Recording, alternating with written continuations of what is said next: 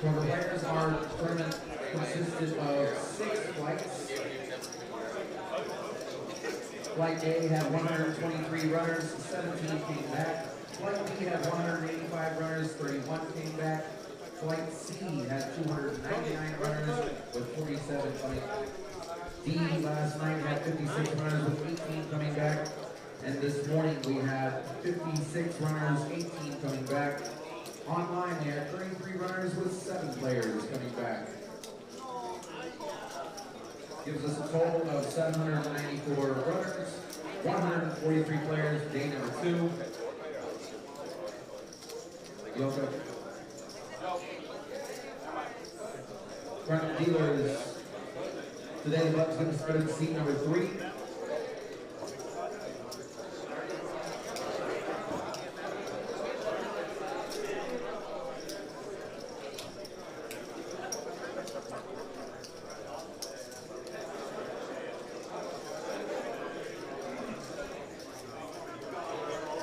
Tournament players, just a reminder, we are paying 103 spots tonight.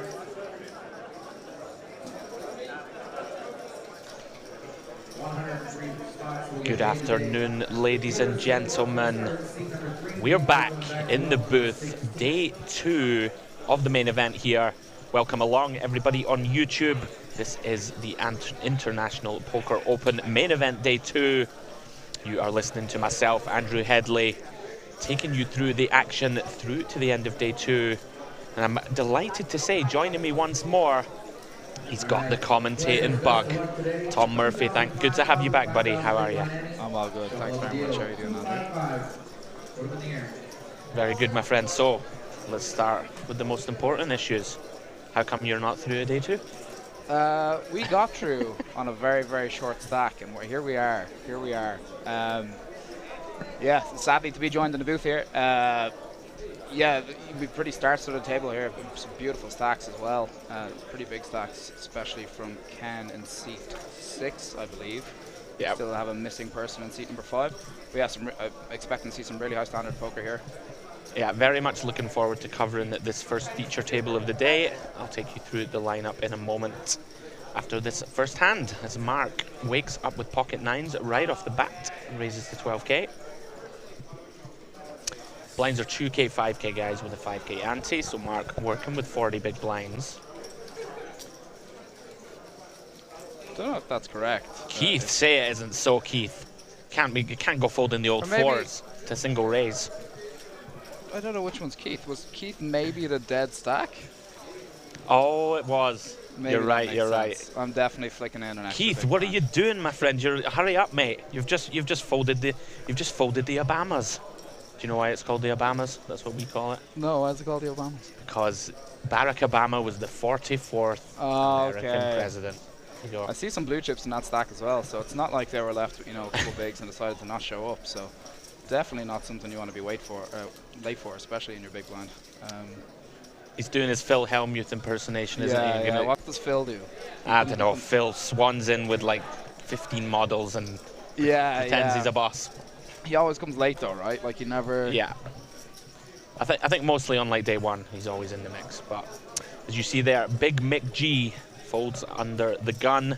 Absolute legend of the game. We have 2 legends of the game sitting right beside each other. That is Mick Graydon and Dara, opening here with the Queen Jack of Clubs. Dara O'Kearney, of course, a stalwart of the Irish scene, was in the booth with me yesterday. Interesting spot here for Joe with the Ace-9 of Clubs, working with 10 bigs, Tom. Yeah, beautiful hand to open here. Queen Jack suited, very pretty, flops very well. Yeah, gonna plug in very happily to our raise folds of 19 bigs. Kenny with a bit of a wide defend with the King Deuce off, yeah. Yeah, a bit of a wide. Your king could be live here, but there's a lot of times you're just going to be dominated from such an early position open. Absolutely. Not a lot of flops you're going to like either. Like, I could imagine this is actually a surprisingly good flop for the deuce here, but... Like that's the perfect example, right? Like, that's actually a pretty decent flop having a deuce in your hand, and you're just probably going to have to fold. Yeah, interesting. I'm sure Kenny will have considered leading there. Obviously, we do get some leads on these low connected boards, but does check fold. Nice start for Dara. Close spot there for the ace-9 of clubs, but Dara opening off such a small stack. It's pretty reasonable to fold ace-9. So guys, table lineup today, we have Colm Higgins in seat 1. Working with 258k. We have Alan Gilmore in seat 2. Was on our feature yesterday, I believe. We have Joe Rafter in seat 3. David Lyons, who you thought you had recognized, Tom, in seat 4. I see. I played with David a couple times. Yeah, seat 5, our mythical non-conformist. He's going to show up when he wants. Keith O'Donoghue in seat 5. Kenny Crowley in seat 6, who we saw put on a clinic on the feature table through day 1. We have Big Mick G in seat 7. Dara O'Kearney in seat 8. And completing the lineup, Mark Smith in seat 9. Yeah, we've got some Irish poker stars on the table, you know, Big Mick G, legend of the game, Dara O'Kearney. Two very popular players in the Irish scene. Bit of blind v blind action here with Ken with the Jack-10 off in the small blind. Yeah, pretty good chance he just sends this. Like, sometimes it's 15 bigs effective, 13 bigs. Yeah, I can imagine that. It's a 5k big blind, 13 bigs effective. The big blind ante, Jack-10's going to perform really well blind versus blind. You're going to shove. Yeah, I think he decided just the 3x, which is also reasonable. Yeah, guys, we are around about 30 spots away from the money. So as Tom just referenced, in general, Tom, right, people play quite tight, approaching the money, try and sneak in and then spin up the stack. It depends who you're playing against. Some people are going to be very ICM cautious. Some people could not care whatsoever. They want to go for the win, want to swing for the fences. So I could understand sending a Jack-10 there. The min raise, or the 3x also works. Yeah. Mark with the beautiful ace-jack off here under the gun. Imagine who wants to get in the mix here. Interesting. Decides to limp. Now Alan with the ace-jack of the suited variety. Certainly isolate here. I would expect him to do so. It does make it 15k.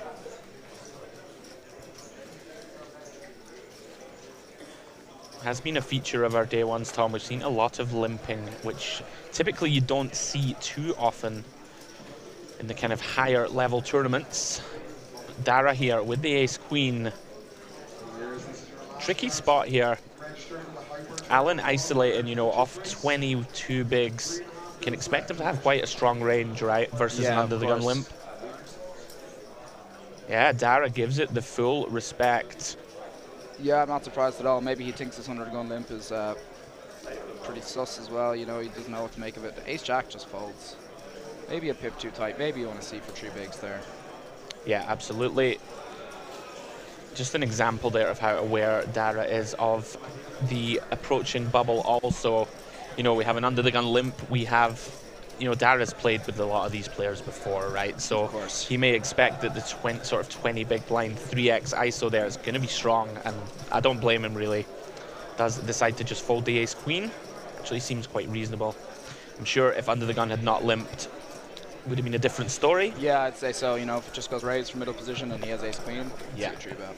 Absolutely. The last thing he wants to do there is 3-bet and then get 4-bet ripped on by the under the gun limper as well. So. Yeah. As we said, guys, final numbers are in. 794 players, down to around about 130 left. 103 players will be paid. The princely sum, Tom, 45,000 euros for the win. A beautiful amount of money. Not bad for a 350, is it? Yeah, pretty good value. Can't remember, I think last year was about 38, 39, something such as that. So, smashed the prize pool from last year, I think. I'm not sure. Yeah, certainly more up top. I believe last year was 38k for the win. Yeah, 45 now. About that. 6-3 off here for Dara in a small blind. Certainly a hand you could probably limp and see a flop with 18 bigs. If you don't think the big blind's going to be ISOing a lot, maybe you can get aggressive. Elects to call here, 7-6, going to check back. Just going to be a lot of flops where Dara can just stab, hoping that his opponent has junk and take it down. The old limp stab. Can't imagine his opponent will be folding if he stabs here. Yeah, I'd expect Dara to go for a delayed c-bet quite often on a board like this. Yeah. Is going to connect with the big blind a good amount, and we also do block some of those auto folds with the 3x and pretty dusty 6x in our hand. Mark's going to go ahead and put in a small bet with the open ender, takes it down. So opportunity while Dara is on our feature, I'll let you know about the Unibet Open Bucharest. Of course, Dara, one of the ambassadors for our partners Unibet Poker. We have the Unibet Open in Bucharest from November 29th to December the 3rd.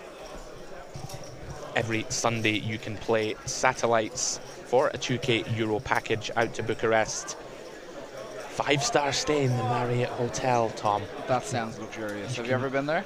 I've actually never been, okay. somehow, to Bucharest, so I think it's probably time I get in the mix.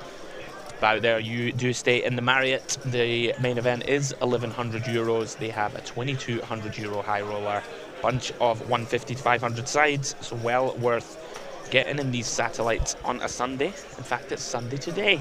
It is Sunday today. What a wonderful There's coincidence. A chance to hop on that today.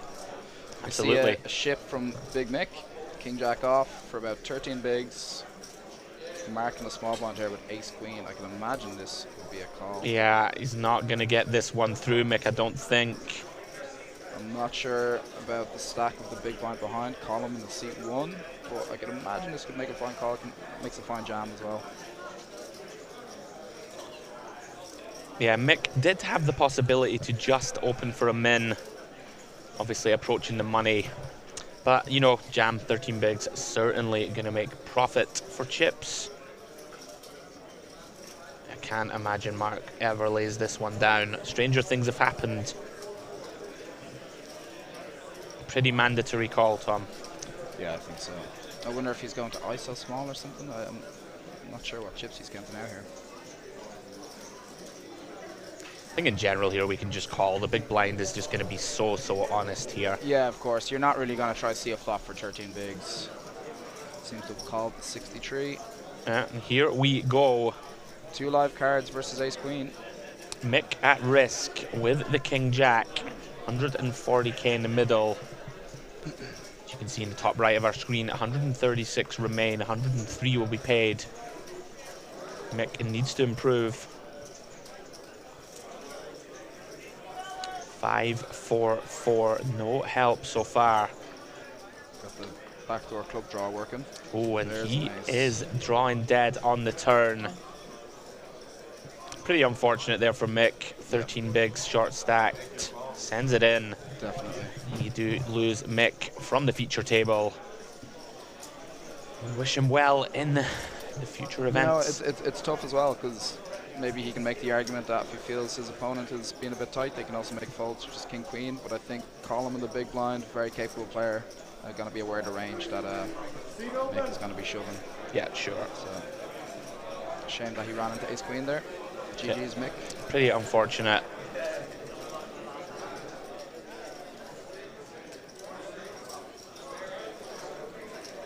So Tom, after you have had a stint with me in the booth today, what's the plan of action for your Sunday? The plan of action is to do absolutely nothing. Go spend some time with the girlfriend. It's a Sunday, mate. What is it they say? Never miss a Sunday. Never miss a Sunday. As old pads would say, never miss a Sunday. This Sunday will be missed. Many Sundays will be missed. So you're going to ignore the advice? Yes. Do you still grind online, Andrew? Or? Heavily, of course Heavily. I do. Come on now. Look, I might be 39, the ripe old age of 39 now. I'm still in there, mate. Not today, in the booth, covering the IPO Day 2. Guys, if you're just joining, I hope you're enjoying the coverage with myself, Andrew Headley, and Mr. Thomas Murphy. Going to be a long day today. I believe we will play down to around about 15 to 20 players. Also, this is why Ken has a nice stack. Look at these cards. Beautiful hand to wake up with the jacks here. Definitely going to beef with these. Yeah, absolutely. Darrow with the king 7 suited. Some thoughts going through his head. Yeah, certainly a hand that you could consider to VPip if you had a deeper stack. Don't think Dara's ever going to do so here, approaching the bubble. Yeah, of course. I'm curious if maybe he's just kind of slowing things down a bit. I think he knows it's a fold, trying to edge that bit closer to the money, or if he's maybe considering a non-all-in three bet. But with people behind, positions, those cards probably just the fold. Yeah, he's always folding, just edging that clock down, player Closer by player. and closer. Mark here, going to peel on the button with Ace-Jack. Flop is King 7 Deuce with 2 hearts. Mark with that Ace of Hearts. And some nice blockers to that King. Kenny decides to go small. Quarter pot, pretty normal. Would expect Mark to take one off here. Can't be folding yet, Tom. Yeah, of course. Backdoor flush draw with the ace, 1 over. Your opponent's not always going to have a king here. Ace high is going to be good often.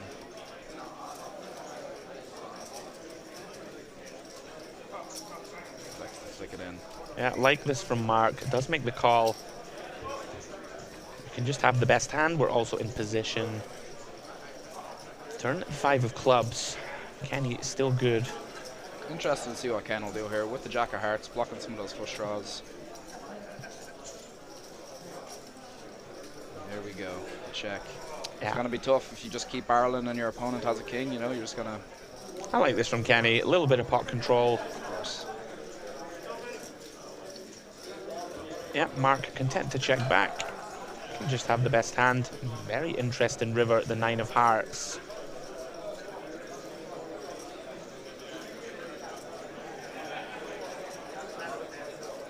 Typically here, Kenny, either going to block or check, I think. Yeah, I could see either. I think the check makes sense. Go check call. I'd imagine Mark maybe takes a showdown with his ace high here. Hoping his ace high is good. I just like the blood on the carpet. I wanted Kenny to block and Mark just to make it 100k. Yeah. That ace of hearts. He takes the ace high showdown. He's going to beat a lot of hands. Gets shown the bad news. Yeah, nice pickup for Kenny early on this feature.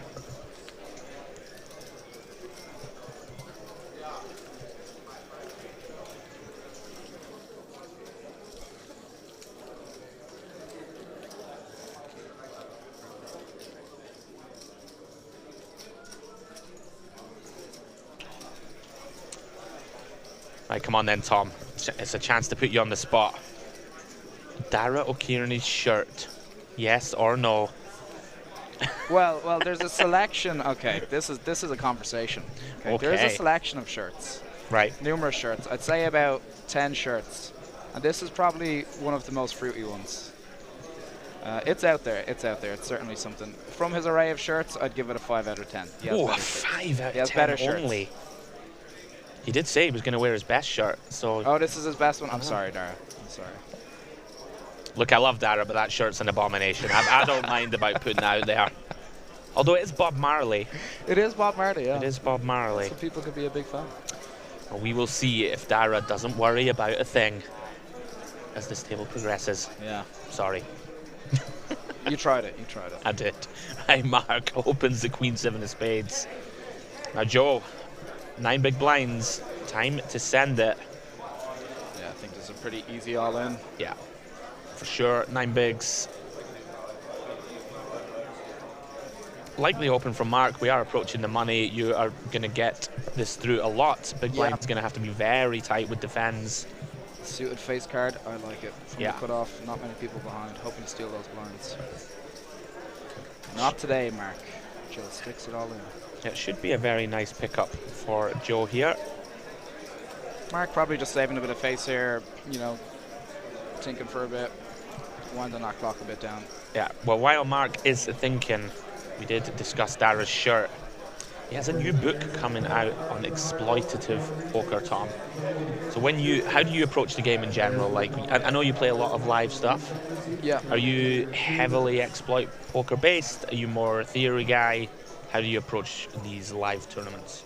And online, I guess. Yeah, I guess in general, even online, online you're probably going to play a lot more theory, but where your edge and where your EV is realised in poker in general is through those exploits, and it's always important to have a very good ground strategy, GTO strategy. But yeah, as I mentioned, where the money is going to be made is in those exploits, and playing a lot of live, that's very important. Not everyone's going to play a very theory-based game.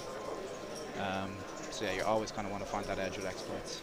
Yeah, absolutely. Interesting book, I'd say. Definitely going to pick it up when it comes out. What about you, Andrew? A theory man or an exploit man? It used to be like all exploit, but the older you get, the more you have to learn new tricks. Yeah. I don't know, these days, yeah, I think it's very important to understand the baseline strategies that theory teaches you.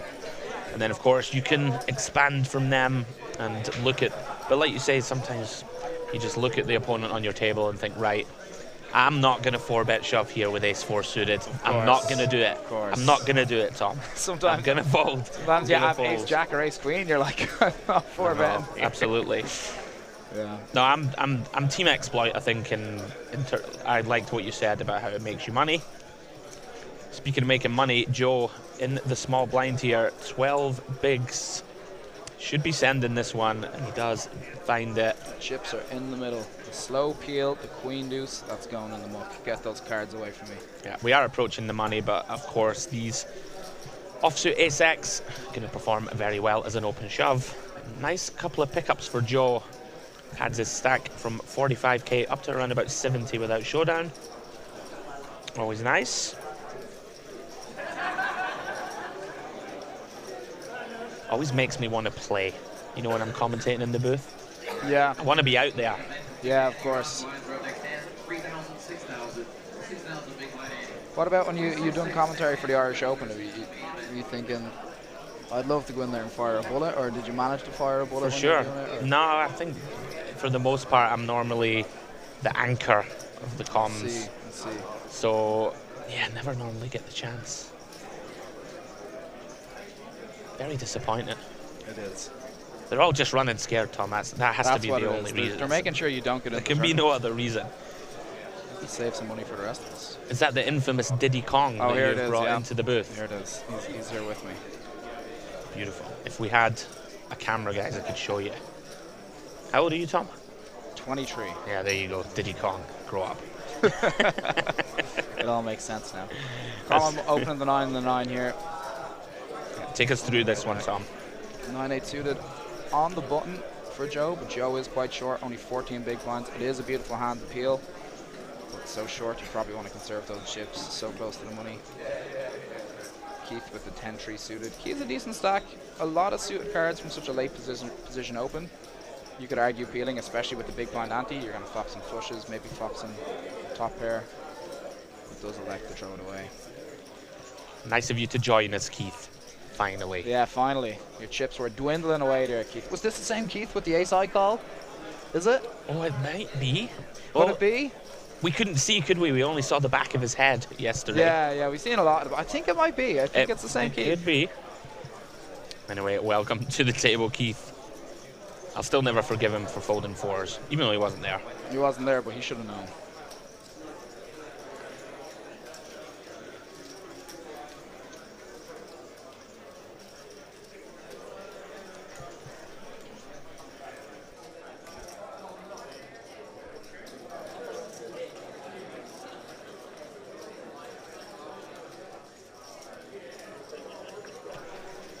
Cards back in the air.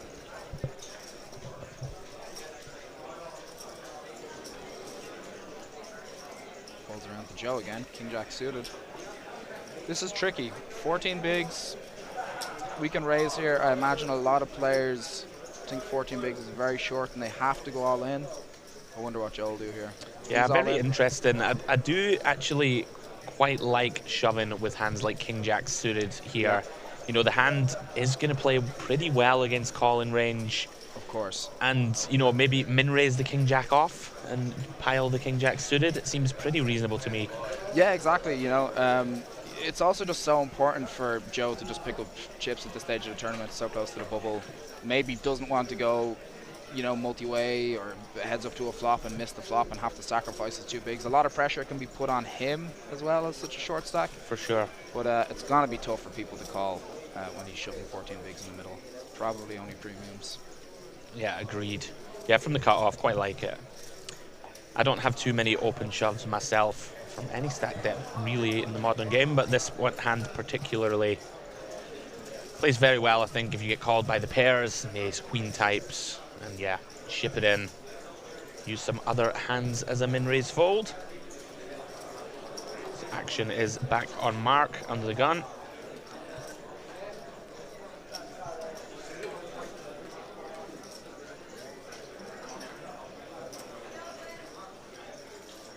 Action folds around to David, 400k, very nice stack, 80 bigs, of course going to open the ace-9.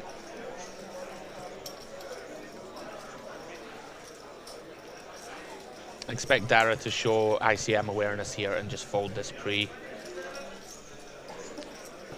Yeah, I'd imagine so. He's for sure going to defend this hand in general, but 20 from the money. I guess so short. Yeah, that's actually a very recognizable spot. I'd flick it in there, but I'd definitely make a ton of mistakes in these ICM spots. So. I'm always unsure with the big blind ante how wide I'm actually meant to go. You know, it changes a lot. Yeah, down to 15% of the field, you do want to substantially tighten your defense here. It's very frustrating, right enough.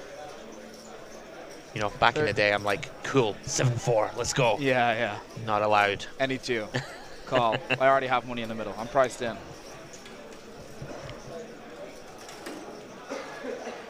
There's a guy that wrote a book about endgame strategy.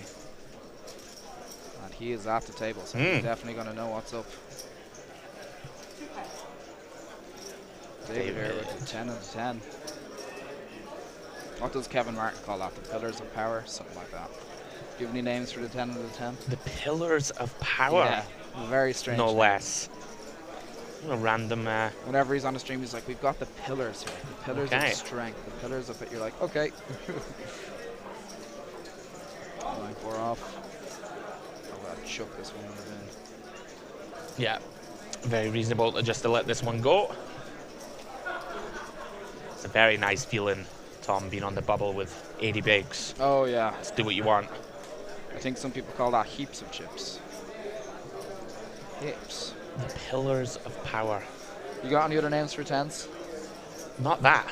Yeah. I don't know if I like it. I don't like it harsh? either. I don't like it either. It makes no sense. Yeah. I don't think they're that powerful. Like the 4 and the 4, the Barack Obama makes sense. The Obamas, that's a good name. That's a good name. There's loads of different ones, isn't there? From I back never in the understood what I called Deuce 3 the Dirty Diaper. I think it's just from, what's his name? Big Rigby. He just wanted loved to the call game. it that, I guess? Yeah, just loved the game so much. Well, you've got some classics, don't you? The Dolly Parton. The Dolly Parton, yeah. Like that. 95. I always like the gay waiter. What's the gay waiter? Queen with a tray. Oh, wow. Queen with a tray. It's quite a clever one. There's loads, isn't there? The snowmen, pockets. Snowmans, num num. The num-nums. Sorry guys, I'm getting distracted from my commentary now, just thinking about nicknames for poker hands. It's okay, there's not much going on here. Kenny's been summarily moved from Keith.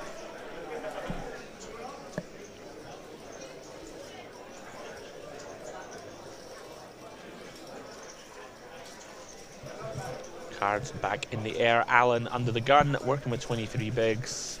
He almost had the gay waiter there. Almost. Folding around to Ken on the hijack here. He has something he's thinking about raising in the cutoff, sorry. Elects to let it go. I wouldn't mind if he decided to open it, you know. Slightly tight fold. You know, Dara's going to have to be extremely snug. Of course, you know, if you're opening to the minimum there and Dara's going all in, I don't think you have to worry about Dara finding a 3-bet shove bluff so close to the money, getting exploited. Definitely want to try to steal the blinds race 4 off. Yeah, Mark's been pretty tight too. I think perhaps we have Column in the big. He's one of the more accomplished players, right? Maybe Kenny just thinking, I'll give it a bit of respect. Elects? Yeah, I guess so, yeah. Column is a very solid player. very capable of putting on pressure around the bubble. It does check back with deuces. Still good on the queen 10-7. Mark with a bunch of backdoor potential. That's one of them. Turns top pair.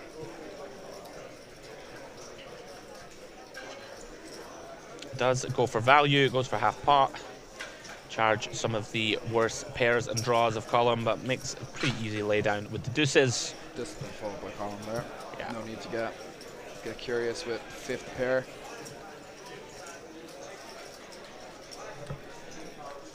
He's not short at all. He has plenty of chips. He wants to make the money.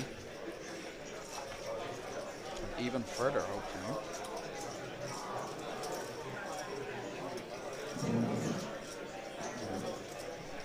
You see, Still settling in here, trying to kind of figure out positions on the table, getting everybody moved around. A couple hands going, a couple people settling the nerves. It's a very big day. The atmosphere in the room is great. has been bouncing here in the Bonnington all week. You see the chip counts on your screen. David with the biggest stack, 425k. Kenny with 316. Mark and Colum both with around about 50 bigs. Dara, Joe, and Alan on the kind of short end of the spectrum stacks wise. Yeah, you always envy people with a big stack when you're short near a bubble. The old chip envy. Oh yeah. Can't remember the last time I had 80 bigs on the bubble, Tom. I can't remember the last time I had 80 bigs. Beautiful work from our backstage team. As you see, the number of big blinds. David, 85 bigs out in front. Closely followed by Kenny, Mark, Colum, and Keith in the 40 to 50 bigs range. Dara, Joe, and Alan with work to do as we approach the money here on day 2. See the graphic in the top right of your screen, guys. 127 left, 103 paid.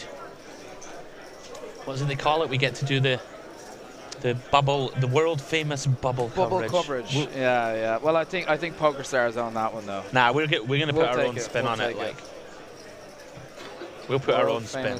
Bubble coverage. We'll put our own spin here on it. in the Bonnington. The Bonnington bubble, we'll call it. Jack 10 off for David, +1. I like this from David. I like it. This is obviously, he's obviously aware, right? We are approaching the money. He has a massive stack. Yeah. He can afford to open a few pips wider. You know, he's not worried about people covering him at the table. Does get a fold from a better hand here on the button. I like this. Very important skill to have, Tom, is this ability to change gears and recognize when people are going to be playing a lot snugger. Yeah, of course. Yeah, as I mentioned, played with David a couple of times. Very capable player, very solid. It'll be very interesting to see his cards. I always think that, you know, I'm being crushed in the hand and I'm going, I'd love to see what you have, you know. He looks like a rag, doesn't he? He does, he does. I've made that mistake many times. You know when you sit and you look at someone, you're like, right, they're going to be really good. He's got it.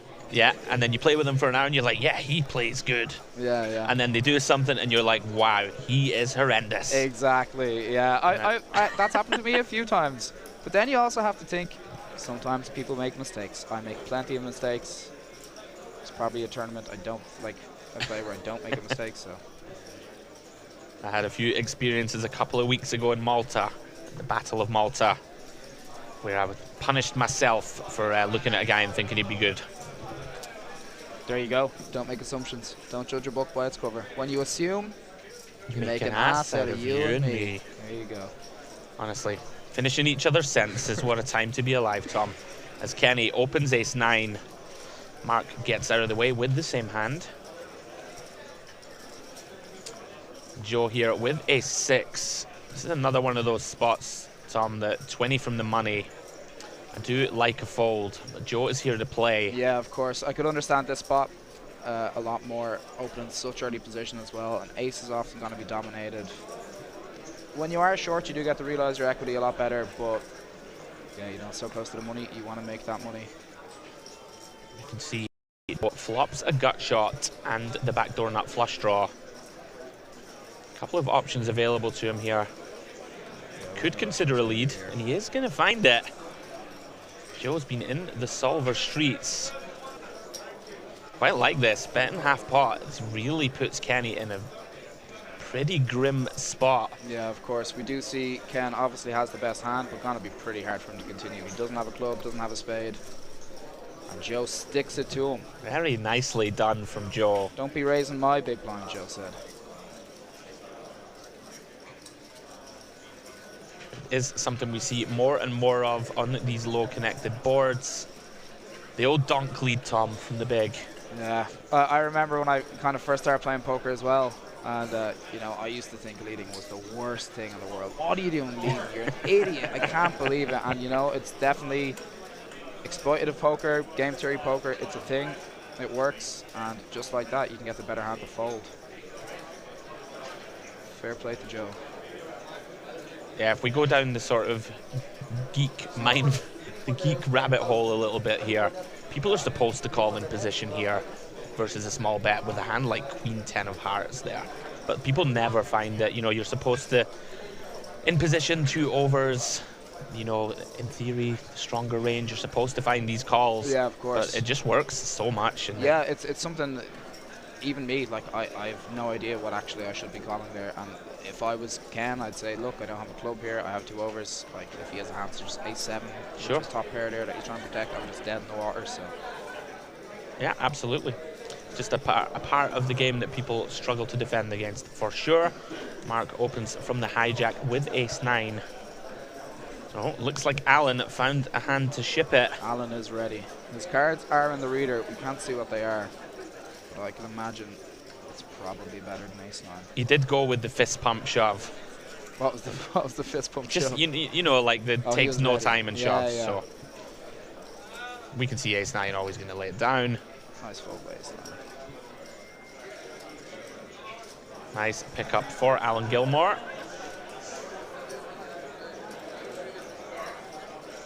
We always have the graphical issues in seat 2. Yeah, it Always seems to be that end of the table. I don't know what's going on. We won't see what Alan had, but we'll assume he had it.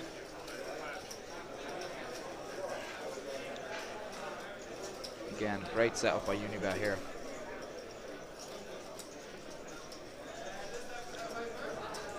Just a moment.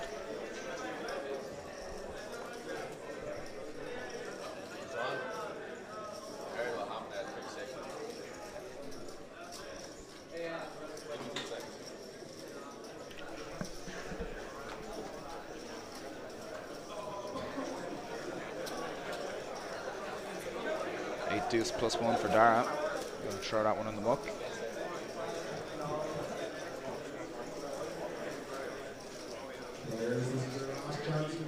You're gonna see these shorter stacks, you know, maybe take some time, look at their cards, even if they do kind of have garbage, they might take a second to the side, and it's just kind of winding the clock down, getting a bit closer to that money. And all those people sitting on those big, juicy, comfortable stacks, they don't really care about the time. They want to put the pressure on those smaller stacks, make them play hands. Yeah, absolutely, Tom. Limp from David. Keith checks the 8-6. Comes ace-10-7. Keith is going to start stabbing here with the gut shot. Gets the superior hand to fold.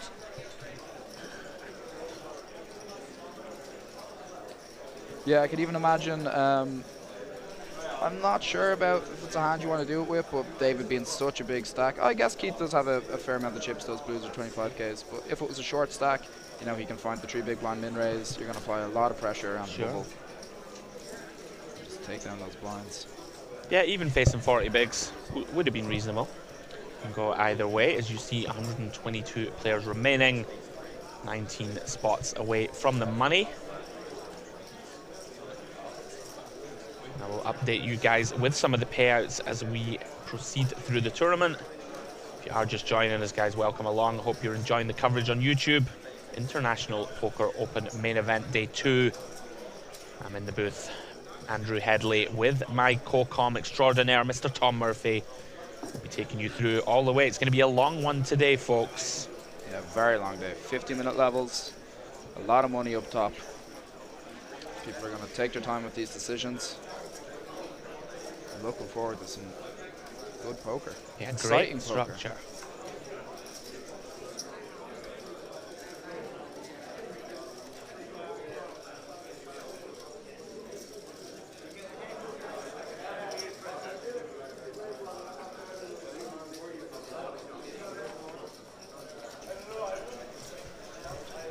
Did see Joe fold the Queen 9 suited there, aware of the fact that he has 20 bigs approaching the money. Yeah, of course. You know, if that was in the hands of someone like... Oh wait, he did open, excuse me. So Joe opens from the cutoff. I believe he has Queen 9 of spades. Keith peels the threes in the small. Kenny completes with King 9. Yeah, I wouldn't hate opening Queen 9 there either, if that's what Joe has. I'm pretty sure. Yeah, I'm pretty sure that's what I've seen as well. You know, I can imagine Joe c-bets here, hopes to take it down. He's going to have the range advantage. Still wants to pick up lines, even in these ICM spots. Yeah, absolutely. You know, you don't know how long the bubble's going to take, and you don't want to just fold hands all day and be left like scraping through the bubble with 5 big blinds. So, sure. Gonna try to find a spot to pick it up here. Should get this one through. Keith, though, potentially with shenanigans in mind, but does let it go. Yeah, pretty tough with someone behind. 2 folds. Breaks in a nice pot there for his stack. Joe, finding the upward momentum, was as short as 45k. Up to 110k here without showdown. Yeah, hasn't been all in and called once, so good going, Joe. We're going to have a side bet, Tom, at some point. I don't know what it's going to be on who goes deepest or who's going to win the comp or something. We'll come up with something to bet on. Yeah, there's some very good players in the field. Some big names in Irish poker. Very interesting, actually. I wonder who will take it home. Yeah, there is. I was walking around the tournament floor before we started our coverage. Saw Darren Harbinson in the mixer, Irish Poker Tour ambassador. Also Johnny McCulloch. I saw him receiving a gift. It was a gift, I must say. At the poker table? Well, I watched the hand, and I don't know how the gentleman called, we shall say. Oh, wow. Johnny has a big stack. He is out there in the field. Johnny's capable of bluffing, you know. We'll give it. He is, but this spot was... I'm not sure it's been bluffed since the days of Nam. I'm not sure. Keith, have you sent it in? No, you haven't. You have just raised. I thought he did as well. I thought he was like, I'm all in. Keith, you have a good stack. Keith raising the 9-6 suited. Yeah, of course, recognizing here that Dara gonna have to play very tight. Yep. Nothing to be done with the Queen 5 off. I mean, Dara's so experienced. He knows he can still make 15 big blinds go a long way. Yep. I don't think Dara's worried at all, even with a short stack. As we see, we have lost 2 more players out in the field. 120 players remaining, about 15% of the field.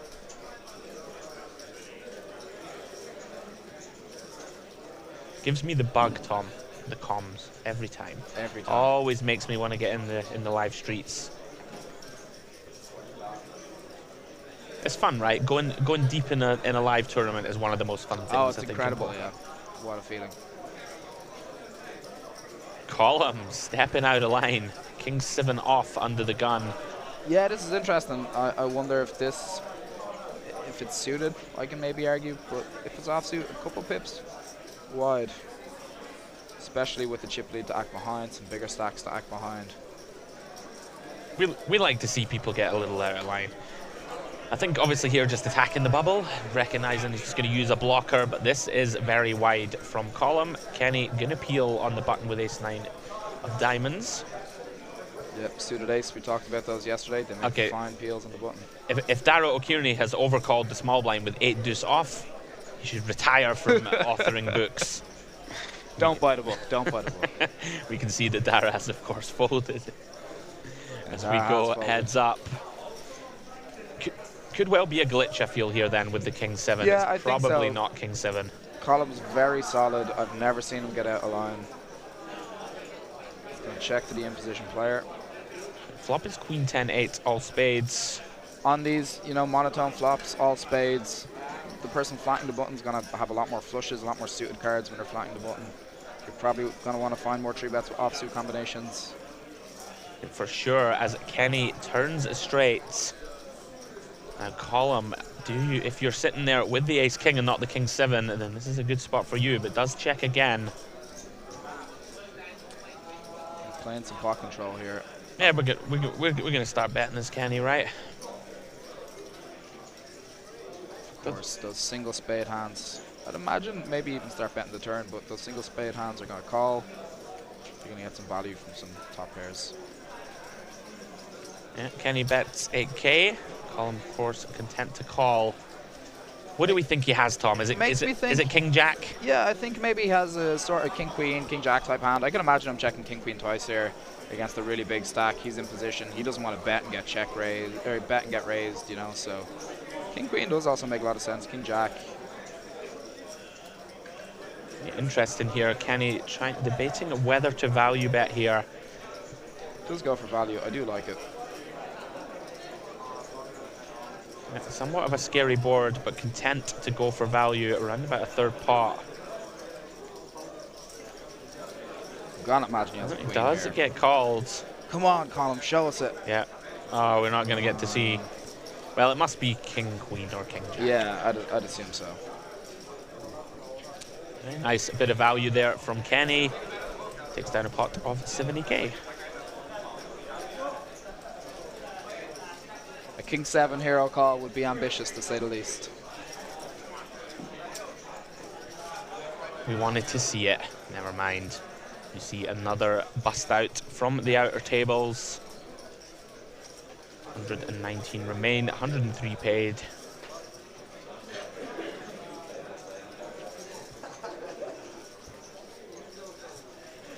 Kenny seems like a contender, Tom, to me, in this field.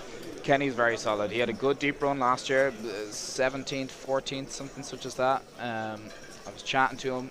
He feels determined to make the final table this year. He's a very solid player, as we just seen. He doesn't get too out of line. Finds the value bet in the river there with the straight on a flushing paired board. And yeah, props to him. He's a dark horse. Yeah, we will keep an eye on Kenny as things proceed. David, pocket threes, makes it 12k. Beautiful looking Queen Jack of Spades here for Keith. Does decide to call. Dara, one of these very awkward spots. Pocket eights, 12.5 bigs. This one's a lot closer, I think. Again, like David, who's been very wide. But I think, yeah, fold seems, of course, again, very reasonable. Approaching the money. Don't have a great amount of fold equity, Tom. Part of the problem there. 12.5 bigs. I mean, we can see that David's hand is probably going to fold. Keith's hand is probably going to fold to Dara's shove. A lot easier to give your answer when you can see the cards, but facing a almost an under gun open and a call, you know, maybe if it's just the open, he's going to recognize David opens a bit wide here. We have a juicy flop here. Oh. I can imagine he gets a couple value bets out of Keith here. Yeah, hold on to your hats, David. Flops bottom sets. Keith with top pair. Gonna go ahead and just c-bet for 1/3. Keith, of course, going nowhere. Does make the call. I like the sizing. He doesn't have to go too big. Doesn't want to scare away value. He's hoping his opponent has a queen here. This turn will slow the action down a little. Likely going to save Keith some chips. Yeah, not a great card for either player, you know. Now you have trees and you're thinking, well, my opponent could have a flush. You have a queen here, you're thinking David could be getting tricky with a flush, so. I think you will see a bunch of small betting in position here from Keith. Yeah. Try and just fold out some of the weaker parts of David's range. Get value from some of the weaker parts of David's range. Set your own price for That's checking back river. Yeah, that's about 20k, about a third. Yeah, I like it. Now, of course, David, of course, going nowhere with the set of threes. River is the king of hearts. We can see this is very likely to go check, Tom. Yeah, I reckon so. No reason for Keith to bet his hand. Gonna shut down the queen. It's showing the bad news. But those spots hurt when you do make top pair, but you also have to think, thank God that diamond hit the turn. Otherwise, that could have went a whole lot worse. Thank God there wasn't a jack on the turn, you know. I think this is one of the spots in tournament poker. That's some hidden run good for Keith right there, you know. Of course, yeah, you don't realize. Like if David checks the flop, he can check raise. All of a sudden, your queen jack is in some trouble, gonna have to call the check raise. I've had some horrible spots in a couple tournaments, and I went, what's going on? I picked up such a monster, and you know, this guy limp re-raised kings, and it's an ace-high flop, and it checks down. You're like, that's some hidden run good. I could have got stacked with jacks there, you know what I mean? Absolutely. But I lost the minimum.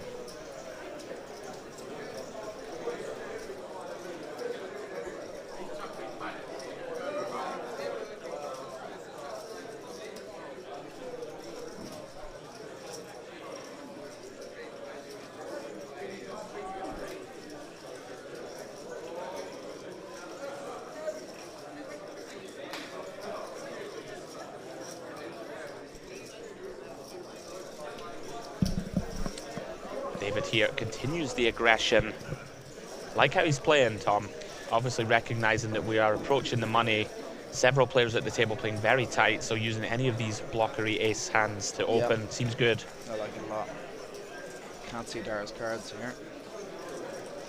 Live reads. I think he's got a hand here this time, Tom. Oh, yeah. Live reads. His left eye twitched. Live reads. Include that in the book. Looks serious this time. Does go let it fold. go. That was ace king, bang, straight into the muck. I could have sworn I saw Bob Marley breathing heavily, but you know, clearly not. I call him. I'm convinced that his graphics are off, so I've got my team working on it. Wouldn't expect Column to peel here with the king 10 off from the small. Yeah, Column's very aware of his pre-flop ranges. Yeah. King 10 off doesn't make a great peel in the small blind. We're working on it, guys. I'm fairly sure. And if he does have king 10, could get in some trouble here with that king of spades. David with his flop very big, middle pair and the nut flush draw. We can see Column not going anywhere, and if he does have a suited king X, potentially he might have flopped a king high flush here. Get very spicy. Let's make the call.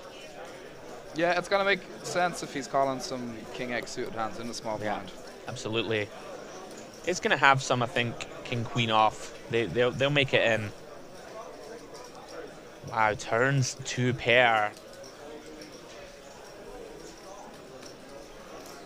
David here, very interesting. Does decide to go for value. 35k on the turn, half pot. Doesn't look like the face of a happy man. Does let it go. Does not. Yeah, you know, you're happy to value bet your 2 pair, deny some equity from some. I guess you can't have some offsuit combos. That makes sense. So from an extra spade peeling off there. Yeah, interesting spot. Believe it or not, I think you can consider check there. Probably not going to do it too often, but you don't have much to protect against, right? If your opponent has, you know, hand like pocket 7s with a spade or whatever, you have them basically drawn dead. Yeah, of course. The question is, yeah, I guess he actually has the ace of spades there, so what am I even saying? But the question is, if he checks and then small blind leads out, you just call with the ace of spades in your hand? I'm greedy. I'm not sure. Go for it all. No, I wouldn't go for it all for sure. But the pot's 100k, 400k raise, 400k. To be honest, there, I think barreling just makes the most sense. We're going to be perceived to be over bluffing here, I think, with the big stack. Always good to consider your options, Tom. Suited ace here for Ken, a very workable stack. All right, tournament dealers in that main event. If you happen to lose a player, please hold up and let us know immediately. Ken elects to raise this to 12k. Minimum. The blinds are up to 6k.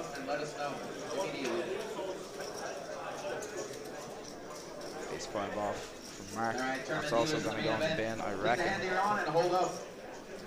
Once again, tournament dealers in the main event. Complete the hand you're on and hold up. Oh, this is a beautiful hand here for Colin. He is reaching for raising chips. How big is he going to go? I think a standard 2.5 3x in position on the button makes a lot of sense. Looks like he's gone 36, 32, just under 3x. I like it a lot. We don't have to go as big in such a high pressure situation. You know, he does have queens there, but Colm is going to find other hands to 3-bet here for bluffs. Maybe some ace-10 off. Some king-7 suited, king-8 suited, ace blocker type hands. Why didn't he just have the ace-5 suited, Tom? Yeah. You know that every young professional there now, they say to themselves, well, ace-5 suited. It's got to go in. I'm all in.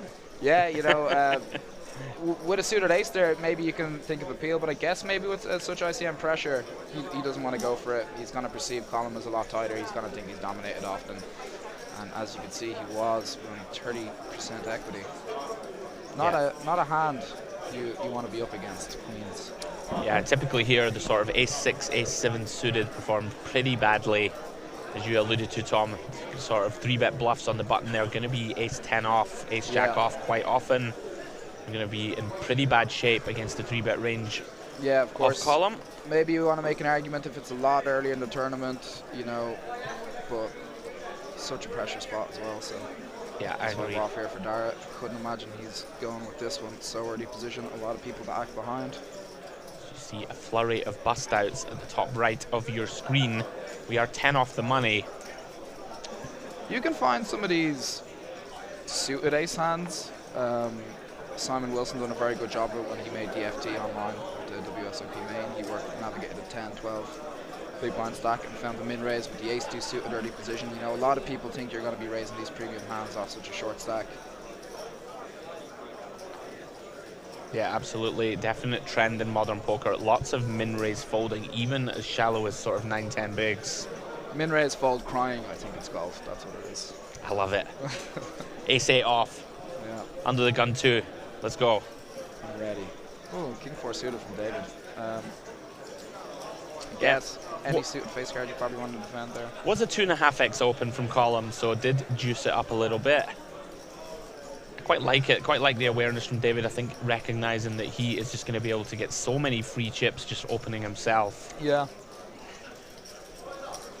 I don't like giving up that big blind, Andrew. Me either, buddy. I don't like giving it up. I know.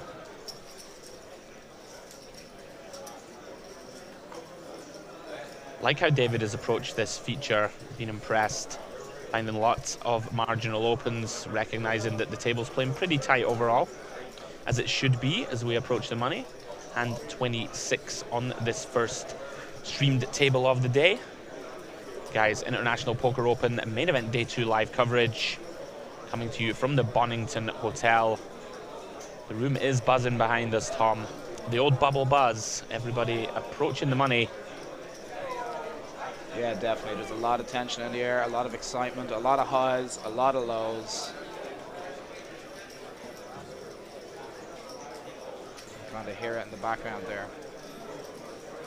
A lot more lively than the other day ones. Joe controlling Jack 8 in the bin on the button. That makes sense. It's quite short stack, wants to preserve those chips. Would hate to raise and get jammed on by David in the small blind. Taken down without much duress. See Kenny Crowley there in the big blinds. I thought Ken was going to try out the big blinds there and walk away. I was like, Ken, don't do it.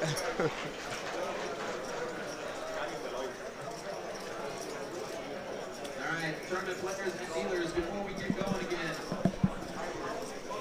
Players, listen up, please. Players, it is imperative that you keep those receipts in the table in front of you. If you do not have your receipt, please let the floor staff know immediately. You need those receipts on the table in front of you at all times. Tournament players, if you happen to lose your chips at this point in time, there's also nothing worse when you pick up a beautiful hand. I guess not in this scenario. Dara picks up A4 suited, but you pick it up under the gun, and you know, early in a tournament you're going, this is a great hand. Why could I not have this in the big blind? Could you not deal this to me next hand? And then you proceed to get muck for the next few orbits. Absolutely. As we see Colm continues the 2.5x raise size. Yeah. Very awkward spot here for Joe. 16 bigs. We can see he is in very bad shape. Would not be a good time to pull the trigger, Joe. Don't do it, Joe. Yeah, of course. Yeah, King Queen, such a pretty hand. You don't want to peel. think he's thinking about going all in or folding here, but so close to the money with a raise in front of you. Oh, Joe. It's his hands twitching, his fingers on the trigger.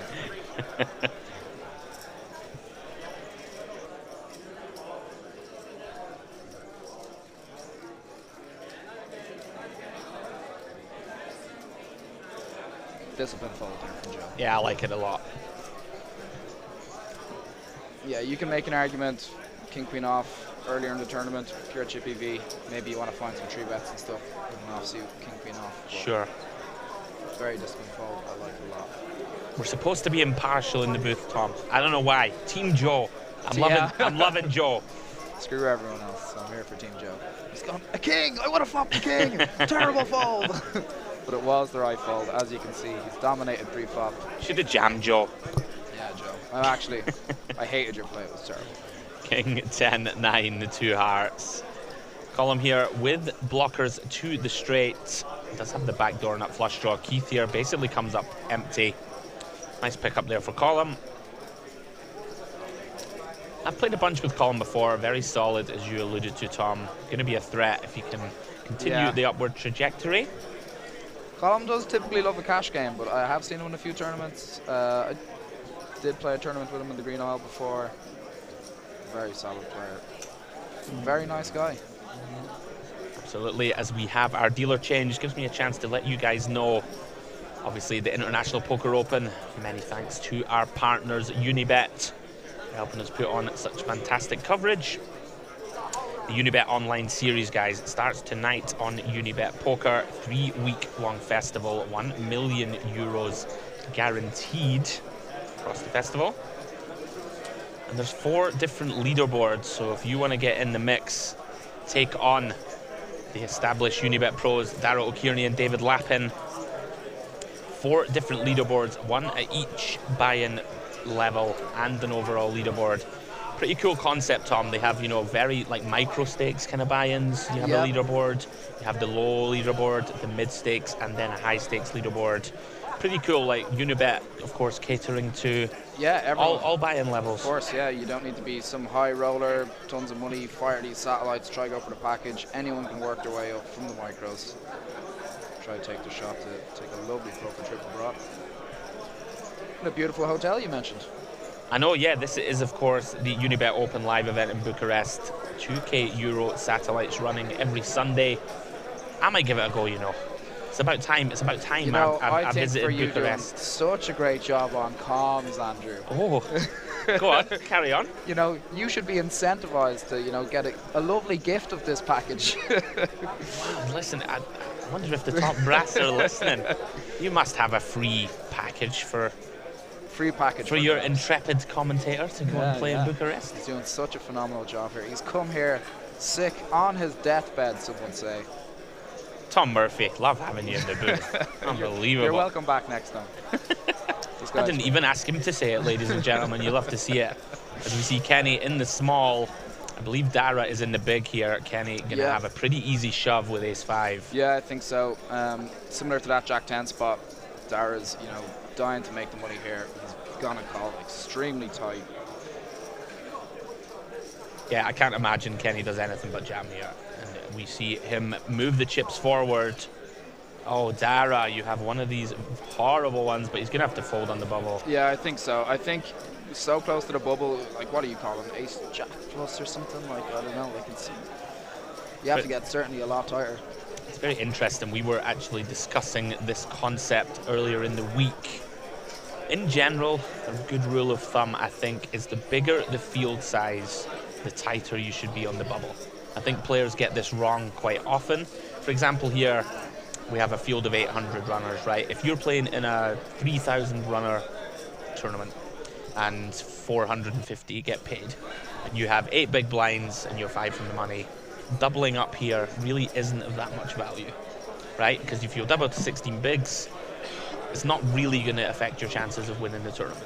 Yeah. Okay. Whereas if you're in a smaller field size of, say, 100 runners and 15 get paid, all of a sudden, if you do double up on the bubble, you're in there with a pretty good chance of making the final table and potentially winning the tournament. That makes sense.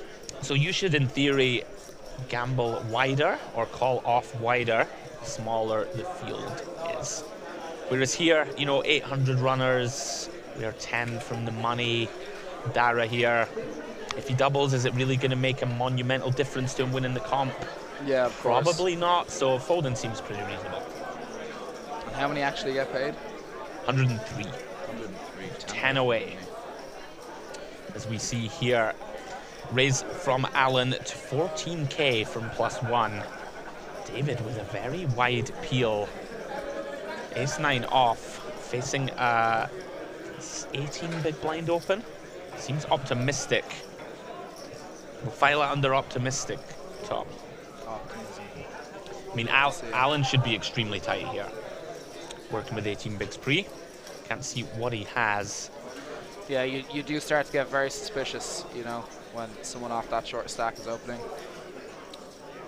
Again, as I mentioned, in theory, maybe you can do it with some of those suited aces, blocking those big hands. But oftentimes, it can feel a lot like a premium.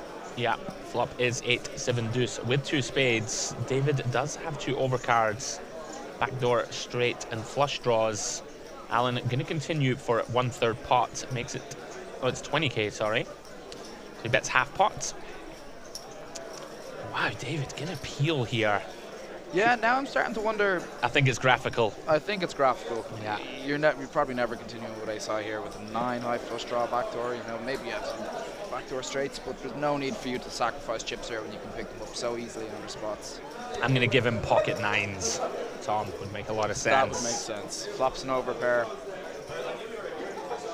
Gonna stab small, I reckon, here. Wow, he's betting big. very big, 65k. Basically sets his opponent in. Turn is the 3 of spades. Saying you don't. Uh-oh. Alan. Oh, I think Alan has. Wow. Well, we're going to get to see showdown. David looks Pocket not 9s happy. versus kings. Could be. I think it is going to be. As we see the cards exposed. No, it is ace-9. David gets way out of line. Wow, Well, versus Alan ace-8. with top pair only. Fair play to him, puts it in. David actually drawing pretty live here. Yeah, he can hit a 9, he can hit a spade. Big pot here on the feature, 223k. And Alan finds the hold. Don't mess with Alan Gilmore, Tom. Yeah. First misstep we've seen from David here on the feature. He's happy with the check, but maybe try pot control after flopping his top pair, the flush getting there after his opponent bet so big. He's happy to go with his top pair. Sticks it in. Little misstep from ace-9 off. I understand what David's trying to do. He's trying to apply this pressure, but maybe not one of the spots you want to apply pressure in. Yeah, won't lie, was surprised to see the call pre. Yeah. The flop float. Very optimistic. Alan not having it. He put on the sheriff's cape, said absolutely not, young man. Not in my town. Calls it off. Big pickup for Alan Gilmore. Pads his stack to 225k.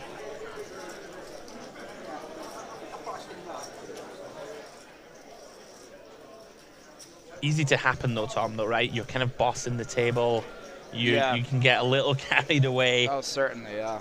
Trust me, I have made some plays near the bubble or on the bubble that would leave you speechless, and they were not good ones. See in the top right corner of your screen, hand 30 of this first stream table. We are down to 110 players, 7 away from the Bonnington bubble. Beautiful ace-7 suited. I'm gonna open this one a bit later position, middle position. Suited ace, gonna perform very well. It does size up slightly, makes it 2.5 bigs to go. Dara really has been dealt out at this feature. Yeah, of course. He has picked up a couple of hands. There was that ace-queen at the start, but you know, just the way it's gone, given the action, I don't blame the lines he's taken at all. Mark takes his time, folds the 8-6. Is there a section in the book about being dealt pocket aces or something that he can? If only there was. The game would be a lot easier. Column decides to defend with ace-8. some potential to actually 3-bet fold this one occasionally. Yeah. In any case, it does flop best, but Keith flops the nut flush draw. Is going to c-bet.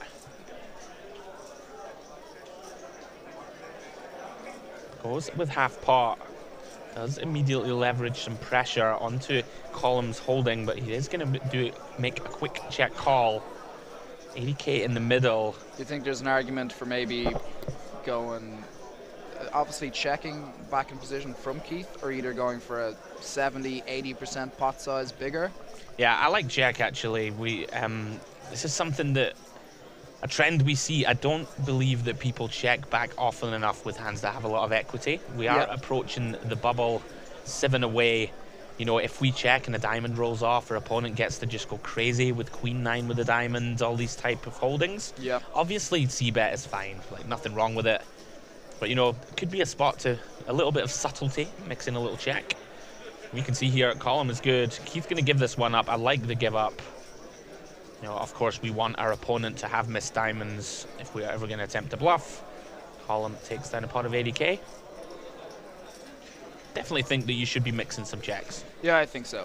There's some arguments I'm not sure about, again, in ICM, that when there's a flop that you think your opponent's going to miss, you're going to miss. Sometimes you can go with these much bigger sizes, clear equity. Yeah. But he does elect to bet his flush draw. Yeah, fairly dynamic board. I do think that anything up to 2/3, sort of 3/4 pot could be fine. Half pot seems okay. Yeah. Unfortunately for Keith, he does brick, turn and river. The Nice best pick up hand for Column. won. That's all I'll say. The best hand held up.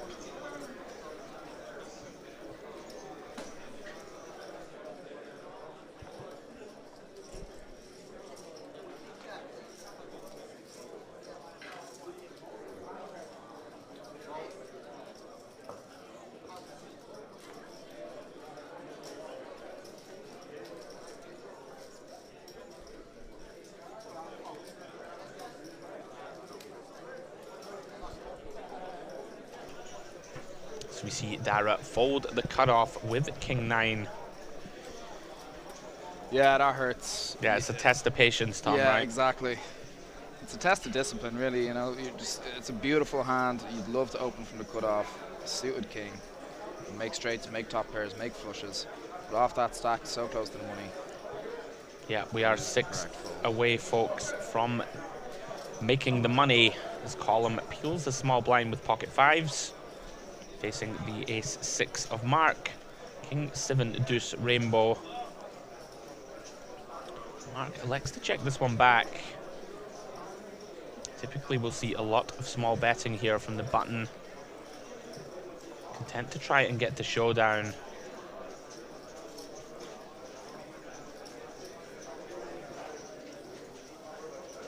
Column looking like he wants to get a little bit of value.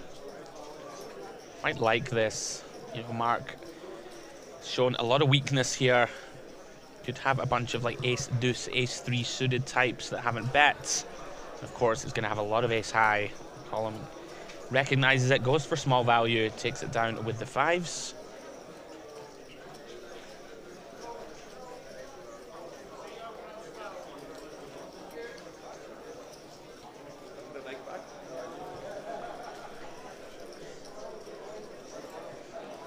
Yeah, these shorter stacks on the edge of their seat. We're getting very close to that money bubble. 6 away. I think Dara kind of looking around, looking at other stacks. The great thing about the big blind ante is Dara does not have to commit any chips until his big blind. You know, online everyone sticks their ante in evenly, much easier to do online. So sometimes you do want to be cautious of that, how many hands you can last. That's one of the worst feelings in the world, Tom, this 8 bigs on the bubble. Yeah. You wake up with a 10-9 suited and you just have to throw it away. Throw it away. Ah, horrific. Worst part of tournament poker, the bubble. Yeah. I do love the bubble, but I love the bubble with a big stack. It's fun, it's fun when you've got it. It's fun when you've got it. The things you can do with a big stack. As Kenny opens with pocket deuces. pretty wide open, but of course we are approaching that money bubble. You're going to get so many tight folds from your opponents. Mark lets go of the 9-7 suited. Column with the suited ace-3. Decided to go for a 3-bet. Certainly reasonable. Can mix call and 3-bet here. Yeah, Kenny, very aggressive opponent. This is the perfect example as well. You know, Colin realizes Ken's going to be a bit wider. Earlier he had the queens, now he has the ace-3. He's going to find some bluffs, find some value. Ace-3 is great. You're going to fold out a bunch of better aces, like if Ken has ace-10 off here, etc. Now, if Kenny starts laughing and joking and then it does continue, I will be very surprised. Yeah. It's a little bit of a tell. Kinda, yeah. Like, it's hard to put them on an exact hand after that, but you can imagine it's not strong, you know? Like, you're not going, he's laughed and called me with aces here, so. I don't think anyone in the history of the game has laughed and joked and then made it 78k. Yeah. Aha, you got me there. Anyways, I'm all in, you know? I think that's a bit of a tell. Okay, you have it, sir. I will muck my cards. Yeah, it's probably not the right time in the tournament. Not the right stack depths to be set mine and deuces there. You're probably going to lose a lot of chips just calling and seeing a flop. Absolutely agree. As you see, we are down to 107 players, 4 off the money. It's going to bust very soon. Now, what would have been great is if he called and the flop was deuce 4-5. Oof. Sorry, Ken. You just love the coolers, eh? Just like anti-railing these warriors. Keith raising the 15 with the ace-king suited, even rarer than aces, the ace-king suited. 4 combinations in the deck, 6 combinations of aces. Beautiful hand.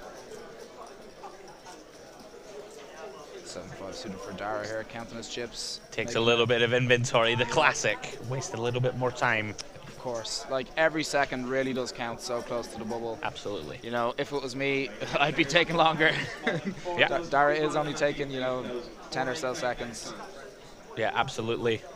There's an example of how much the bubble influences play. Queen Jack suited, straight into the mark. Oh wow, this could be it. Joe. Joe. You're not folding this one, Joe. You are putting this all in, and I do not blame you. Wow, we are very likely about to have a classic coin flip from the money at the IPO. Joe sends them in, all in for 83k. And Keith, top of range. You're not thrilled, Tom, though, in fairness. Even with a hand as strong as ace-king suited. Yeah, you're not thrilled, but I'm snapping it off, It's kind of tough because you're like, is my opponent even doing this with ace-jack, his queen, me open under the gun? He reluctantly throws in the chips. We did see a queen was folded. I didn't see any aces or kings folded. I'm not sure. I didn't pay too close attention. So we're going to be flipping here. Joe at risk. 2 red queens versus the ace-king of diamonds. Can Joe hold? 4 from the money. 10-4-3. Rainbow holding so far. Very clean turn. 9 of clubs. Fading 6 outs. There it is. The double up for Joe.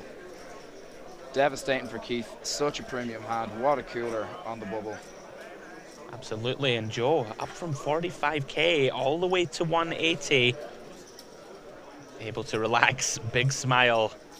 Unfortunate for Keith. Yeah, important for Keith to kind of keep the head right now as well. He still does have 10 big blinds, a workable stack. He can definitely money this tournament, and 10 big blinds isn't nothing. You can definitely spin this back up. Absolutely. You get a double up, that's 20 big blinds. You get a double up, that's 40 big blinds. That's how quickly these chip stacks can grow. So loving the positivity, Tom. Gotta stay positive. Now, if it was me, again, flip the table, leave. Flip the table. You're far too nice for that. Come on, far too nice. Yeah, I do feel for Keith. Bit of a shake of the head there, but what's even worse is after you lose his hand and you immediately put out 2 of your big blinds into the middle. You're in the big blind. Not a great feeling. Joe was over the moon, however. I feel bad for having a favorite. Oh yeah, I don't know. Come on, let's go, Joe. You did say Joe earlier, so it's the commentator's curse.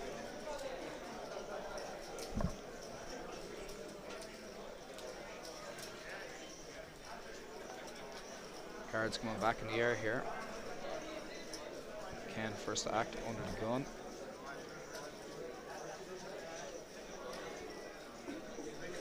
Not one for under the gun. That goes in the bin. We are still 3 away from money. Ace 10 suited for Dara. This is a very nice hand. He is sub 10 big blinds.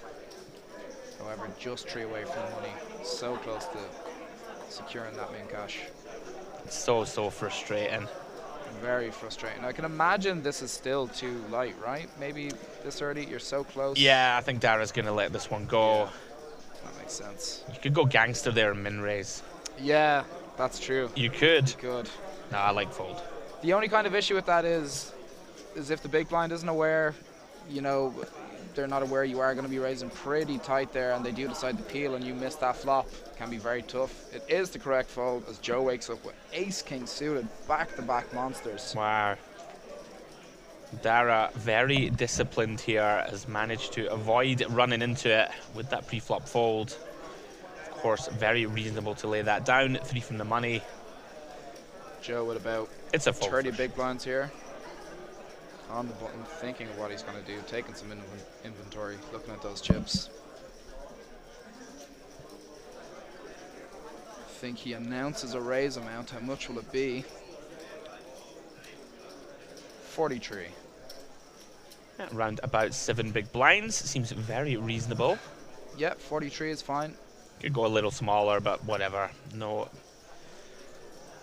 dramas with the sizing. Yeah, I'm happy with the Oh, 3 wow. bet. Wow. Keith finds a way to get away from ace queen suited. Fair play to Keith. What a fold. Again, a function of being 3 from the money.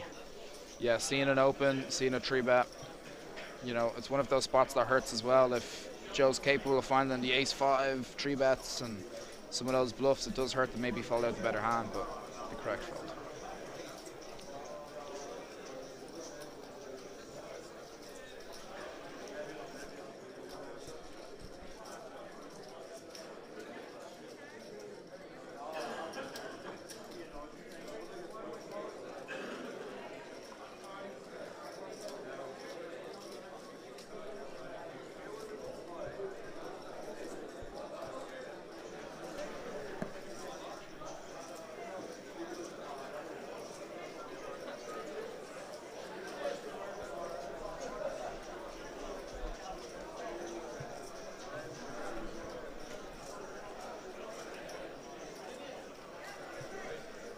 Cards back in the air. Alan in the hijack with the king queen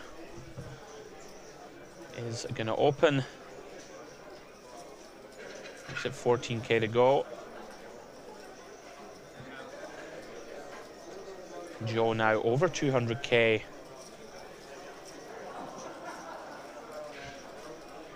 Keith now on the short stack. Kenny with a very ugly looking 9-4 off. Is going to let this one go. Which one is Alan? Oh, okay. C2. Alan with that gangster ace-8 suited open. Yeah, he just didn't care, did he? Boom. He didn't care. And Snapski. he stuffed it in his eye. He said, "You don't have it. You haven't flatted 9s or 10s here. I don't believe you." It was very impressive how quickly he put it into. Yeah, no, you know, absolutely no fear. The bet amount was kind of for his stack, I guess. So, just take a moment. That's just some technical issues going on here in the booth. All right, turn the dealers in that main event. If you happen to lose a player, please hold up and let us know immediately. Once again, tournament dealers in the main event. If you happen to lose a player at this point in time, hold up and let us know immediately. All right, tournament dealers in the main event. Complete the hand you're on and hold up. Once again, tournament dealers in the main event. Complete the hand you're on and hold up.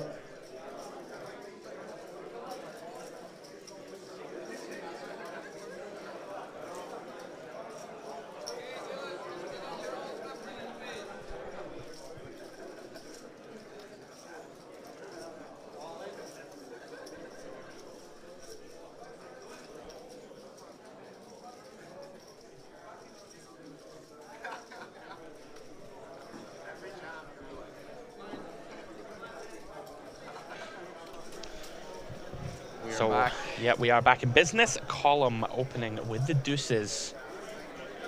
David calls in the cutoff with King Jack.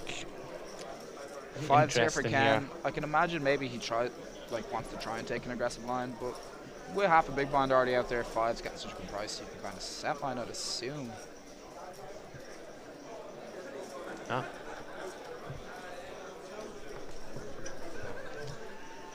Yeah, very interesting here. 50 bigs effective. I think we can call. Yeah. Like Dara is basically never getting it in right from the big, Yeah, of almost course. never. So. And then you also have to think, if I am calling here and Dara is squeezing, it's gonna be a premium. I'm not worried about folding my, big blinder. Dara's gonna only shove for like 5 bigs as well. You know, you'd probably call it off for fives. Yeah, absolutely. Kenny does decide to exercise discretion. Lets it go. Column still good with deuces. David with another one of these in position lighter peels. He's going to stab turn. Does it come in for a bet of around about 1/3, possibly targeting hands like King Queen, Ace 10 types, maybe trying to shake them off. Yeah, again, this is a spot kind of a baller call from Column here with deuces. Again, an underpair to the board, but he just doesn't believe David. He knows he's going to be aggressive. What I would have preferred to see is that King Jack off combination. Maybe he's aware Column's going to open a bit wider, and he's going to 3-bet King Jack off. You can imagine a fold from deuces. These are probably ways we want to find aggression here, having a big stack. Calling and finding these stabs is a bit more passive, so. Yeah, agreed. I think if we are going to take that line, then stabbing flop and continuing from there is probably going to be the way to play. Very awkward there, because we block the hands we want to fold, right? We block King Queen, we block Ace Jack that could potentially fold on this board. Yeah, Column, very nice awareness, snaps that turn bet. And you can see, ladies and gents, Bonnington bubble time, Tom. We're on the stone bubble. That's a good name. Some alliteration, Bonnington bubble. Listen, nice. I've been doing this a long time, pal. No, we are on the stone bubble, guys. One away from the money. Keith and Dara both very short on our feature table, looking to squeak into the money places. Yeah, it does really hurt. You want to do so well in this tournament. You're, dreaming of that final table, playing for that big money up top. But there's just times where you're squeezing through with up 10 big blinds, you're making the correct plays, you're making the right folds. You do want to jam these hands and double up, but Dara's dead right. In terms of profitability, he's making the correct folds, trying to get that in cash. Absolutely agreed. Definitely a lot of people, they say ICM isn't for people with rich dads or rich people, so they want to go for that win. They don't give a heck what's going on. Give a monkeys. Ace 10 suited, going in there, So it's a very disciplined ICM play with Dara. Who else do we have that's really short? We have Keith that's really short now. Ken still doing quite well. Yeah, Keith and Dara both sub 8 bigs. I'm curious. I think Dave is still the chip leader, right? Yeah, call him on about 340 it looks. I don't know if he has any blues up the front, but from here it looks about 340, maybe more. Ken with about around 300-ish. Seat 9 with a decent stack. Gonna assume David's still potential for the chip leader. Well, breaking news, Tom. No bubble whatsoever. Saw Dara shaking hands there with Keith. So 0 bubble. Straight through. That was it, huh? That's it, no I think. Pain, no I suffering. believe the bubble has burst. No tears, no heartbreak. What's going on? How This isn't the bubble I asked depressing. for. How depressing for us in the booth. And congratulations to everybody in the remaining field, I believe. The graphic hasn't changed yet at the top right, but I believe that all players are now in the money. 103 left from the starting field. Do we know what a min cash is? That's a very good question, Tom. I do not, but we'll find out. Imagine something in the realm of 2.2x, something like that. Something like that, yeah. Guys, the main event here at the IPO was a €350 buy-in. Hope you're enjoying the coverage on YouTube. Myself, Andrew Headley, and Tom Murphy in the booth. International Poker Open main event day 2 coverage. Stick with us. We're taking you all the way through to the end of day 2. Long day today, Tom. I'm gonna have to have my cocoa out. Yeah. Oh yeah, you're in for a long day. A very long day. 50-minute levels. Big money up top. As I mentioned, people are gonna be stuck in some tough decisions. A lot of play. Still a good amount of people left, you know. We do have these short stacks, but plenty of people with heaps of chips. As we see the action fold round to Kenny, opens the button with a 7. Marking the big now. I'm pretty sure the bubble has burst. We still see 104, but I saw Dara with a very, very happy handshake to Keith. Yeah, So it did seem that way. Maybe they're still trying to figure out. there we go, it's changed. There we go. We're in the money. Mark folds the big, elects not to defend with Queen 8. Working off around about 32 bigs. You defending that one, Andrew? I would defend. You know, Mark is clearly, you know, we saw him earlier limp the ace-jack under the gun, fold to a raise. But he hasn't been afraid to put the chips to work, but just has an overall quite tight, patient strategy pre-flop. Yep. I mean, it's not a bad style to adopt, Tom, at the end of the day. Yeah, definitely. Queen 8, it's not exactly a premium defend. It's not. It is going to be ahead of some of the opens from Ken that are going to be some of the 10-9 off, 8-7s, such as this. Absolutely. Yeah, I would certainly defend against the button open. I love defending that. Now David still working with 368k. Did lose that huge one with the ace-9s. Lost a few pots, but still has a lot of chips. Now Dara with a 7, working with 5.5 bigs. Actually closer than you think this spot. You know, David has been very active. I would expect Dara still to fold a 7. Yeah, of but course. Like a hand like ace-9, I think he would run it. Yeah, I agree. Maybe he's also thinking in his head, you know, in these spots, is David continuing to put the pressure on with the big stack? You know, the bubble has burst. How wide is he going to be? Absolutely. You know, that's one big advantage of the bubble with those big stacks is they can just apply so much pressure. They can really get out of line and not get punished for it. And that's why whenever you are in your local tournament, do not play the bubble. Now 9-7-5 column defending with king 10. Does still have the best hand, but David flops a gut shot. Does check back. I'm gonna be checking this board a lot as the pre-flop raiser.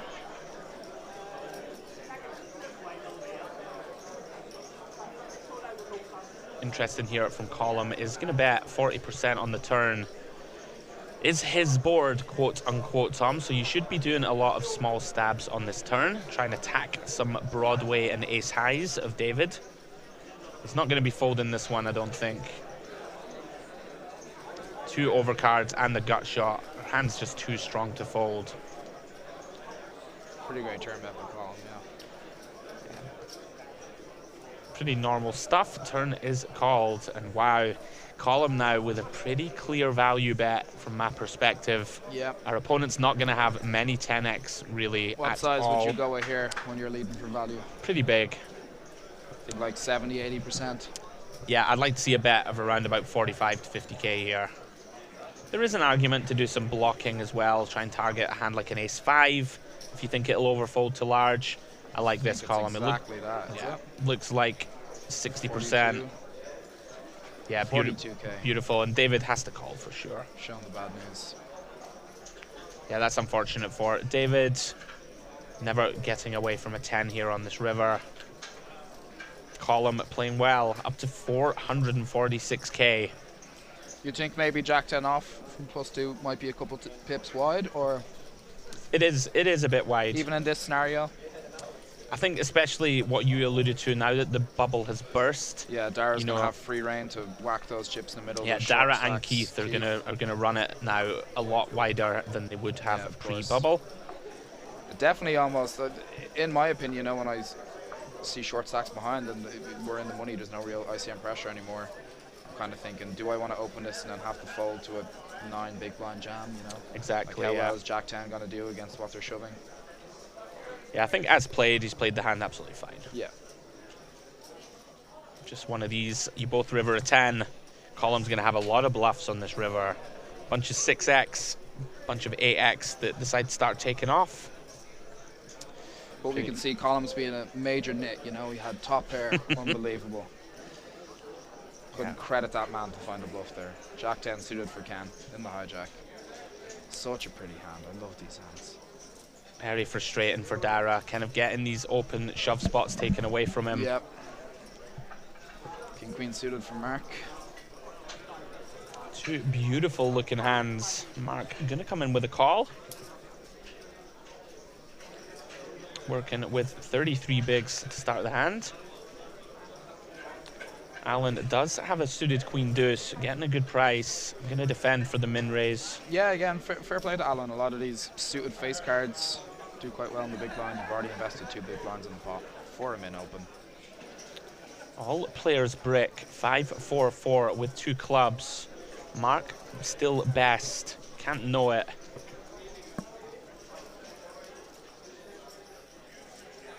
Kenny does have the type of hand that really doesn't want to c-bet too often on this board. Would expect a check. Yeah, multi-way. You can't really just go ham and start stabbing at boards and hope everyone falls out their equity. Yeah, Kenny very aware here.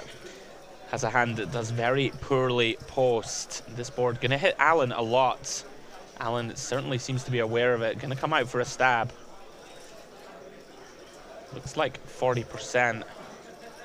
We can see this is gonna get the job done.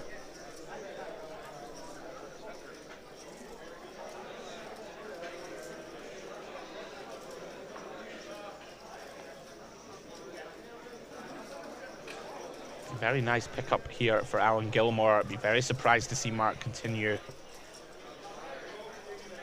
Should I say it would be a nice pickup.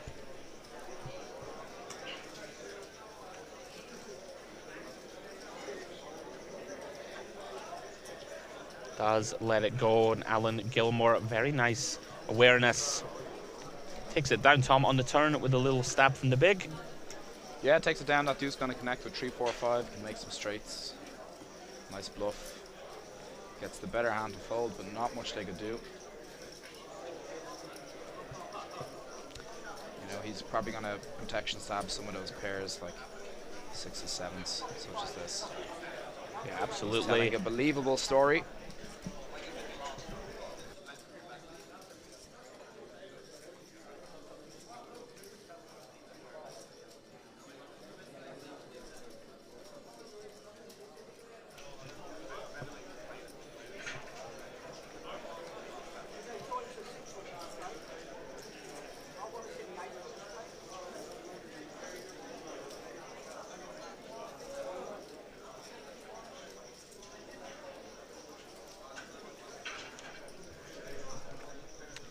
Hold the phone, David. Pocket aces under the gun.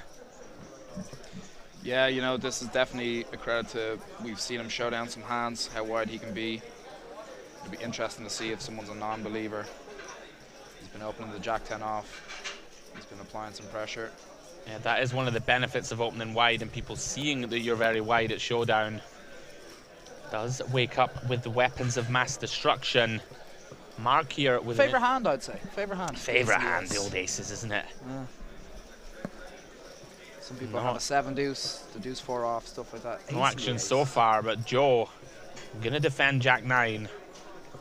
Certainly can't blame him. Already has 6k invested. Flop incoming. 8-3-4, very dry. Pretty disconnected flop. It'll be interesting if David can find the check back here. You know, he's going to even block some of those continues. Does find it. Ace of spades, beautiful. I like it. Very nice, yeah. Super, super dry board. He's going to encourage some bluffs from Joe here. Does take the bait. You don't like to see a repeat 8, you know. You do have one pair, but, you know, how often is your opponent going to have an 8? You're going to happily call this off. Joe comes with half pots. You start to get that mindset, I know I do sometimes as well, where, you know, David's lost a couple pots now, 3 pots. You're going, there's no way. Does he have an 8 here? Am I going to lose this again? Like, I have aces here. Like, so he does elect to call. Very easy call on the turn for David. King of hearts on the river. Might be a bad card for David in terms of Joe may shut this down. Yeah, that's what I'm thinking. If Joe wants to keep telling the story that he has an 8 here, or some small pair, like if some small pairs are going to check, but if he does have an 8 and he wants to tell that story that he has an 8, he's going to continue betting. Yeah, absolutely. All he's really worried about is 1, a better 8 that David checks back, and 2, pocket kings or something, you know, so he does elect to Oh, reach he's for those going big for chips. Oh, yeah. We can see this is not going to work. Surely David doesn't let this one go. You'd have to take some pretty bad beats in your past to let this one go, you know. Very easy call here for David. We're so under-repped. Flips over the ace and the ace. Very well played from David. Gets himself back up to around about 400k. And that's the perfect example, you know. You don't just want to blast off whenever you have a hand. You don't want to see bet the flop, bet the turn. He finds the check on the flop with a very strong hand, and he gets 2 streets of value from Joe, or he wouldn't have got those before. Absolutely max value for David. Very well played. Tom, you had asked what the min cash was. 7 billion. Oh. 650 euros. Nice, nice. Just under 2x. Everybody was, yeah, just under. Just under 2x, yeah. I thought it'd be a little over, but not a bad min cash.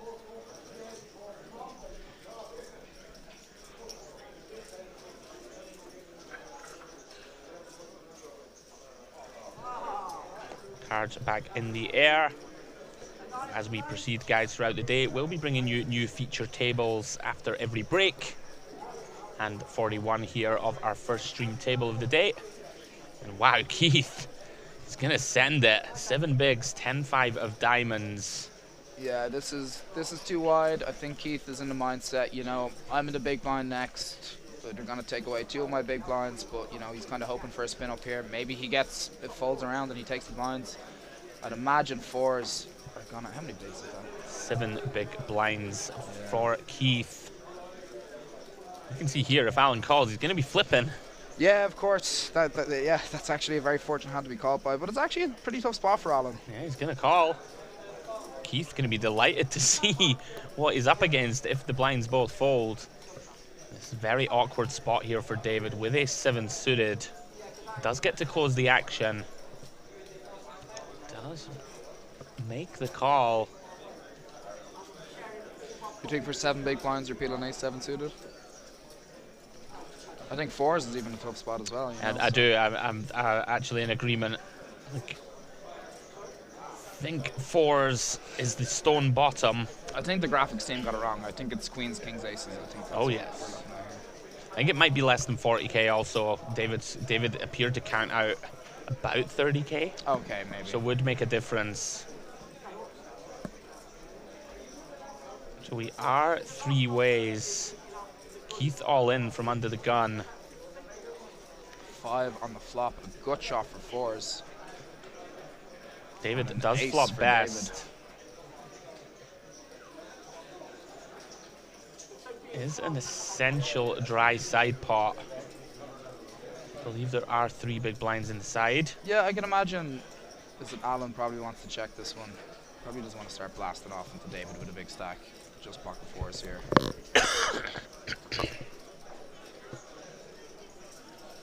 Keith is all in for 23k. This makes There a we lot more go. sense. Makes a There lot we more go. sense, yeah. Okay. I can justify this. David and Alan both check. David improves now to top 2. Would imagine, quite surprised to see him not bet this one. Yeah, I definitely bet here. You know, this could be disaster if something like a deuce peels off. You've 2 pair. We can see Keith is going to be GG. David doesn't go for value on the river either. A little surprised. Yeah, I'm definitely going for value there. I understand there's no side pot, but you do have such a nice hand. If your opponent has something like a pocket pair, they don't think you have an ace, you know, a worse ace, there's plenty you can get value from. Absolutely, and we do lose Keith from our feature table. Pretty unfortunate, lost that big flip against Joe with the ace king of diamonds against the queens. Wasn't able to recover. He clawed his way into the money. Fair play to Keith. I'm pretty sure it's the same guy who had that gangster ace high hero call. That was a pleasure. That was a great hand, yeah. That was a great hand. He looked the man in the eye and he said, "You know, have it."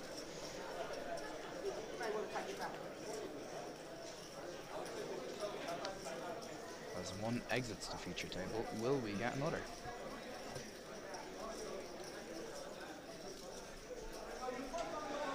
Yeah, I can understand a lot more now. Now that he shoved 21k, 3 bigs, he's about to be in the big blind, invest 2 of his big blinds. A suited hand, 10 high. 10 high is probably a lot better than any random hand you can get dealt, you know, so I'm probably not too great at those spots myself. Actually seems pretty good, and Darragh O'Kearney, patience is a virtue, finds the aces on 5 bigs. What a time to find it. If he raise and gets a walk here, I'd be so sad. Yeah, of course, and he does it quickly get called. Darragh loving life, and oh my god. David has queens and is somehow going to be behind. Just calls. I wonder Let's what just Ken has call 10-5 Kenny suited. here with 10-5 suited, facing a 5 big blind all in and call. How do you do it, Darragh? He's found the aces against the queens of David. If you can hold here, Tom, we'll be right back in the mix. Yeah, exactly. This is the spin you're hoping for, and this is the hand you're hoping to get to start that spin. Flop incoming. 10-6 deuce. Very clean. No backdoor flush draws for David. Still just 2 outs on the turn and 2 outs heading to the river. Oh, it was paint, but Darragh finds the hold. You got me there for a second with that reaction. I was going, is that a queen? It was a heart as well. Yeah. Very nice. What a time to find it. Darragh O'Kearney does double up. So what is he? He's 12? 13 big bigs. blinds now, 13 bigs? Yeah. Nice. Now we can start min-raising the ace deuce here, you know.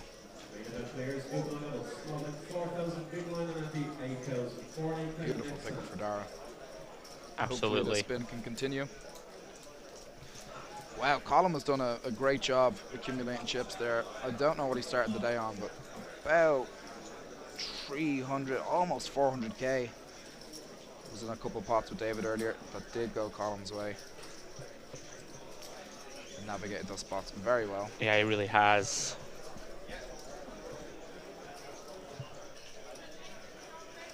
Great feeling that, Tom. You're down to 5 bigs. You're under the gun. The big blind is stalking you. The big blind ante is stalking you, and you somehow find it. An even better spot is when it goes open call and you're in the big blind with the ace and the ace. And you rejam. Beautiful. But yeah, what a cooler for David as well. 5 big blinds. We pick up the ace-king offsuit for Mark here under the gun. He's going to raise, playing about 25-ish bigs. He's going to make it a little over a 2x open. Ace-king can be a dicey hand to play post-flop. Does start the hand with 23 bigs. Round 2, Darragh in the big.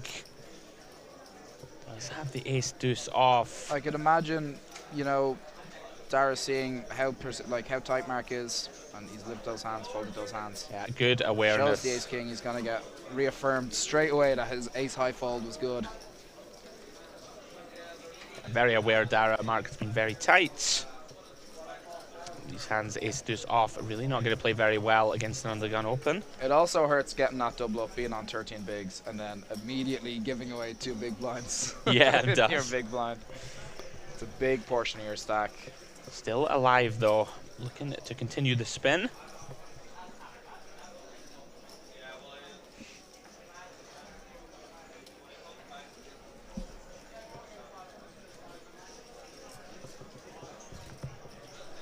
Cards back in the air, column under the gun.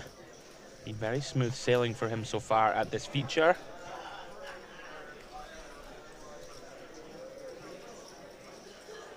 David in the cutoff wakes up with the hockey sticks. Get 7s.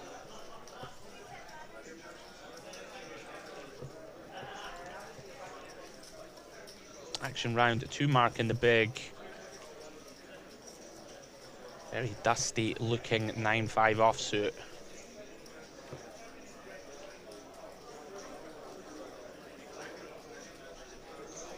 Can't see him defending this one, Tom. Yeah, 9-5 offsuit, disconnected, not even suited. 9 high at the end of the day, not a pretty hand.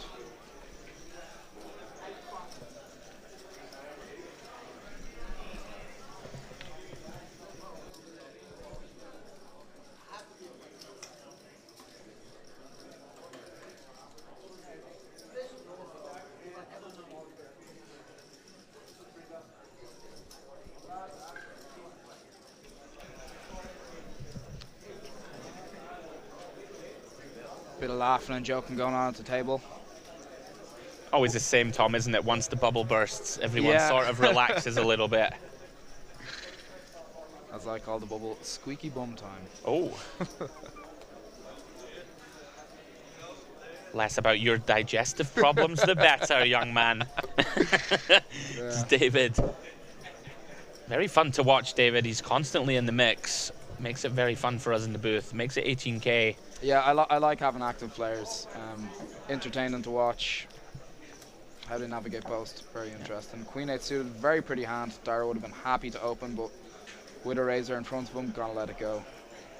King 7 suited from David. Very reasonable open from the hijack. Folds around to column in the big. Another beautiful looking hand. Queen 10 of clubs.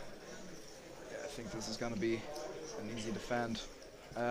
What do you think about King 5 suited in the small blind there? I think fold is very... fold? I think he only is working with 23 bigs or so. Yeah, yeah. Do you think if there's an argument, you have 30, 40 bigs, you're going to find some tree bets, or... I think it's a little wide. Like, the deeper you get into the tournament, you should start to be a bit more selective with your combos. Of course. But yeah, I mean, I wouldn't hate it. Sorry, and we will just come back to that in a moment, because dicey waters ahead here for column. Both players flopping a flush draw. Yeah, column happy here with 2 overs and a flush draw.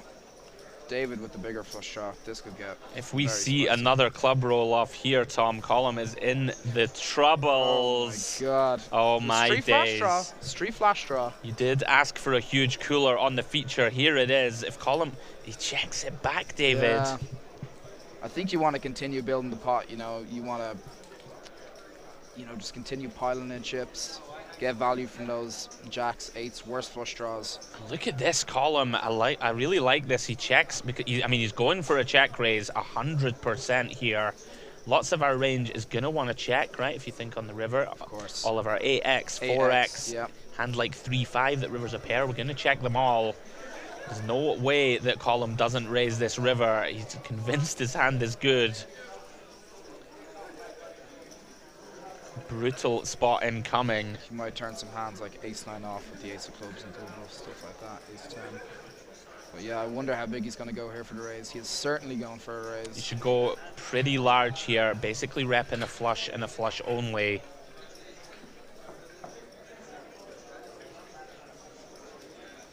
$150K, Tom.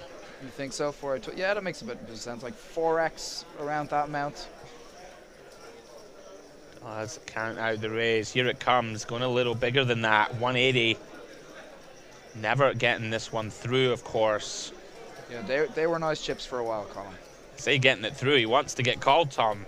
Yeah. David never going to fold here with King 7 of clubs.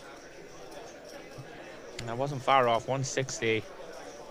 Thinks his hand's good. Wow, brutal cooler for Colin. It'd make it 185. Yeah, I don't blame him at all, going so big.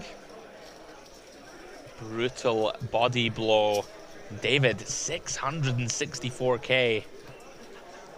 Yeah, David's right back up there, table chip lead. I think he was peaking at about 500K earlier, and now 660K. Column's still plenty of chips to work with, sitting on about 200.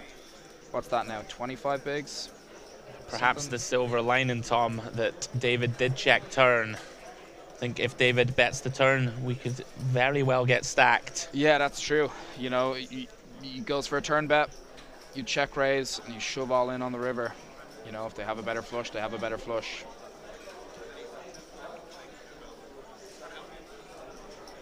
Potentially some misstep value with the turn check, but yeah, I don't hate it either.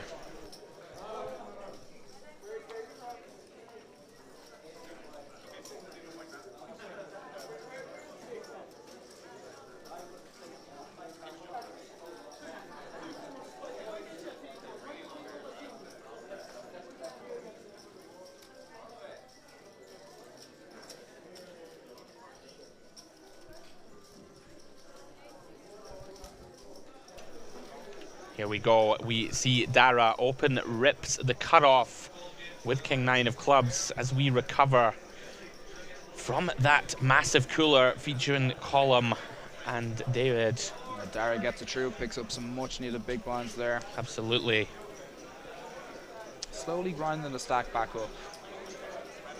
Got to be one of the worst feelings at the table, Tom, there when you check river with your queen high flush, desperately hoping your opponent bets. Yeah. Even when he makes it 185, right? You're desperately want to get called, and somehow have you pipped. Very unfortunate for Column.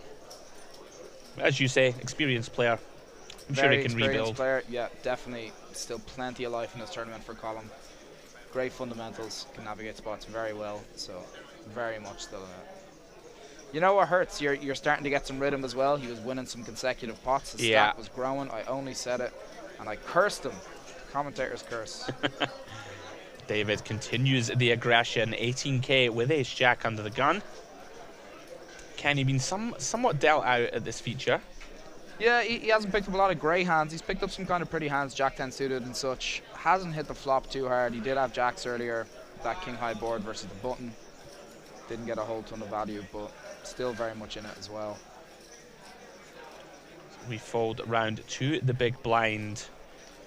Joe with the 5-6.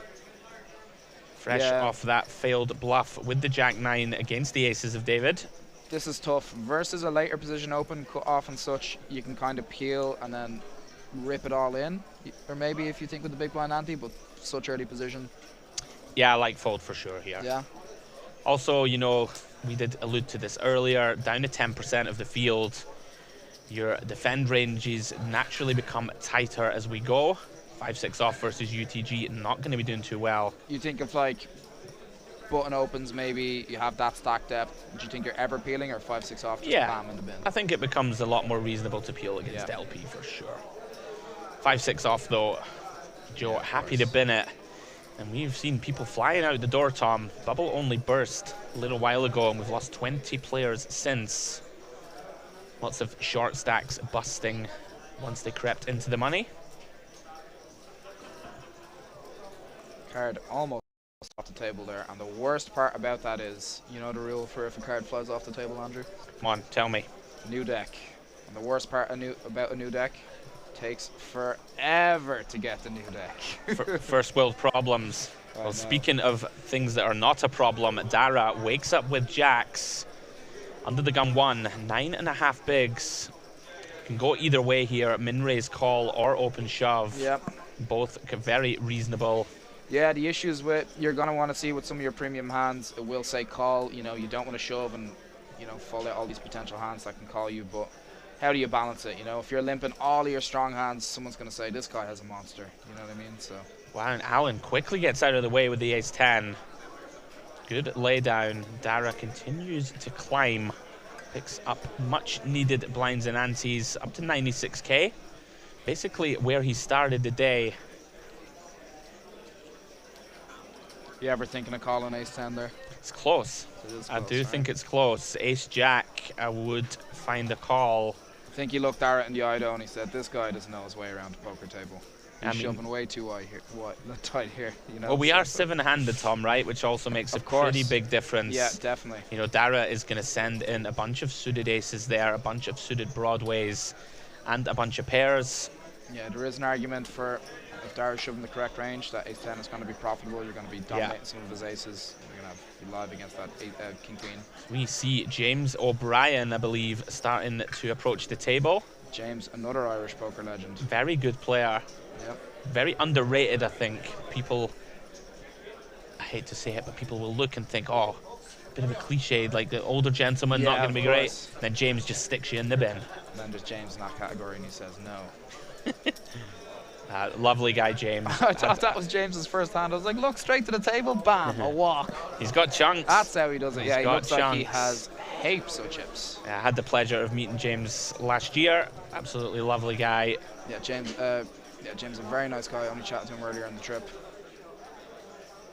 Looks like he might be in contention against David. It looks like David might have a bit more after that big cooler against Colin. Well, it looks like about 400k or so, right, for James. David has close to 700.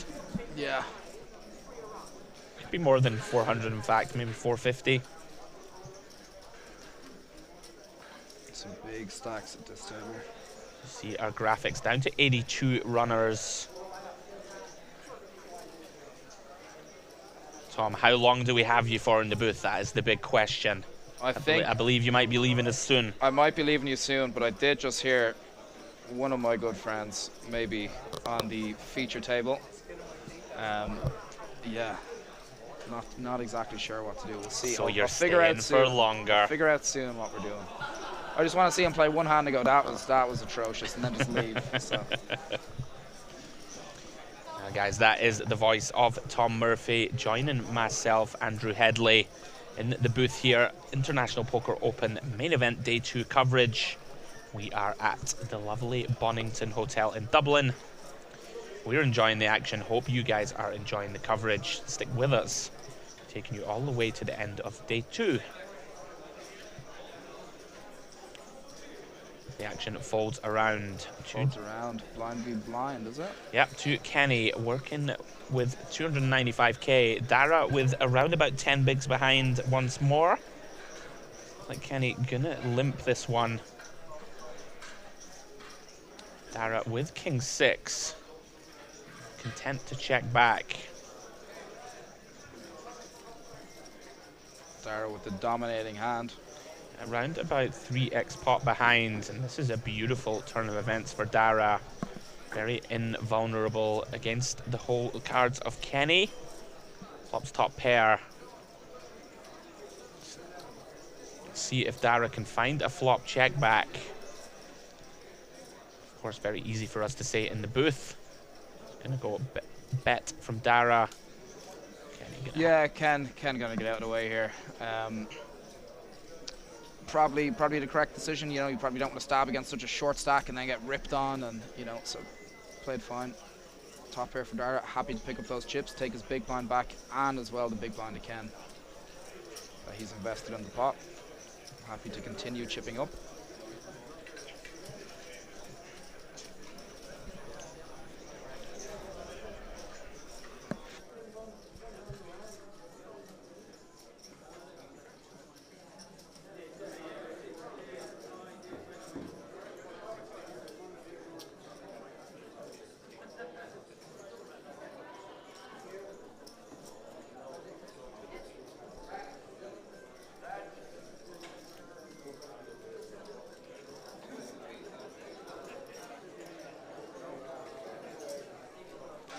We're back with cards in the air and anyways here, so 7-3 for column in the bin. It's gonna fold around. Joe throwing the queen jack off in the bin. Probably the correct fold. You know, you don't want to shove that early. Queen jack off, 10 bigs, about 11 bigs. A lot of better hands we can get called by. Jack 10 suited for David does elect to open this one as the table chip lead. David being very active, playing very well.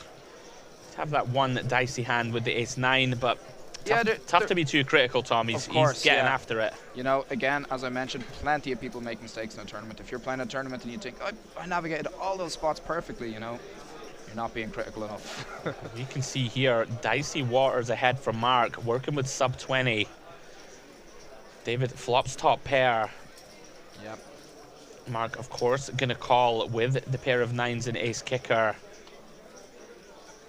Wow, 8 of diamonds turn. David improves to an open ender with a flush draw.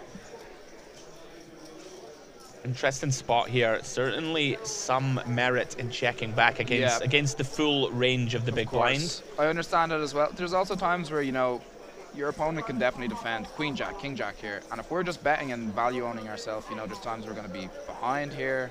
We don't want to just constantly barrel. We have a very strong hand. If we're behind, we have plenty of outs. Yeah, absolutely.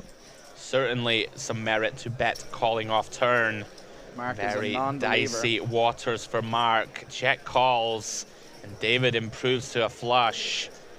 This is a brutal spot. Mark, of course, with that ace of diamonds blocker to potential nut flushes of David that could barrel turn and shove river for value. Could you imagine Mark just goes, you know, I have the nut blocker here. Lead all in. No.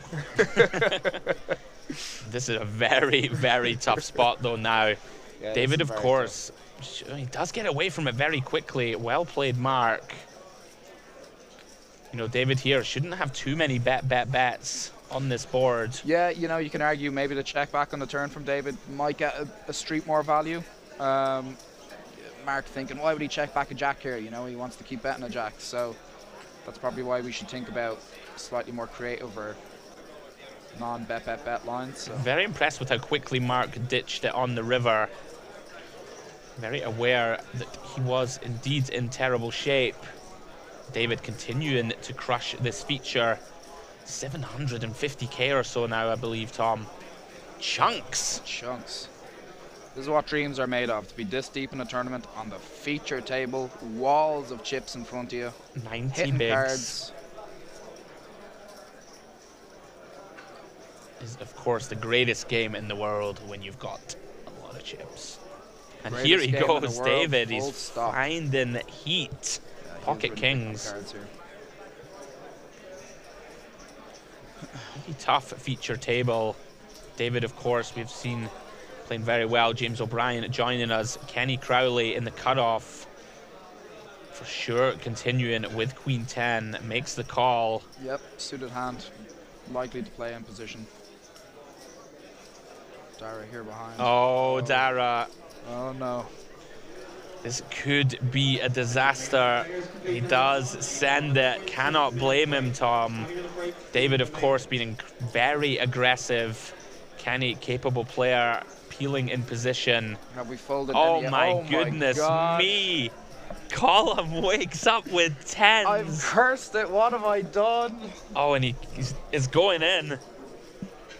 Yeah, I think it's going in. And David in position to reach 1 million chips.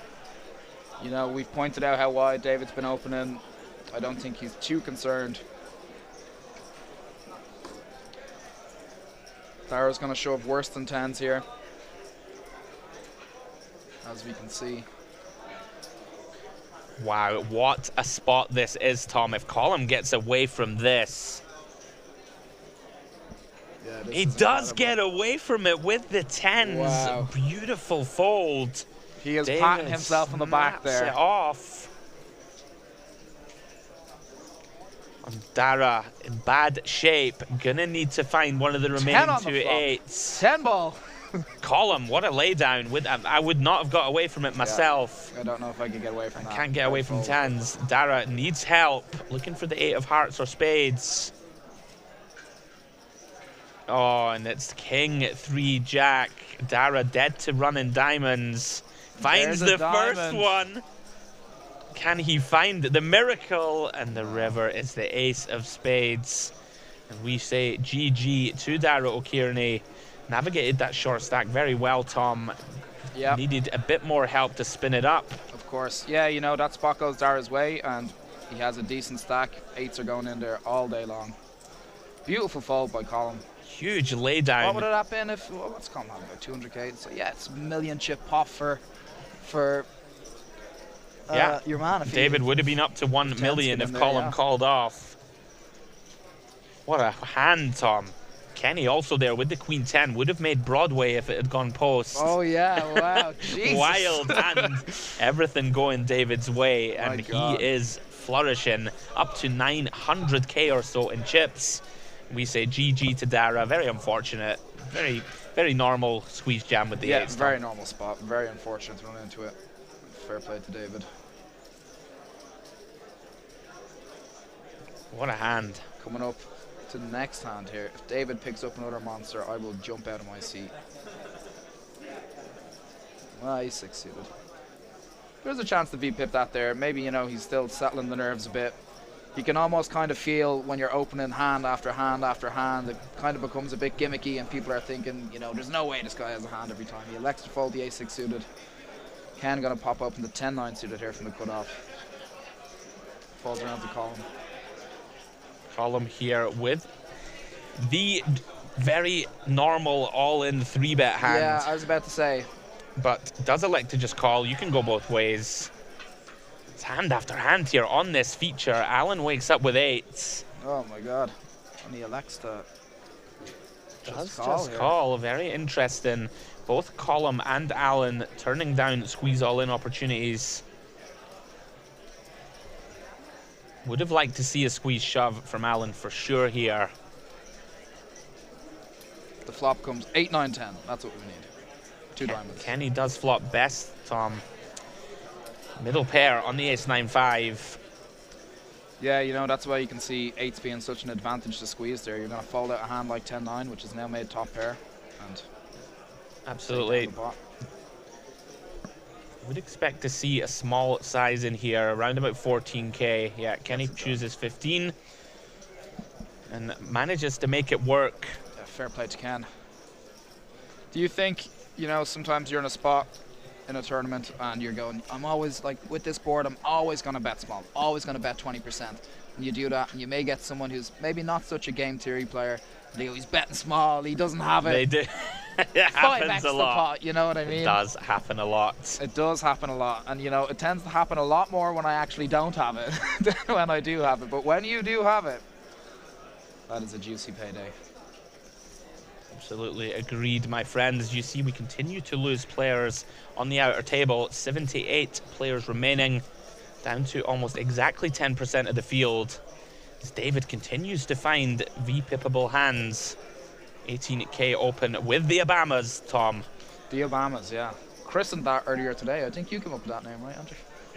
Of course, it was all me. It was all That's you. a good friend of mine, Mr. Kyle McGuire. He loves that hand. I absolutely hate it. Never win with it. David continues to thrive. 900k in chips. Yeah, that's one of the great things about such a big stack as well. You know, I hate being stuck with the decision of, oh, I have 25 bigs here. Can I open this from this position? David's just going hell for leather. It's an openable hand. He's going to open it. He's going to take down those big blinds and continue building that stack. He gets a free big blind now. David must be one of the tournament chip leaders in the room. Yep, certainly. 110 big blinds. As we still recover from that big three-way all-in. Say three-way all-in, excuse me. That would have been, but Column made huge correct laydown with the 10s.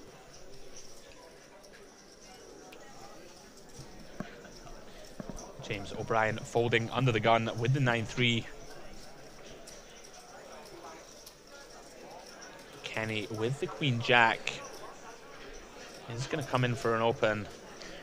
Yeah, what are we sitting here? Like 7-handed again, right? Because James O'Brien came in, Dara's gone. Yeah, we are waiting for a new player on this feature.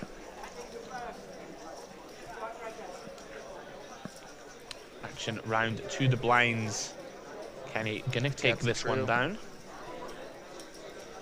All chips are valuable at the moment. Picking up those blinds is huge, especially when you haven't seen a hand for a while.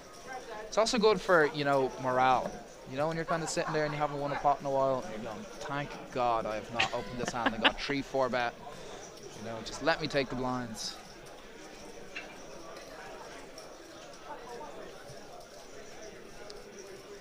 But yeah, as mentioned, Ken, a very capable player, looking to repeat his run last year. Had a great run last year and hoping to make that final table.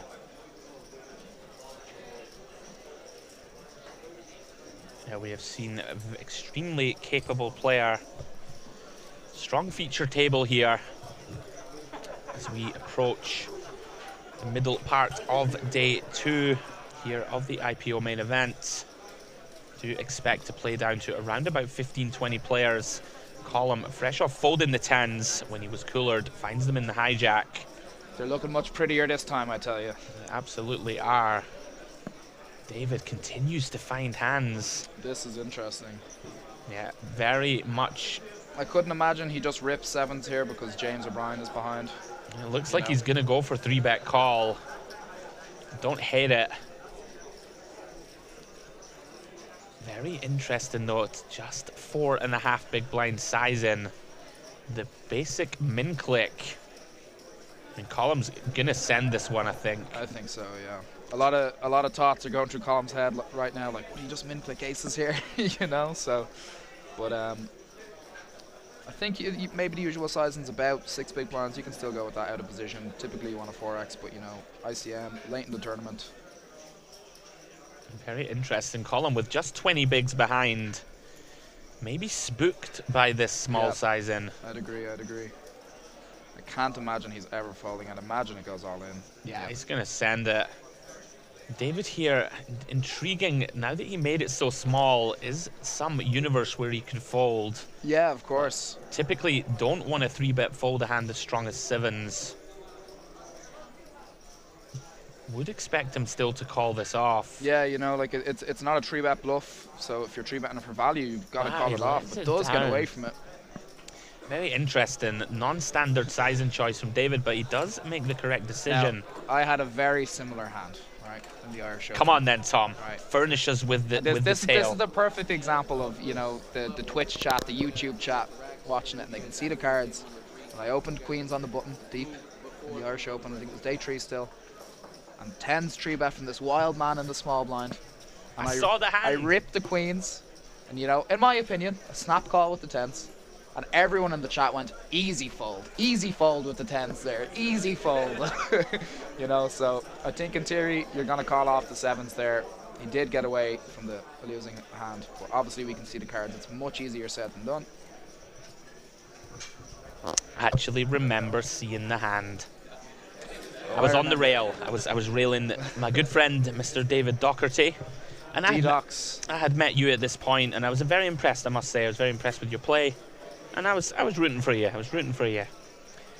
But yeah, the 10s, I remember thinking, what a nit. I couldn't believe it. I was like, and wow, he was how the is he not called? wildest man in the tournament as well. I was like, I can't believe it. Yeah, it was a strange one. Small blind for James here. Jack 7-0 does just elect the call. And King 8 off for Ken. Very playable hand post. Yeah, one of the hands that's going to go into a comfortable check back. You do want to isolate some of your trash hands, but this hand's a little too good. Yeah, you know, like if Ken picked up the Jack trio there, he can isolate, and you can imagine Jack 7's going to fold. But 9-3-5. James with some nice backdoors working for him. Does come in for half pot. Just a shade under. Very interesting here. Kenny with some backdoors of his own. Wouldn't be shocked to see him take one off here, and he is going to go for it. Interesting pot developing. If we see a 4th heart, turn is the deuce of clubs. No change. No additional equity for either player on the turn. James going to shut it down. Kenny here with one of the worst hands he gets to the turn with, Tom, right? Yeah, I can imagine. You know, in a limp pot, though, king high, you know, people taking random stabs can often be good. Yep. Maybe doesn't want to play a huge pot against someone that covers him in the tournament. Happy to check it back. Repeat 9. Yeah, difficult for James to rep too much strength here. Does recognize it. King high is going to take it down here. Yeah, Kenny aware that his king high is good enough to take the showdown. Nice pickup for Kenny Crowley. Very reasonable shutdown there from James, I think. Yeah, of course. You know, your opponent's going to have a lot of 5x, a lot of 3x that decided to check turn. Going to be tough to credibly represent river value here as James. Yeah, you know, and with not a lot of great turn cards like Barra, you know, maybe Jack. You don't want to really bluff with no equity and tell an unbelievable story. And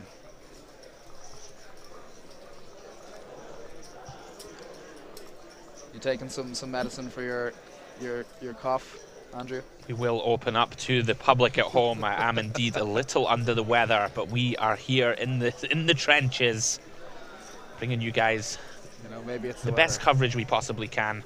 I've been handed some form of Irish medicine, we'll call it. Yep, certainly. Go on, Tom. You're a local. What is this? What's the name of the thing when what is it? In Scotland, we'd call it a hot toddy. Would be the equivalent. Okay, so yeah, so this would be an Irish coffee or Irish whiskey. I'm not sure. Tea and whiskey. That would be too complimentary to call this a tea.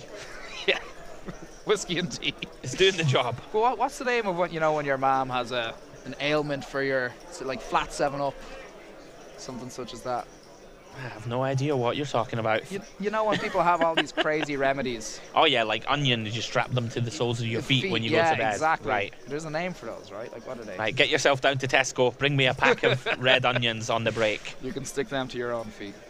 Enough of our nonsense. Raised from Kenny in the small. So Alex the raise with the 10-8 off. Very interesting here. Mark with the king-queen for sure could have just sent it in. Yeah, of course. You know, if Mark misses the flop here. And he has indeed. With Kenny king flops pretty big for his hand. He's got the backdoor spade draw, an open ender, and still 2 live cards. He is pretty even on this flop. You know, going behind a 10 high. And this is going to connect with the big blind defense a decent amount, but we do block a lot of those hands. I would expect Kenny to bet call this, and he is going to bet. Part of the problem of not sending king-queen into battle pre, we're really in the weeds now. Yeah, of course.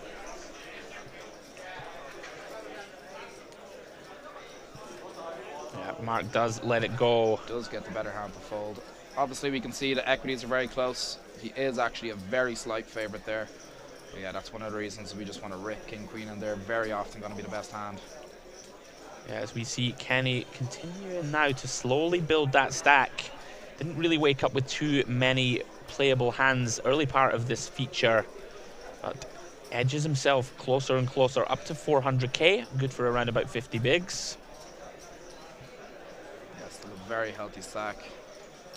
No worries of, you know, dwindling away here for Ken in anyways.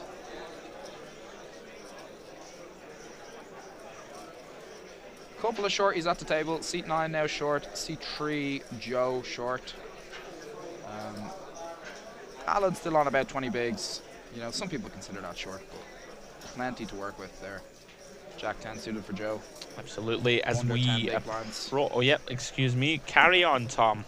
I will drink my medicine. You take this hand. Yeah, he does elect to throw it away. Jack 10 suited. You could argue getting it in there, you know. Yeah, I would have shoved this one. Suited connected cards. Even if you're called, you know, there's a lot of times you can get called by ace king, king queen, ace queen pairs. You're going to be flipping. Yeah, I think 9 bigs, we really do need to take it. With the big blind ante that you referenced earlier, such a hit to our stack. You know, you get folds around, you pick up 2.5 big blinds, which is a huge addition to your stack when you're that short. Ken has the ace 4 on the button. Elects to raise it. Queen 4 suited for Mark in the small blind. Looking a little frustrated. He Wow, elects to he send it in sends it with the queen 4. Mark has had enough. We can see that this is probably going to work. Yeah, this might work here. It is about 10 big blinds. Not that many that you want to call. I'm sure people perceive Mark as tight. Obviously, we can see Ken is a huge favorite here, but you know, this is one of the hands that are going to fold. Wow. Bravo to Mark. Gets it through. Wow. Drew a line in the sand, Tom. Decided he was going to send it. Gets it through. Mark's got that feeling. He's got that feeling. Playing on the vibes. Little did Kenny know how good a shape he was in. Guys, as we approach our first break of the day, we will be back with a brand new feature table. I'll take you through a couple of those names now as our dealer shuffles the deck. We have Martin O'Lally from Northern Ireland. He will be in seat 1. 620k, some big stacks. And the man, the myth himself, seat 3, Mr. Darren Harbinson, joined me in the booth during day 1.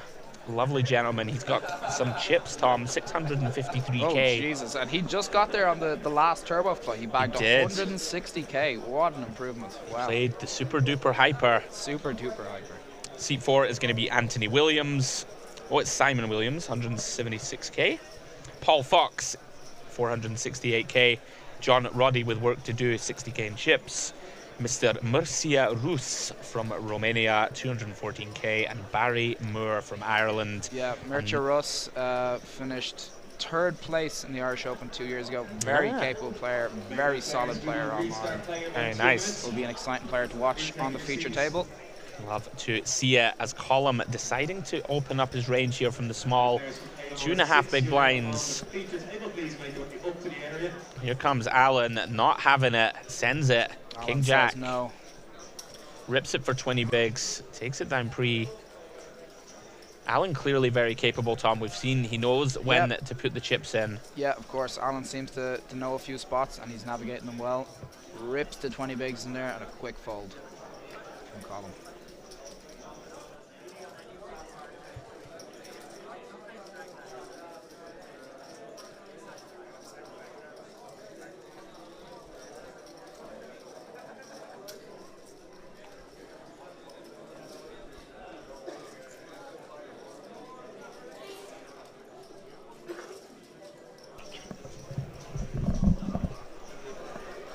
Very nice pickup there from Alan Gilmore. As David decides to fold, King 7 suited. Could have opened, but never the worst. James O'Brien with 8-9 suited comes in for the min raise to 17k. Sorry, 18. Kenny with pocket sixes in the hijack.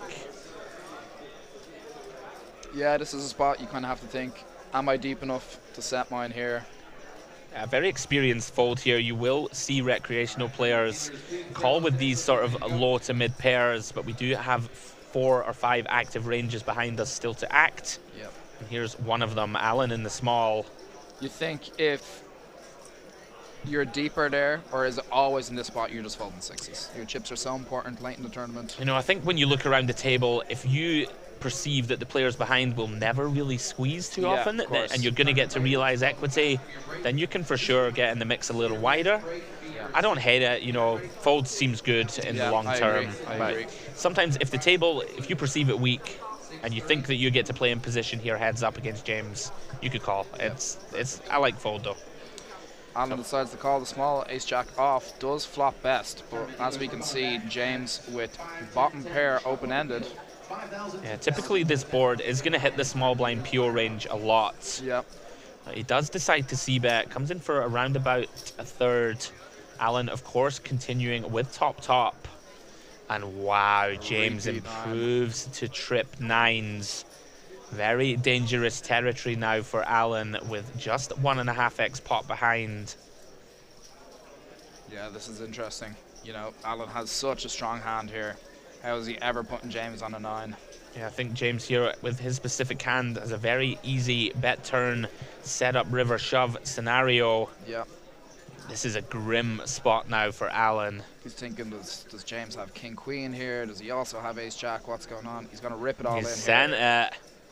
Wow, James leans back, doesn't look happy. Yeah, this is a snap off. I can imagine maybe a bit of frustration from Alan when he sees the call. But yeah, you're going to snap it off here. You have trips. Yeah, you can't go fold in this one. 80k to win 300. Of course. Even if you're against king queen, you are drawn to a boat.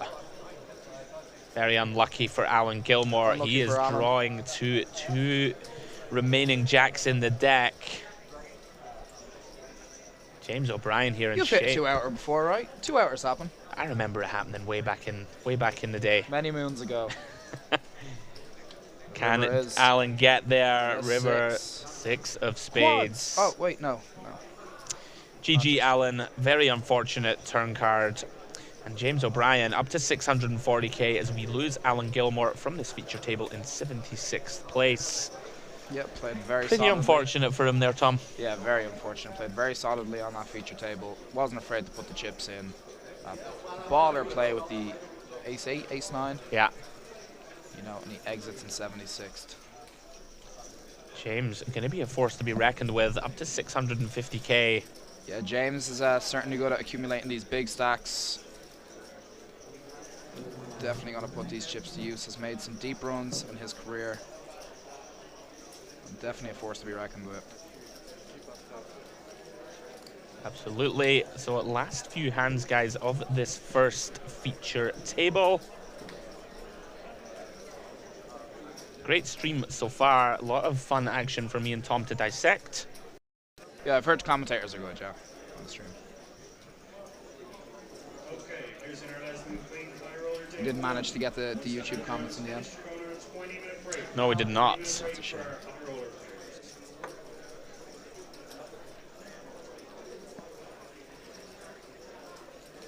I wonder will we get a new player before the break? Don't know how many hands we have.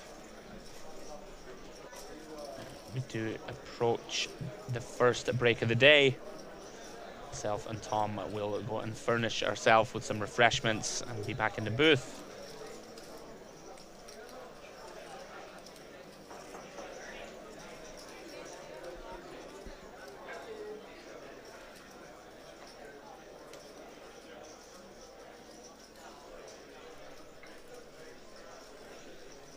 James folds the ace-4 under the gun.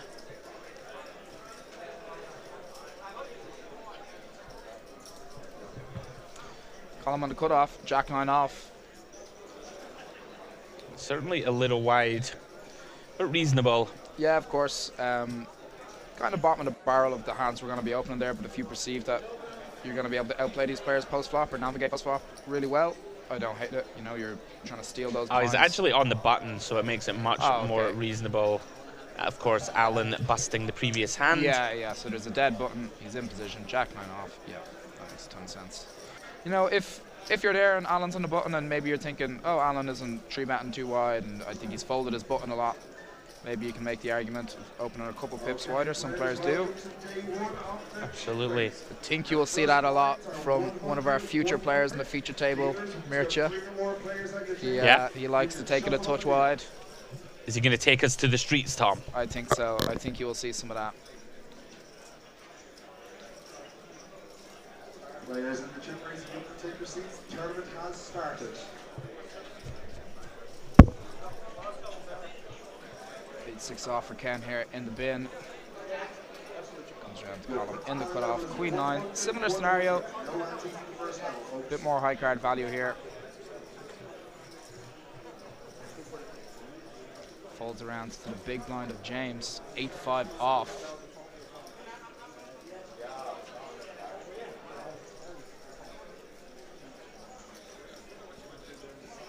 Elects to throw it in.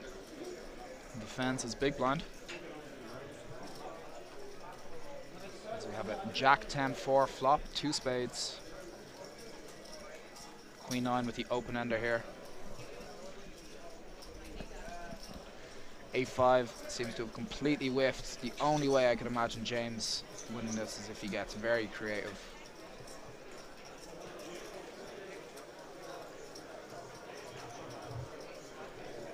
Does throw it away. Yeah, there's not a whole lot of flops you're going to smash with 8-5 off. It is quite tough to connect and hold on for the turn and river.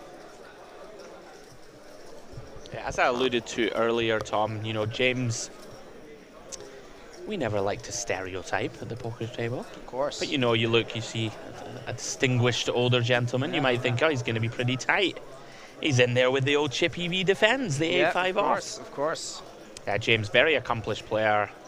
He's made a lot of runs recently, really finding some heat in the live streets. Column takes that one down with the c-bet. Yeah, you know, James isn't going to be the type of player where you go, you get 3-bet, you're going, is this only aces or kings? You know, James is going to be getting in there, 3-betting some spicy hands, defending a bit wider.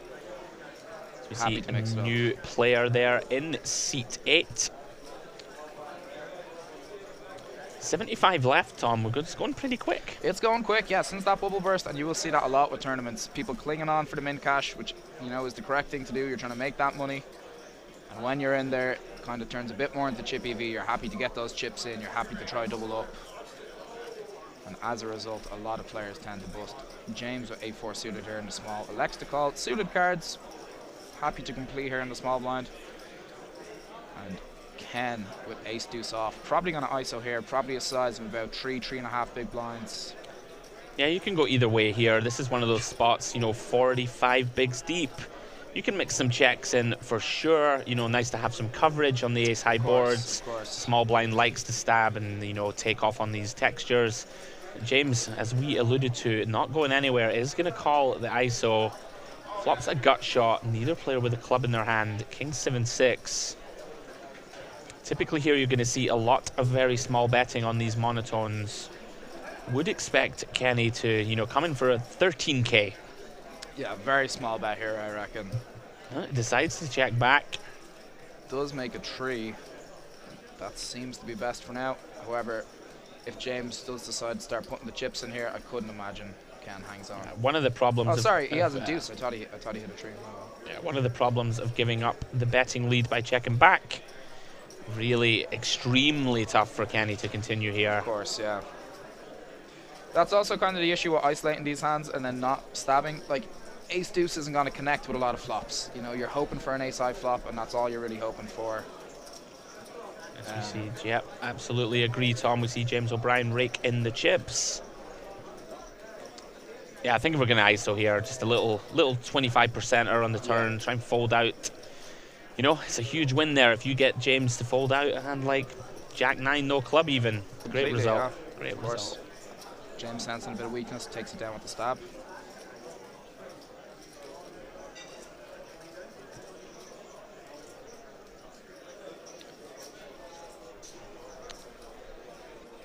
James O'Brien and David, the two chip leaders at the table.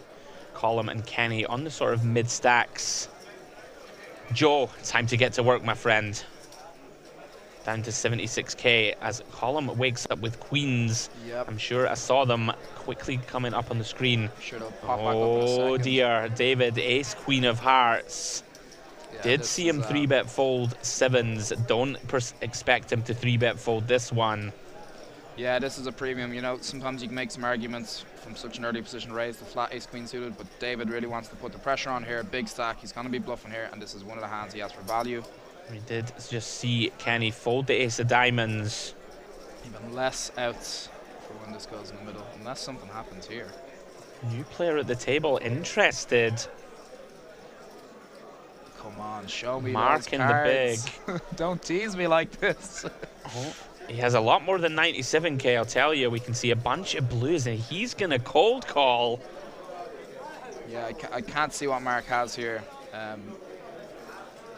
mean, Cold call can get in some dicey spots here. I definitely think Colm is shipping these queens in the middle. yeah, I mean, you're never absolutely thrilled to see a cold call, but Colm gonna ship it. Sliding those chips over the line. David in a bit of a dicey spot now. Very dicey now, especially with the cold call, right? Yeah, he's just new to the table. If you haven't played with this man, you're very uncertain of what's going on. You don't know if he's cold called. Aces, kings, ace king, you know, so. Yeah, typically not something you see, especially in the deeper stages of a tournament. And I think you're correct. It seems the chip count is wrong for our new player, right? Yeah, I saw he had a lot of 25k, yeah, he so did have a lot of blues. I think around about 300k. David in a growth spot now. Of course, you do have to worry about the cold call behind. Could it just have, like you said, Tom, a hand like aces, and David gets away. Will we get to see what Mark is holding? It doesn't look like the face of a man who's going to call. Yeah, he doesn't look too delighted with himself. That's the issue with cold calling, you know. The under the guns range is going to be so strong here. It's so likely they just repop it. You're going to see jacks and tens a lot here, Tom, right? Yeah, of course. It just typically hands people are afraid. Here we go. It's going to be the jacks. I'm going to predict it. It's got to be jacks. That doesn't look like a happy man. Oh, it's ace king. Is that? Yeah, ace king suited, wow. ace king of spades. We did see, no, ace jack. Ace jack. Wow, extremely wide call off. Phenomenal hand. We've seen there's only one ace live, I think. Yeah, there is. Colm here in Dreamland. What a spot. 9 of diamonds, no help. Not the person you were thinking of stacking, but worked out in Colm's favor. There we go, Colm Rivers top set. Huge pop for Colm. Of course, picks up the extra dead money. 3-bet. Wow. What an introduction to the table. Yeah, you're praying for that ace. You know, there was actually only one out. It'd be pretty sick spot for Colm, but insane stuff here, guys, on the feature. That is our last hand pre-break. So join myself and Tom after the break. See you in 20 minutes.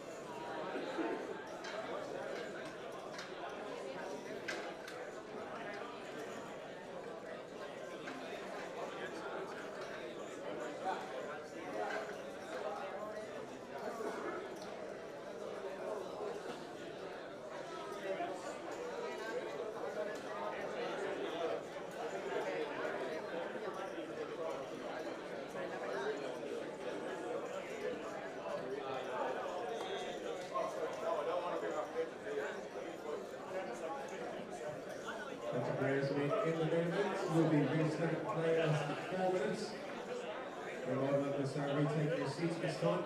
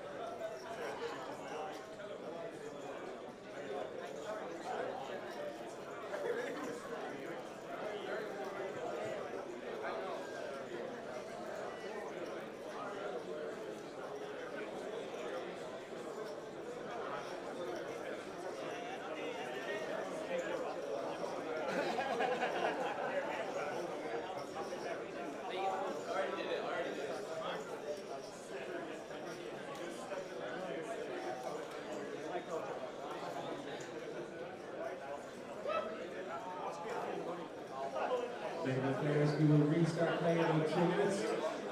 Retake your seats. Any players from table number 6, you're now on the features table, please make your way up to the area.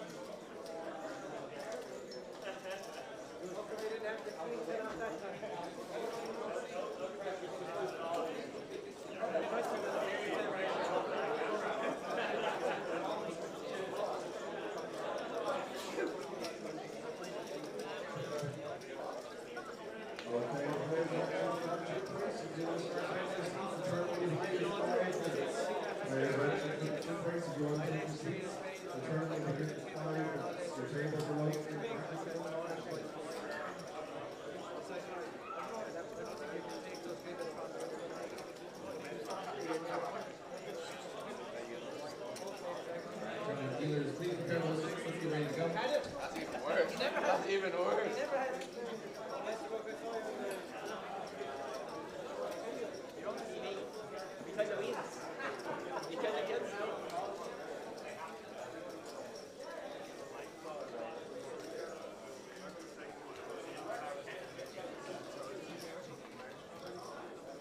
Tournament players, welcome back from your break. Just a reminder, your next break will be your 60-minute dinner break. That will be 60 minutes in length, and approximately 6:30.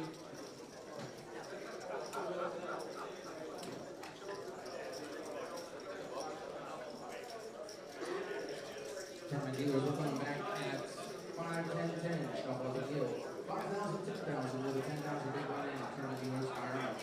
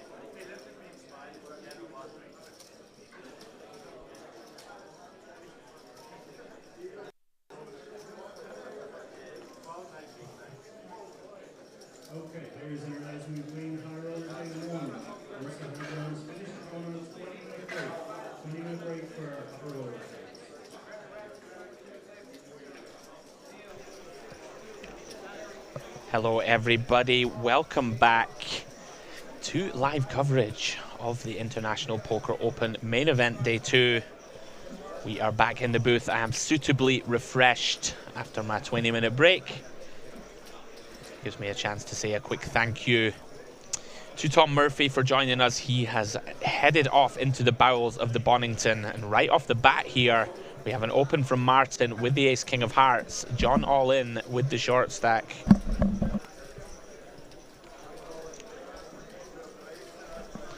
Puts it in for his last 6 big blinds with ace jack. We can see he's dominated by Martin. Gonna need one of the remaining jacks in the deck, or he is gonna be gone. Of course, 6 big blinds, gonna have to run it with ace jack. Queen on the turn, looking for a queen or a 5 for a chop. 6 of clubs on the river, no good. Martin stacking 138k, more chips, takes himself up to 78k. Without further ado, I have a new guest in the booth. I've been spoiled for choice all week long. Gives me a chance to welcome the wonderful Jen Mason. Jen, how are we doing, buddy? Very, very well. Good afternoon. Delight to be with you. Thanks for being here, my friend. You should thank the deck. It just knocked me out nice in plenty of time to be here for this afternoon. I've heard so many bad beat stories from all my guests, and you know, not one of them was it their fault. Okay. It's always the deck. It is always the deck, but look, you'd have no guests if everybody stayed in all the way through and the tournament was chopped like 600 ways. It's very true. Listen, I do spend most of my afternoon anti-railing the people that I know around the room. But thanks for joining us, Jen. I absolutely knew it. Pleasure to have you here. Jen, of course, very experienced poker blogger. Yep. Would we give that as your official job title? I would say of all the jobs in the industry that I have done, probably that's the most common one. Yeah, blogging for many years. I think I've done every job in the industry. I've been a dealer. Yeah, so talk to us about that, Jen. How did you first get into the blogging? And obviously takes you all around the world, right? I've seen you at many of the live stops. Yeah, I love the travel bit. The course circuit. You know people, then they disappear, they come back. You see them on this tour and that tour. You get a feel for just the tournament poker live generally, and it's fun to watch and write about. It's creative in a kind of limited way. I know. See, don't you get people messaging you and saying, no, I actually 3-bet to 28k. It wasn't 22k. I'm offended. Accuracy is very important to me. Very important. So how did you first get into, Jen, into the sort of poker realm, and then how did things go from there? Because I know that you're very beloved around the tour. No, you are. We know that you work extremely hard, long hours. What do you want? Similar to the. Do you want me to go to the bar?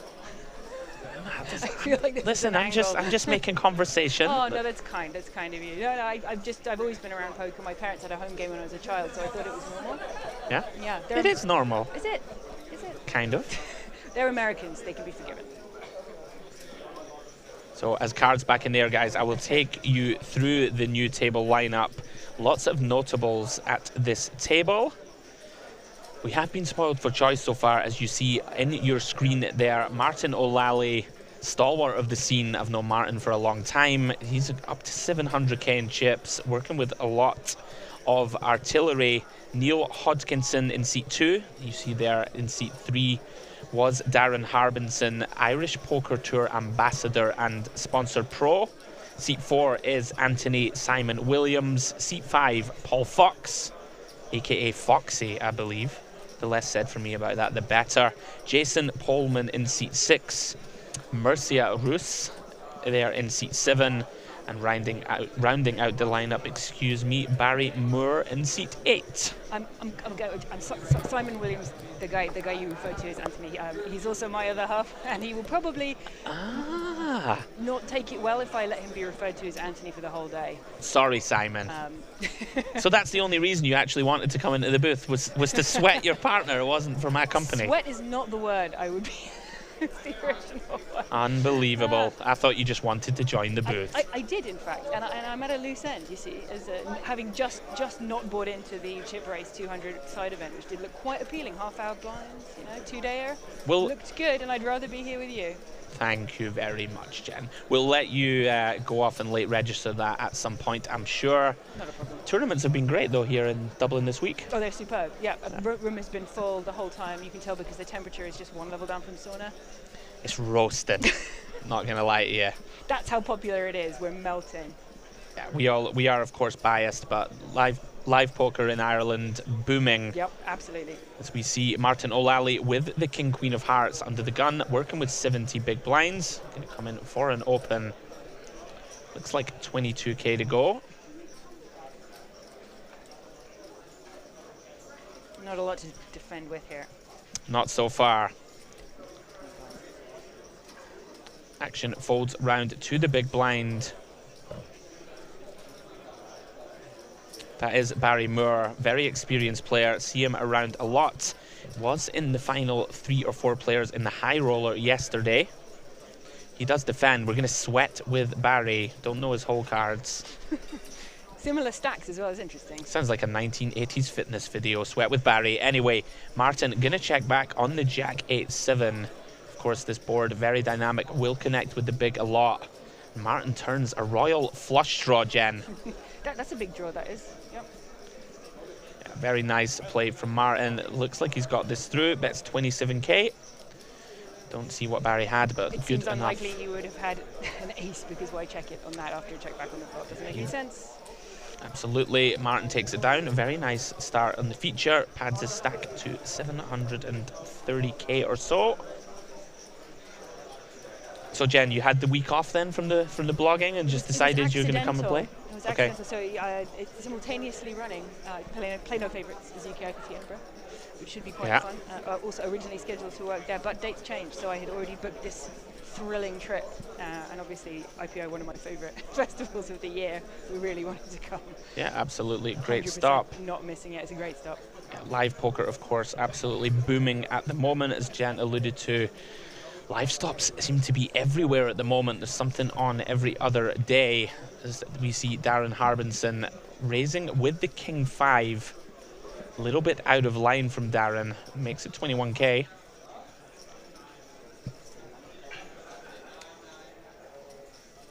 Action round to the big blind is Martin with a very dusty looking 7-3 off.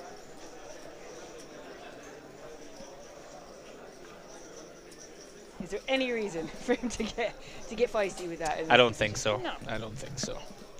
Is going to let this one go. Darren takes it down with the King 5. So give me a little bit of background. You've been watching this all day. I cannot get it to load on my phone. Anybody been getting really? Well, this is really a brand new feature for us now. So after every break, we do get a new lineup of players. I know Martin very well, very aggressive player. I've definitely seen him play before. Yeah, Martin very tricky. Darren there in seat 3, very experienced. As I said, he is an ambassador and sponsored pro for the IPT.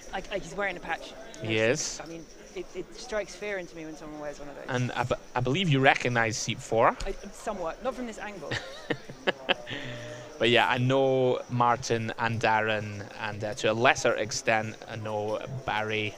So yeah, we should have some fireworks on this feature. Yeah, it's a good lineup. It'll be fun. And Tom, before he left, was extolling the virtues of Murcia. Says he's a very experienced player. So we see him opening with King 9 in the cutoff. 17 big blinds, is going to try and get one through with a steal. Martin with Queen Jack off in the small. Very tricky here, Jen. This is Murcia, you know, he's very shallow. Does only have 17 bigs to start, but Martin is going to make the call from the small blind.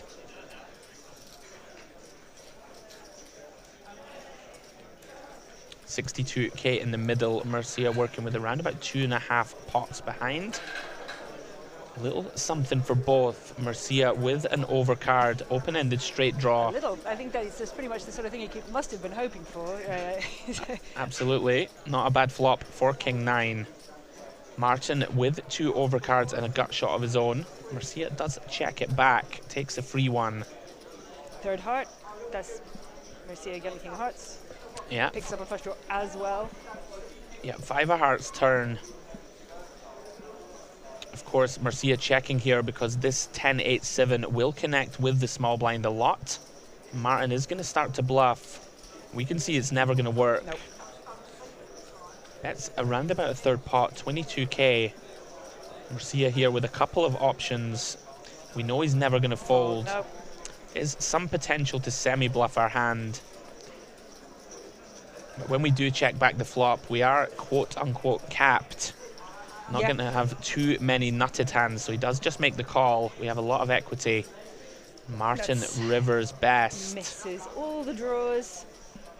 Martin gets there. Queens are good. I'm being told from my backroom team, little graphical error here. Mercia, in fact, does not have King 9. Oh, right. Let's just rewind all that last couple of minutes. So take away all of my outstanding analysis. It was excellent, yeah. Mercia has the 8-6. So he does have a pair of 8s. Oh. Martin here is going to go for value with the rivered queen. Looks like around about half pot. Little less, bets 40k. There is no way that this gets called, in my opinion. Oh, Jen. Never say never. I know. So if he does indeed have the 8-6, some potential to either call or Bluff maybe catch what? For all the misdraws that could have been in his hand? he could bluff catch. Obviously makes it tricky for us. It changes our analysis in the booth. Yeah, a little bit. In the tank, Mercia. Oh, he is shoved. Very interesting. Another line taken from Mercia. Goes all in. 126k total. Martin doesn't like it. 86k to call. You can see he's getting a good price, Jen. 86k to win 272. It does look incredibly strong. It does look very strong. It's radiating confidence in a kind of, look how short I was. And I could be there to bluff catch you here with all the missed straighty, flushy draws, such as would have been exemplified by King 9 had anyone had that hand. Very tough here for Martin, of course. River's top pair. One of these look, spots. He's squirming, literally visibly uncomfortable. Very difficult, of course, running through his mind the possible combos of value and bluff. Mercia could have a hand like ace 9 or something, Jen, right? With the ace of hearts and decides to bluff. Exactly, King 9. King of hearts, 9 of diamonds. That's just a lovely suggestion by the mystery, the ghosts in the machine. These will be the main bluffs for sure. A hand like ace 9, King 9 with a heart. Yes, but how many of his hands are those, though? You know what I mean? Tricky. Very tricky, though. Also hard to give him too many value hands, right? Like he did play it weird on the flop. If Mercia has a hand like 3 sevens, probably bets the flop. The flop was pretty wet, so he would have defended any like mega strong pre-flop holding. Yeah. Very tricky. If he has a hand like Queen 10, he's likely just going to bet call it off, right?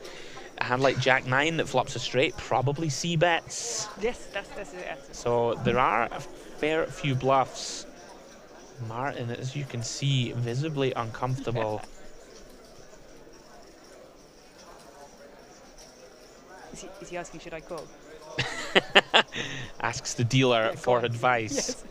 He does make the call, Jen. Very good. He'll be pleased with the result. Or will he? Oh, it is 8-6, but it's the 8-6 of hearts, which I was not informed of. Turns a flush. Mercia gets the full value. It's so difficult to understand what people are doing when you don't actually know what they're doing. The perils of live poker broadcasting. Well, it was a nice non-spoiler for the viewers at home. I knew it was 8-6. Wasn't that exciting, wasn't it? Enthralling, some might say. On the edge of my seat. Mercia played that very nicely, though. Checks middle pair in a flush draw. Manages to get full value on the river. Very tough spot there for Martin, and a very nice start at this feature for Mercia, up to 400k in chips. Hopefully that is the last of our graphical mishaps.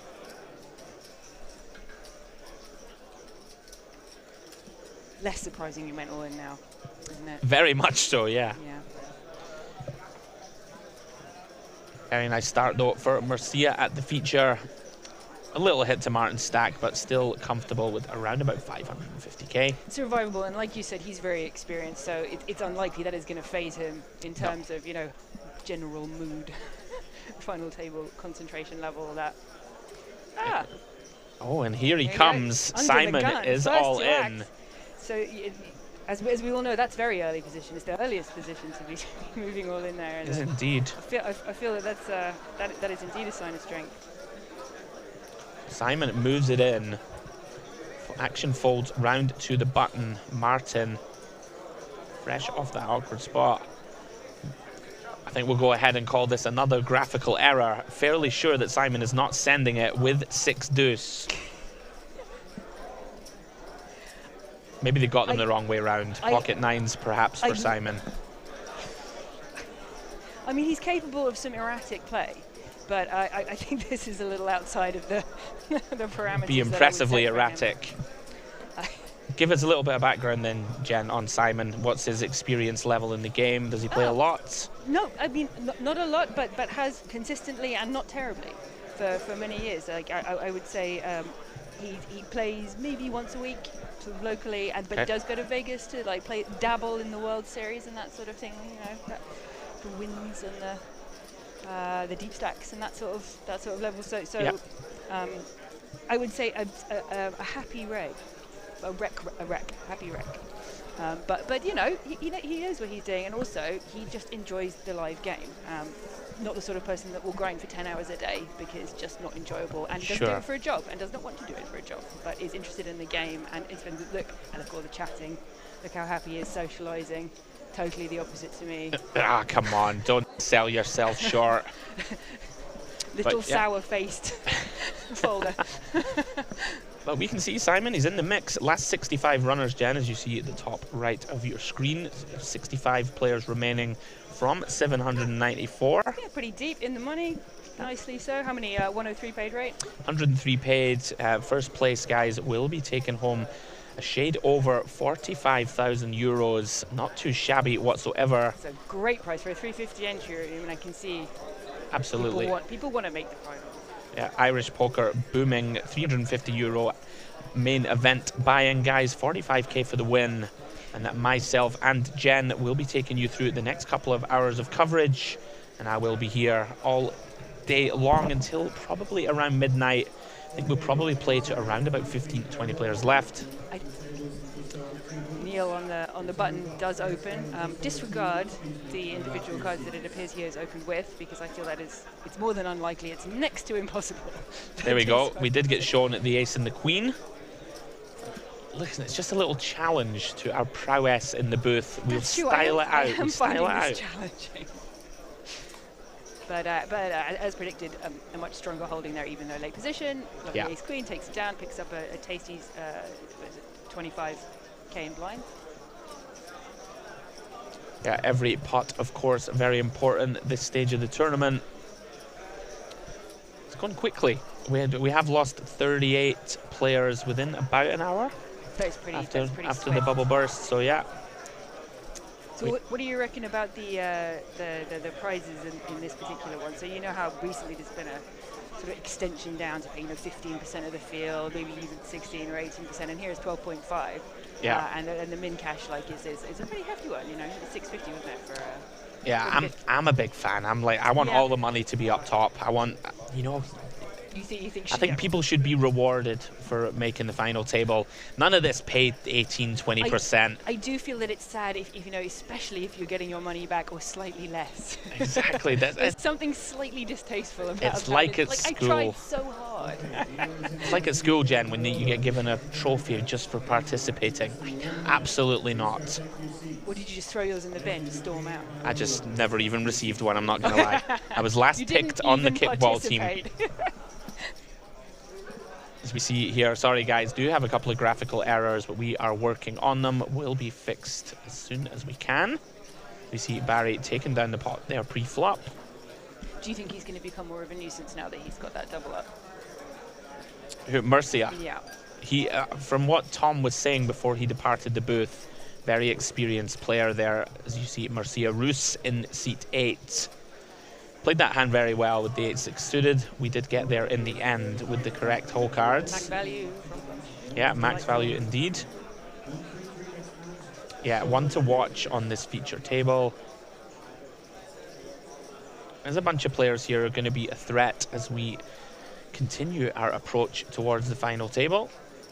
Did you watch any of these earlier, by the way, on the day one, A, B, C, D, or E? Actually, that is a good shout. No, I don't think any of these players were actually on feature. I do know, as I've mentioned, Martin and Darren pretty well. Barry there in seat 9. Mercia in seat 8, all very experienced. So yeah, should be a fun feature table for us to cover. These cards are back in the air. Mercia under the gun.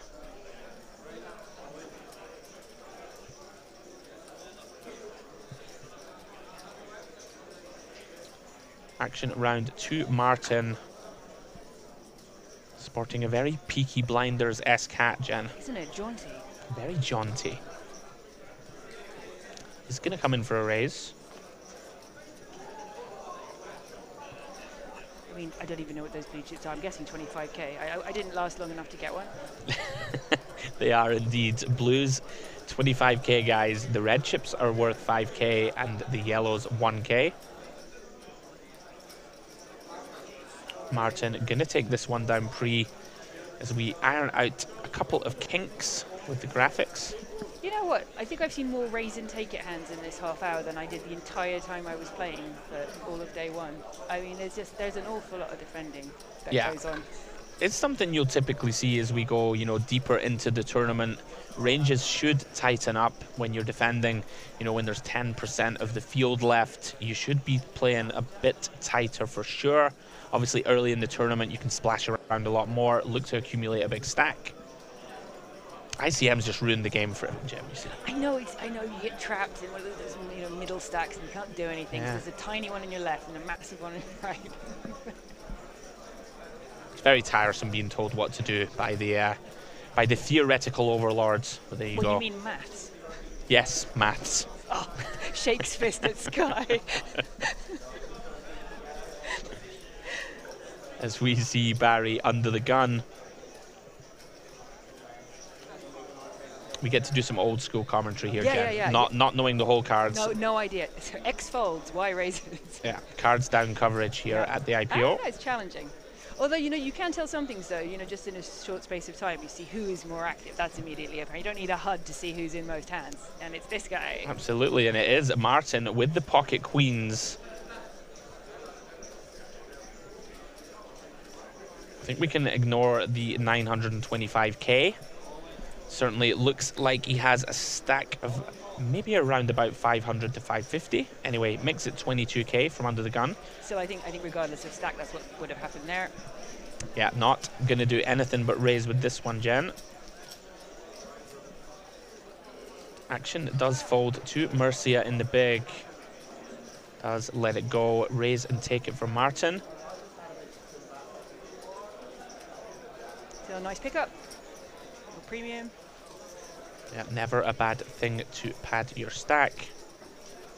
So what is next on the agenda for you, Jen, after the IPO here in Ireland? UK IPT Nottingham. Yes, Dustil Dawn. Known also as the grand final or the finale, depending on who you ask or which site you look at. Yeah, that should be good fun. Always D2D, good show. Yeah, always great value games. So when's that coming up? Middle of? That's early November. Early November. Yeah. The 5th till the 13th. Or actually, it's the 5th and then a gap of 2 days when D2D is shut, and then the 8th till the 13th. And you're working there doing the blogging? I shall be working there. I'm backstage, not doing the blog. That is courtesy of the ever efficient Poker News. Probably Matt Warburton. Shout out to you. Very nice indeed. As we see cards in the air, background to Darren with the King 3 off. He's going to let this one go. No. Very impressive to pull off such a vibrant hoodie, isn't it? I just couldn't see myself managing to pull it off with any level of panache. You definitely could. I do like the way in ultra professional mode you're wearing all black despite the fact you're not camera side. It's properly. Like, yeah, so you don't need to, you're not in danger of getting in the way of Day this 2 of shot. the main, Jen. It's all business. Very pro. No, but you see, if you're sponsored though, you want maximum attention drawn to whichever item of clothing you're wearing. So I get it when people are like vibrant. Actually, didn't consider that, but it does make sense. As we see, Mercia limps the small with King 8. Barry content to check with the 4 deuce. He's going to start bluffing. Don't mind this from Barry. Our hand really never gets, never really improves. And try and attack some of the king highs and queen highs of his opponent. Oh, a little show. A little show. With the deuce 4 of spades there on that all red non-deuce non-4. A little bit of advertisement from Barry. People love to show the nut low or close to, don't they? It's like sometimes we won't show another bluff. We'll show the absolute lowest possible. The absolute hand, napkins. Just for the fun of it. Mercia seeming relatively unperturbed. That's not going to bother him. No, it's I'll not, get you next time. It's not a lot of fun on the river, Jen, if you like bluffed off half your stack and someone bluffs. But otherwise, yeah. No, relatively painless. He got to see a flop for 5k. Potential to win 30, so he doesn't have to, win it that often for that to be a profitable call. Absolutely. As we see Paul Fox with the ace queen of spades, a beautiful looking hand in the hijack. Ooh, another suited ace. Yeah, I expect Mercia to continue here, basically always either going to call or 3-bet. Both options open. Looks like a call. Barry with a quick overcall. Here to play, calling with 9-7 of diamonds. We'll take a flop. I'd expect Martin to fold 10-3, yeah. He is getting value, which is also sort of sometimes slang from people who just call with any old nonsense. Any old nonsense indeed. 10-3 goes into the muck. Ace. Top pair for both of them. Someone's in trouble. This is the problem with rag aces and not 3-betting to try and just take it down pre, which is another option one can do if someone's getting frisky. Although I have to say Paul has not been frisky till now. So thinking he's going to 100% fold to 3-bets here. Not. Absolutely, Jen, I do agree. Yeah, Mercia for sure. Going to call one here in position. Re-evaluate on the turn, but we can see, and you are quite right, dicey waters at the moment for Mercia. Turn is the deuce of diamonds, basically a pure blank. It is, yeah, we now have all the suits. No, we have two diamonds. Yeah, Paul here with a very comfortable turn bet. Was a super dry flop. I'm going to be very confident that ace-queen is good. Does line up the turn barrel. How much? Martin's Peaky Blinders hat is in the way, but we see 75k. Mercia very aware, makes a quick fold. Impressive. Not easy to fold top pair, Jen, especially on ace-high boards. Against someone who's not played a hand and has opened and continued on both streets, I feel it's a little bit easier. Got a pair of aces, Jen. That's a top pair. That's top pair bottom kicker almost. Still impressive, nonetheless, to find an immediate fold. No, you knew where he was. It appears.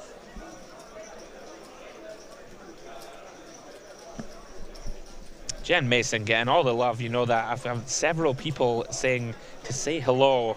Mr. David Lappin says hello, Jen. Hello, hello. And Mr. Neil Farrell also told me to say hello. Nice. Hello, everybody. It's so nice to not be working. I know, you're absolutely thriving. I mean, I feel like that's a rub down to you because that's officially what you are doing, but I'm not. It's not work for me. I do it for the joy of the game. Allegedly. Anyway, Mercia in the cutoff with the Jack-5 suited. Gonna let this one go. Barry. Button is folded to him. He's gonna open very wide. Absolutely, Jen. And 9-10 of clubs comfortably fits into that open range. That's very nice. Yeah, makes it 25k to go. Looks like a raise and take it. Neil, yeah, 9-6 off. You know, you had alluded to the fact that there's been a bunch of raise and take hits. Neil there with just 9-6. You know, 23 big blinds. Not going to defend this one. Only 63 players left. Seems like a good fold. Yep. Darren Harmonson, he's taken off the Vibrant hoodie. Oh, is he listening to your commentary? He may well be. Oh, he doesn't like my hoodie. Off it goes. Darren is very nice. This is the sway that you hold. Such a powerful man.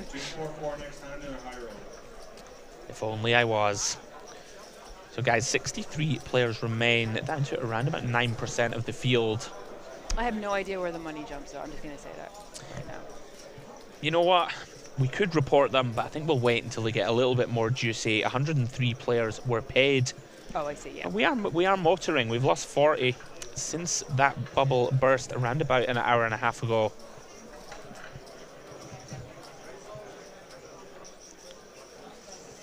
The action will be on Simon under the gun.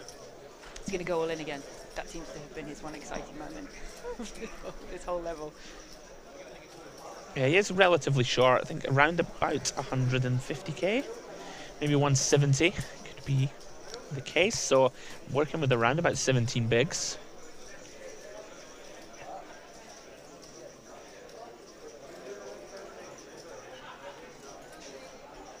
Yeah, 176k. Eagle-eyed, we were just about right. Did you know that already? Did No. you get it from that blurry like picture I guessed of the it. stack? I guessed it from my Incredible. experience. Jedi minds. As Mercia with the Jack 10 of spades opens from the hijack. He's in a bit of a tricky seat here because he's got a couple of players into his immediate left who are likely not to give him a free rein to do this too often. Absolutely, Jen. Yeah, Barry and Martin both very aggressive. I have played with Barry a couple of times and he's not afraid to put the chips in, and he does come with 3-bet here with the pocket nines. Looks to be 59k.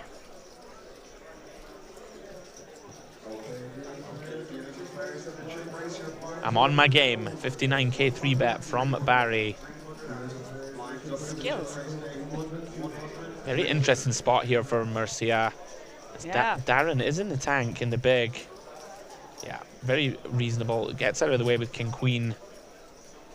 Mercia here does, you know, has a hand that It can flop well. yeah, can certainly defend this hand, but they are laughing and joking already. Makes you think he's going to let it go. Does lay it down. Good body language actually read there. All-rounder. I'm still waiting for somebody to laugh and joke with the person who's just 3-bet them and then shove. Never That's a happens. very good point. Never happens. Spot. You know, you never see it. Someone raises 3-bet. Oh, Hilarious. 120k. In Never. in your eye. Yeah. Never happens. That's okay. He can raise fold. He doesn't have a stack so short that is crippling. It's not the end of the world. Draw a line, carry on. You don't want to play against somebody who seems to be pretty proficient. Yeah, absolutely. Out Is of out of position. Can of course be dominated by some of the 3-bet bluffs of Barry, like an ace-jack or an ace-10. Mercia decides to fold and wait for a better spot.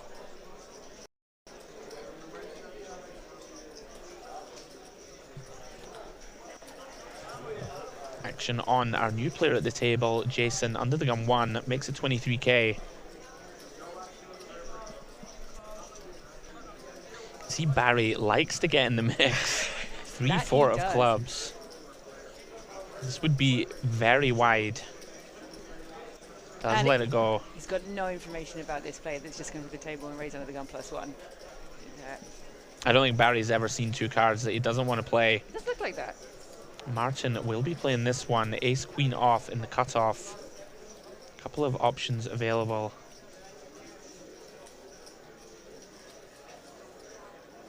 Is going to 3-bet.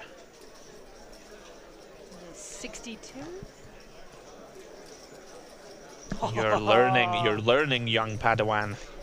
Oh wow, here we go. Darren Harbinson. Very tricky spot here in the small with jacks. Working with 63 bigs. Martin, I believe, covers him. This is a tough spot. Oh, it's uncomfortable, isn't it? You don't really want to make a huge inflated pot with a new person that's been 3-bet. You'd be cold full betting. Yeah, he's decided just a The cold new call. person.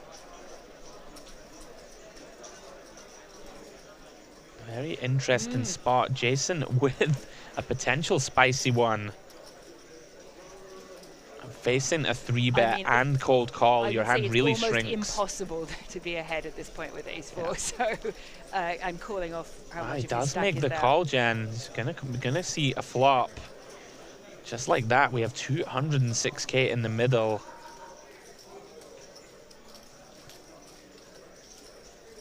Yeah, very interesting spot. It's dangerous for Jason because even when you hit the pair you're hoping to hit, you know, you're an underdog quite a lot of the Here time. we go. Darren Harbinson, this cold call working out beautifully. Flops top set.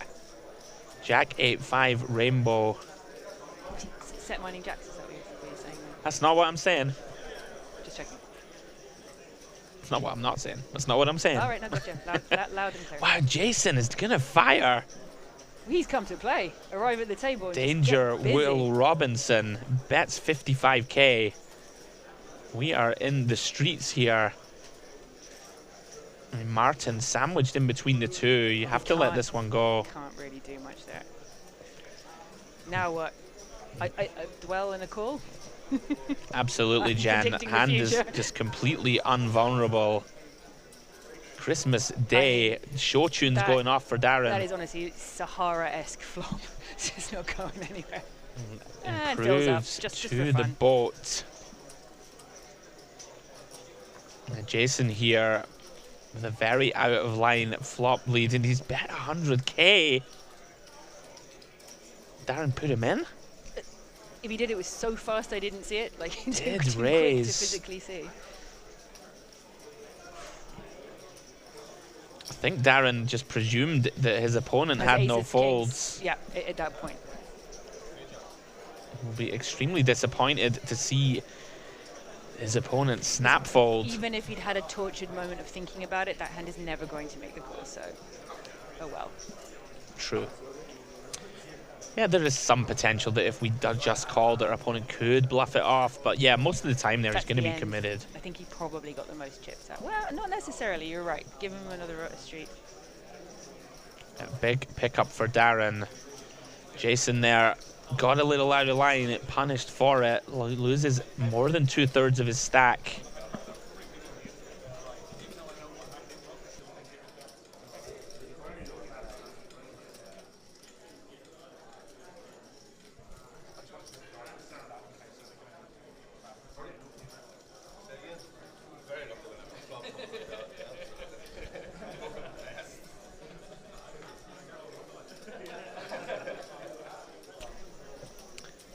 Cards back in the air. Martin with the Jack 4. Does let it go. Darren now 932k in chips. Going to be a threat moving forward. Anthony in the small, 30 big. Sorry, Simon. I just blame my team for putting that up on the graphics. Paul wakes up with a premium though. Simon's done very well here. What certainly would have been some merit to just go all in pre-flop, blind on blind.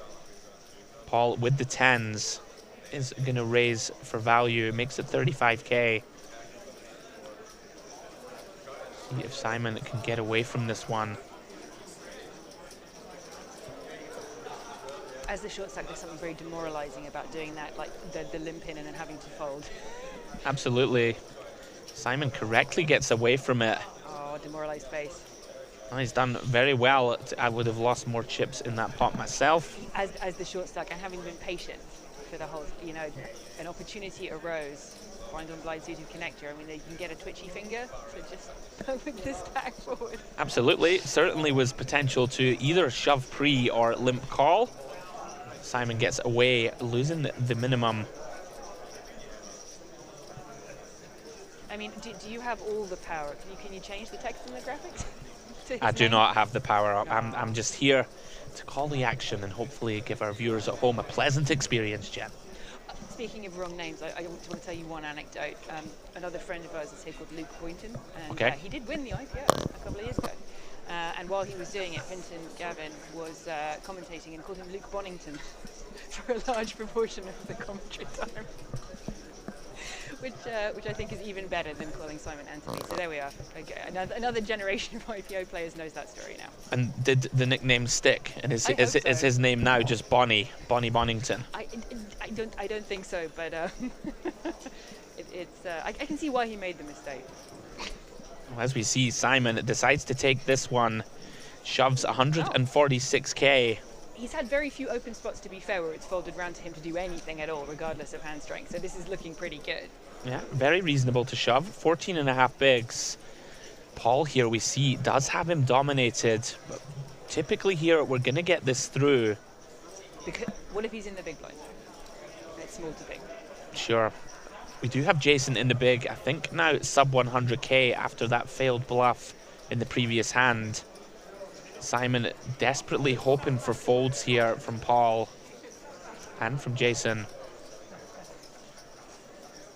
It's right on the borderline this. Queen Jack suited can do pretty well against the shove range, but it is a big portion of his chips. He's still got somebody who may or may not be feeling a bit frisky to his left. So if it were just his decision, I might make it more speedily. If he was in the big, for That's sure. Right, that's what I was going at. Paul does get away. Simon gets him to fold the best hand. What an escape. Great result for Simon. Picks up the blinds and antes.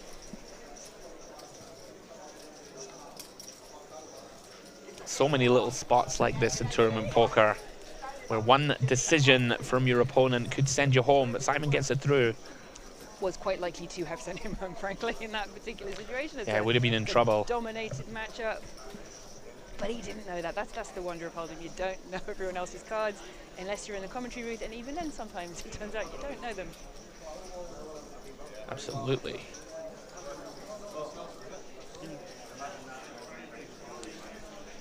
Do you know who the chip leader overall is? I do not, in fact. After the next break, I will come back with some updated chip stacks. In fact, Jen, come on, work your magic. You can find out for us now. I'm going to do my very best. There must be some secret blogger code that you can announce on stream. Don't look at my phone. you haven't earned that yet. As Jen goes into the deep bowels of the internet to find who our current chip leader is, Martin folding the 8-3.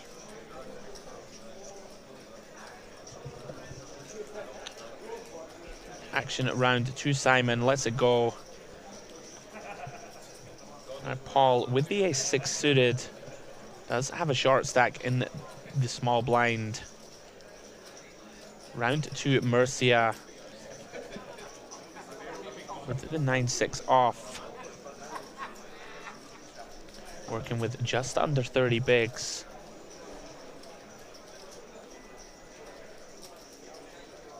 Does defend. You can see here, dominated by the ace-6 of Paul. Best hand pre remains best hand post. And it looks like a pre-raisers type of board, so it may well be. A little bit of deception here. I was gonna suggest check back fold. But Yeah, it's certainly nice to have some of our sort of weak ace-x in our check back range here. And look now, it's 2 pair. Yeah, Murcia does improve to a pair of 6s on the turn. Paul gonna announce himself, come for a little value on the turn. Does bet around about 40%. Murcia may be tempted to call one street. Has that check on the flop enticed a turn bet from a weaker pair? I mean, same pair, weaker kicker. A weaker hand. Look at this, he's gonna turn it into a bluff. Deciding he blocks some 2 pairs, makes it 78k. We can see he is not gonna work. Very aggressive from Murcia.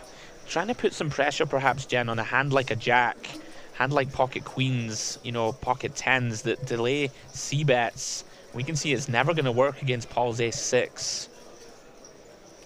Interestingly, had it not been a second pair on the turn, but a random brick card that doesn't make a top straight, would it have been more effective? Well, definitely. So checking the flop is interesting. Yeah, I mean, great spot here developing for Paul, but he is just going to ship it. Would have liked to see a just call here, I think. You know, you can get your opponent to continue bluffing. You're still going to stack them on the river mostly if you're up against a hand like Jack 5 or Ace 5. His opponent wasn't particularly deep stacked though, so Ship had said 500 and whatever K, but effective it was 200. Gotta let them bluff, Jen. Let them bluff. They love to bluff. He's in there with the 9-6. Let him bluff it off.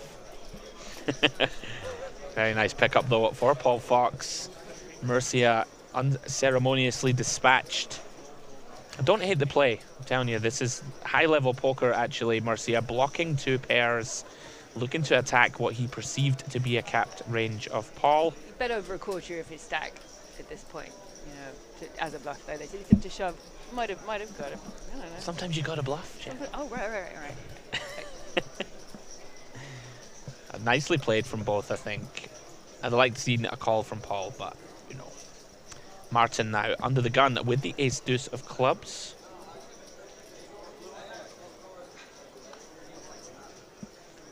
Is going to come in for a small raise. Makes it 22K.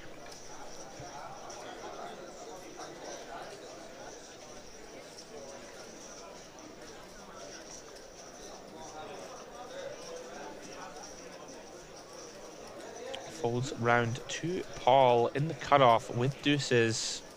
A newly replenished stack. And we can see that Martin indeed blocking one of those ducks. And look at this, Paul Fox gonna 3-bet with the deuces. Very non-standard, makes it 65K. And here we go, Murcia gonna be sending it. Yep, there's no way. 20 big blinds, absolutely. Paul now going to be in a very nasty spot. Martin will be in an easier one, though. Yeah. Does shove 204K. Very problematic now for Paul Fox, having already invested 65. May feel inclined to call here and try and flip. It's an uncomfortable feeling with the lowest pair, isn't it? You know you're going to be that tiny favorite or the big dog, so 4-1, or, you know, just battling over cards, no matter what happens, is guaranteed. Unless they have deuces. I'm sorry, it's not an absolute. There is one hand that doesn't the case. You did say frisky earlier, Jen. Very frisky 3-bet with the pocket deuces. Not something we see much of. Paul here, 135K to win 311. Getting over 2-1. Of course, you can be crushed, but there are enough combos of sort of ace queen, ace king in there.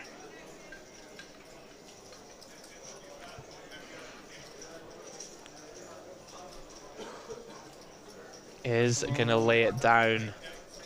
Certainly can't blame him. The 3-bet cost him. It did.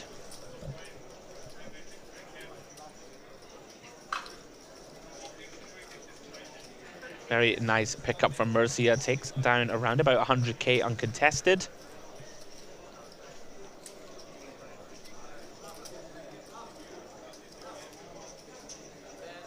So guys, if you are just joining on YouTube or if you've been with us throughout, hope you're enjoying the coverage. I am Andrew Headley, joined in the commentary booth by the lovely Jen Mason, for taking you through the action for the next hour or so. Jen, what's your plan? Are you going to go and play in the chip race? The chip race side event? Probably, it's happening, and I'm here. I've flown all the way from Brighton. I thought perhaps you were having such a good time in the booth that you might skip the poker. Oh, Wonderful. give me a hot whiskey. We'll see how I feel. No, it is very much fun to watch in near real time as a feature table plays down and get to see the cards. You can learn a lot, and Simon here gonna ship it again. 15 bigs, this ace time king. With more of a confident gesture than with the queen 10 on the button last time. It was very Position confident. with a stronger hand, the premium ace king there. We know that just took the last spot, uncontested. Folds round to Martin. Wow, does have the queen jack of hearts. It's a possible call-up. Yeah. 15 big blinds. I like the fold. Yeah. Not going to do too well against the open shove range. of Not Simon. from mid-position like that, with 5 people left to act. Yeah. Not doing it with Jack 10, probably. No, Simon's not in there with the Jack 10 suited in your home game. I mean, maybe there. Here, I don't know. Simon continues to grind out the short stack. Very much so. There's not been a showdown involving him. If you never bust when you're all in, Jen, you're going to win the tournament. That's so true. As you see, we are down, guys, to 55 runners. Started the day with around about 140, 103 paid. All of the remaining players in contention for the first place prize, 45,000 euros for the win. We are on a 30-minute delay to protect the integrity of the game here from the lovely Bonnington Hotel in Dublin. Stick with us, guys. I will be here all the way through to the end of day 2. And tomorrow, live coverage once more on YouTube, where we will crown our IPO champion 2023. When is the end of day 2, Andrew? Well, how long is a piece of string, Jan? You never quite know. You never quite know when we're broadcasting in the booth. But we do expect to play down to around about 15 to 20 players, I think. As Barry opening on the button with the 4s. Martin with the 8s in the small. Around about 50 bigs effective. Can go one of two ways here. Certainly never folding.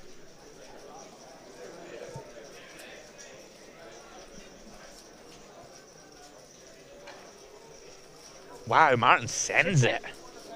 Decides to 3-bet shove. 50 big blinds. Effective. It's a chunky bet. Big shove. Definitely right. I mean, against the button raise. No, I mean his stack. Is that what is it? Yeah, it looks like around about 600k to me. Shows the single 8. Does get it through. Of course, gonna make profit here against the button open for sure. Takes it down.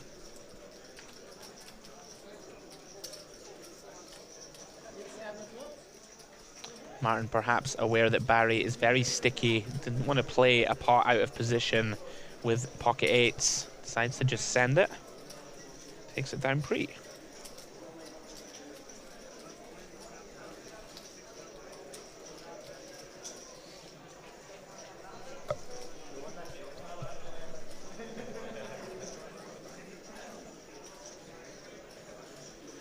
Nice to see everybody smiling and chatting. Sometimes you watch a feature table where there's no eye contact. There's clearly no chat, and the general sort of feeling of intensity that doesn't reflect the fun. I would agree, it's true, especially live poker in Ireland especially. Atmosphere is always pretty jovial. It's good, you can tell. It's a lot more fun than the high rollers where everyone looks like you just kicked their cat. Yeah. Or tranquilized them. Oh, wow. Not the cat. Tranquilized. There's a kind of a calmness. As we see Martin with a very calm open as me and Jen get attack of the giggles. Martin raises to 25k. Neil with the Queen 10 of clubs does decide to just call. Certainly could have 3-bet shoved this hand. Would have been my preferred. With a stack of that shot. Yeah, would have been my preferred line of attack. Because it is a button open. It could be why you pick it up a lot of the time. You increase your stack by a percentage, which is far from negligible. Absolutely. It's marked as Darren Harbinson completes in the big. Flops 2 pair. Neil now gonna take a little stab. Leads from the small. Darren quickly raises. Makes it 55k to call. 55k to go. Excuse me. Probably a very, very, very quick bowing out of the other two players now. Oh. Neil counts out his stack. Queen high and a gut shot. Does let it go. Darren going for value immediately on the flop. Obviously attacking some of the perceived ace X that he thinks are not going to fold. Unfortunately for him, Neil gets out of the way with just queen high.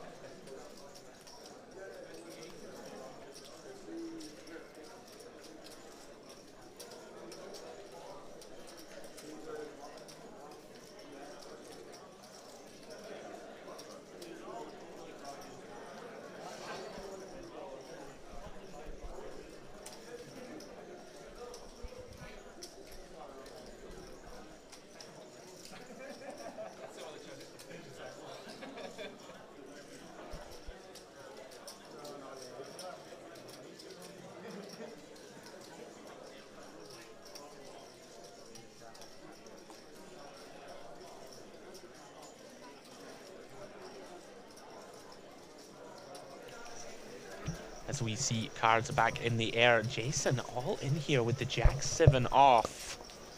Very wide shove, perhaps aware that the big blind ante is stalking him. Darren wakes up with another big hand. Gonna send it with ace-king. Simon in the big, lets it go. Jason here gonna need some help as Darren closes in on 1 million chips. Here we go. We are off to the races. Ace-king against the Jack-7 of Jason. See Darren 3-2 favorite. 2-1 favorite, excuse me. Ace in the window, and that is as close to curtains as it gets. Jason does have a backdoor flush draw. You need to find running spades or running sevens or jacks, and that is it for him. So we see Paul Carr in the background chatting to Darren. Good game, Jason. Had the ill-attempted ace-4 suited bluff multi-way. Gets the last of his chips in with the Jack-7. Darren Harbinson up over 1 million. First player at the feature to crack that barrier up to 1.1. We are down to 54 players here in the main.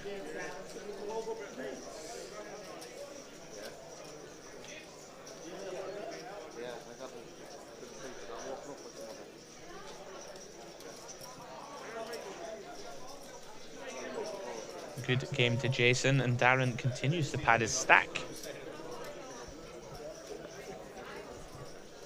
You see Irish Poker Tour sponsor pro Paul Carr there in the foreground, chatting to Darren and Martin. And 23 here of our second streamed table of the day. Murcia with the King 10 under the gun, lets it go.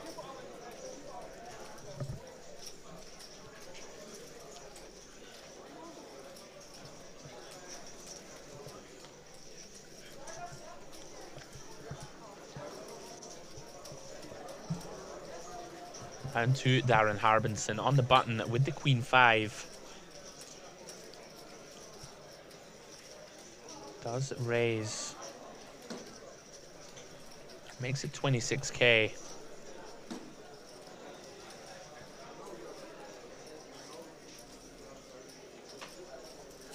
Simon now with King 9. Working with 15 bigs. Is going to take the spot. Very aware that Darren's opening range is going to be very wide. We can see here, very nicely timed from Simon. Takes it down with the rejam, up to 227k.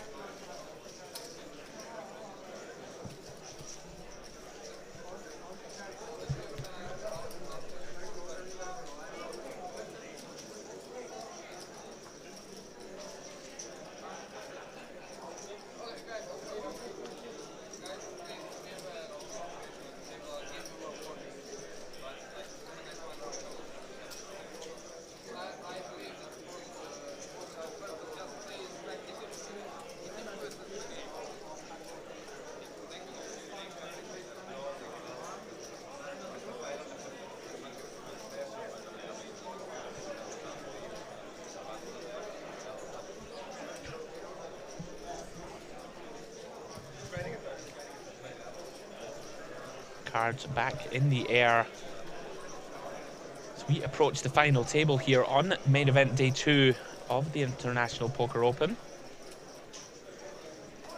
Simon on the button with ace 3, 19 bigs. Does decide to just send it. Open shoves, 227k. Is going to get this one through. Simon chipping up nicely without showdown.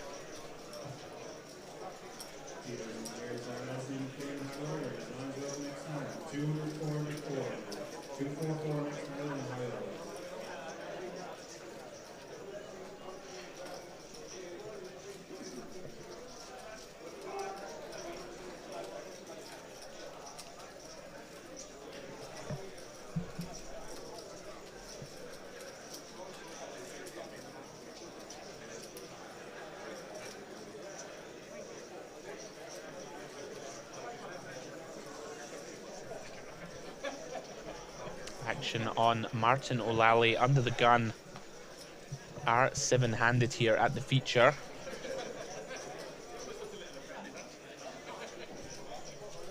Does let it go. Round to Simon. Paul Fox on the button with the ace-10.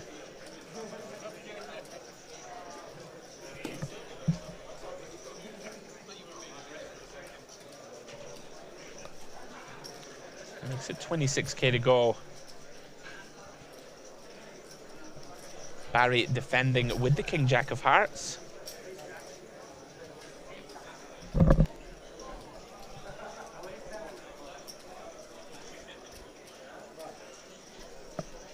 As Jen rejoins me in the booth. Paul here, still best with ace-10. Comes in for a c-bet of half pot. Barry not having it. Sticks around with just king high. Pretty loose defend here with no backdoors working for him. Is it going to lead now on the deuce? Very interesting. It's something we see a lot of nowadays, Jen. On these low to mid card pair-ups, you will see the big blind lead a lot. Meant to have more of them in the range. Is supposed to have more, but is he really check calling a large sizing on the flop here? Calling with too many deuce X pre. See if Paul can sniff this out. Barry makes it just under half pot with the turn lead. Is going to have some 7x, some 4x here, and some deuce X. Also going to have a bunch of draws, a bunch of flush draws, hands like 5-6, 3-5, ace-5 that decide to take the betting lead. Barry makes it work.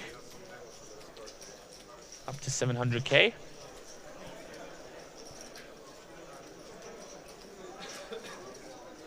As you know, Jen, there is no bias in the booth. But of course, your partner Simon in seat 4 did pick up a couple of all-in pre-flop spots while you were away. Padded his stack. That seems to have been his entire game today, to move all in and not get called. He is executing it to perfection thus far.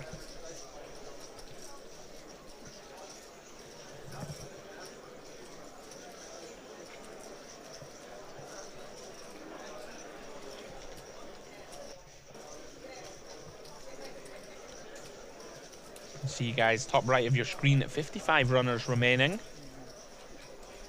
We are getting to the business end, Jen.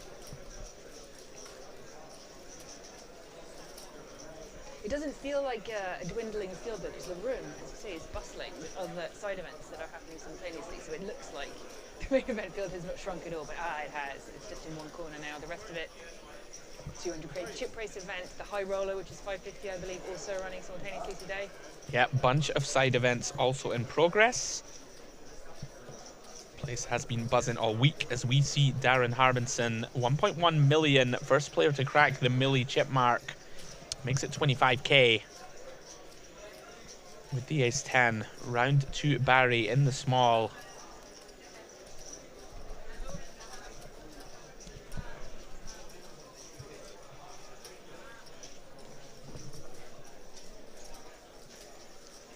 And wow, Barry really feeling it.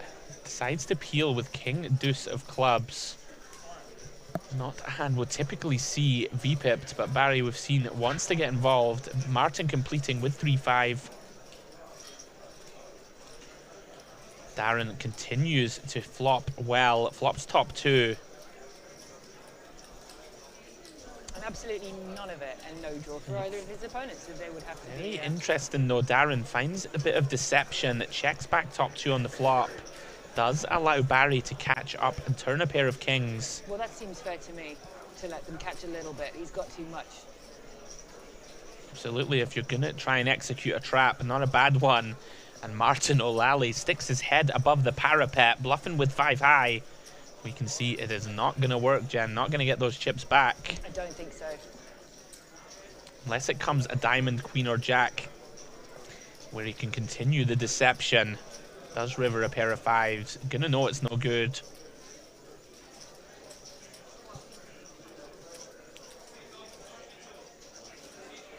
Does wave the white flag.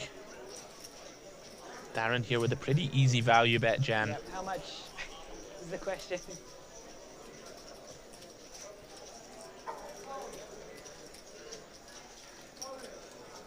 $75. Half-pot bet, pretty standard.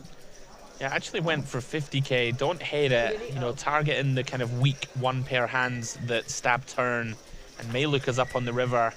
Oh, I thought I saw 3 blue chips. My mistake, I'm sorry. No problem whatsoever. Darren continues to accumulate chips. Basically got the max there by finding the flop check.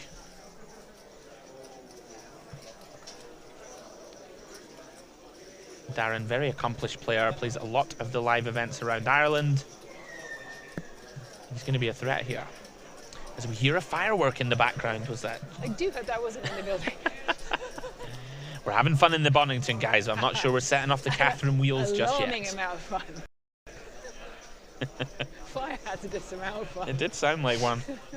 Nope, absolutely no commotion. External firework. Everyone calm. Folding round. Take us through this one, Jen. Ah. Come on, let's test you. Oh, it's just going to be a walk now. Look, I don't even get anything interesting. Hold the phone. Oh, yeah, okay, we have the seated gapper for Martin and the small blind. It's going to look appealing. It's, 6 gates full. You can have a little stab at this. Or a big one. Puts itself forward, absolutely no hesitation in the fold there. We can see it was in fact 6 high, doesn't matter. It's plenty good enough. Pick up the big blind. The antes are 24k.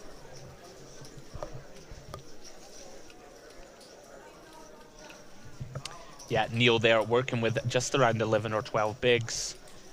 Martin, of course, aware, Queen 9 of clubs, doing very well against a blind hand. It does just ship it in. On average, could even make better fold. Ooh, maybe. You could get some hands like King 5, King 6 to fold for sure. Yeah, weak kings. Martin continues to pick up chips. Hand 28 here of this second stream table. We will be bringing you guys a brand new feature table lineup after the next break, as Mercia picks up a beautiful looking ace king of diamonds, working with 23.5 bigs.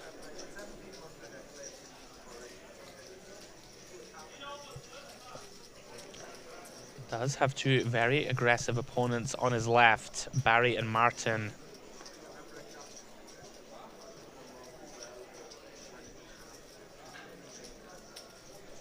I believe we have a raise to 25k. Looks like Barry has called with Queen Jack of Spades. Darren with the King 5.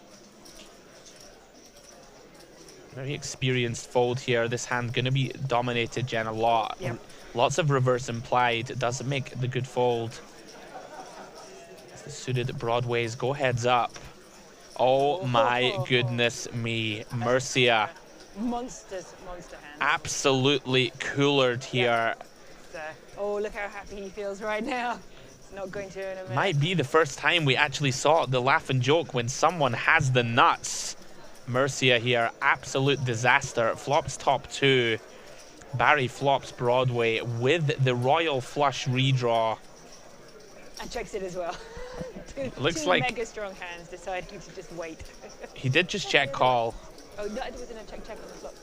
I think Barry bet and Mercia has check called. What a time to lose the graphics. Oh my goodness. It's the royal! The royal flop. Oh my good lord. The full house. Mercia with the nut full house. Unbelievable one scenes. hand that beats him, and that's the one that does. Extraordinary. I think I've ever seen this before. It's not just the full house, it's the weird one where you have 3 of each. I call it the hotel. Jen, we are in shock here in the booth. Mercia thinks he's about to celebrate a potential double. Yeah. Barry rivers the royal, and he shoves. I mean, Mercia's gonna snap this off. What an absolutely horrific way to bust the main. That is the expression of a man who just realizes that a rivered royal flush my goodness. his ace is full of kings. Never witnessed it before on stream. I don't think I've ever seen that ever, this particular. Woof. And poor Mercia Roos eliminated in 55th. Barry Rivers, the Royal. Extraordinary. What a hand. Flops Broadway. Mercia improves to the nuts. Full house on the turn. And Barry hits that one out Royal flush on the river. Absolutely incredible scenes here in the Bonnington. I guarantee that everybody playing on this table right now, that is the hand they're going to remember in years to come. Still in shock. Always try to remain professional in the booth. I was like a little kid there watching that run out, Jen. Like he's drawing dead except for one. Oh, there it is. There it is. Absolutely insane. We say GG to Mercia. Played great. Super unfortunate. No, he's going to be staggering over to the cash desk to collect his award now. Barry Moore, what a hand. I thought there might be an influx of new players to this table shortly, the empty seats and all.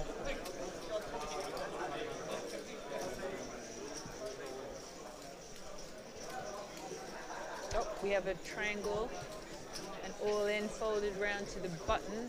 Open spot, it looks like a shove with 9-4. Yeah, I doubt it's going to be 9-4. But you know, it's a very short Oh, it stack. might be. It's a very short stack. It could be a What is napkin and the happening? bench rules. What And it is could going go on, away. Jen, at the feature? Neil has sent it with 9-4 off. 11 big blinds. Darren has him crushed He with is the unlucky ace-9. It's unlucky to have a dominated 9. To be fair, some weird runner on a straight. 4. 7-6-6 does turn an open ender. Chop opportunities. No. Jack of diamonds, no good.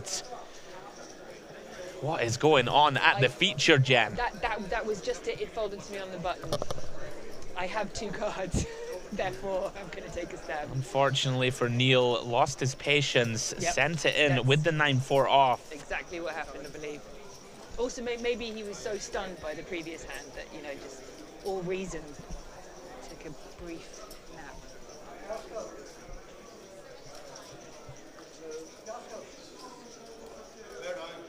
So we catch our breath in the booth. Suddenly, we've got 3 open spots on the feature table. Let's bring in some new blood. I believe we will have a pause in the action while we get some new players sent over. Darren Harbinson now up to around about 1.3 million, Jen. Has a lot of chips. As you see, we're down to 48 runners. This is a very comfortable position for him to be in. There's nobody, you know, snapping at his heels on here anyway.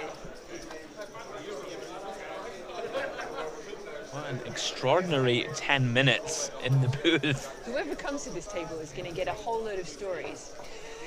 Shocking stories in one go. Truly insane. Welcome to the table Couple of back there. hand spell. Barry's run of pre-flop.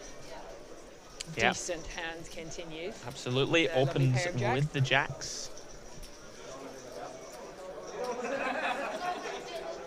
Everybody being swept up in the madness. Everyone enjoying. 48 left, guys. International Poker Open Main Event 1B. I am Andrew Headley in the booth with the wonderful Jen Mason as we continue our approach to the final table. Paul gonna defend with 4-5. Queen 8-9 rainbow. Barry, of course, still good. Does check back. Very natural hand to pot control, pocket jacks. Paul with just 5 high is gonna check turn. Barry gonna announce himself. Gonna take it down. Still blown away by that royal flush versus the nut full house.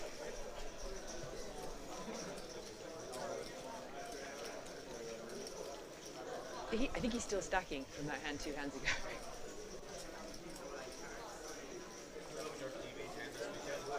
Up, here we are. New player. Yeah, new player is brought to the table as our floor deposits his chips on the table.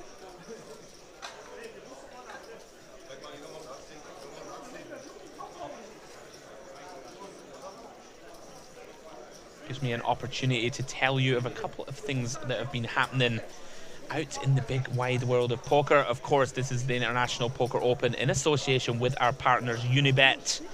I was over in Malta last week, Jen, playing the Battle of Malta. And the Unibet Deep Stack Open is the other event going on out there at the moment. Got 1,444 runners. Unibet Poker, of course, qualified 150 players over the last few months for both events. And we do have our Unibet Online Poker Series starting today online. 1 million euros guaranteed. That's a lot of euros. That is a lot of euros. 4 different leaderboards. So if you want to take on Mr. Darrow Kearney or David Lappin, Unibet sponsor pros in the leaderboard streets, Who would not want to do that? get yourself involved. Updated chip counts for you guys. Darren Harbinson, 1.3 million table chip leader. Martin with just under 800k. Paul and Jamie both with healthy stacks, 463. Barry with 1 million after that royal flush, as we still continue to digest the madness. A couple of short stacks, 320 and 260k respectively.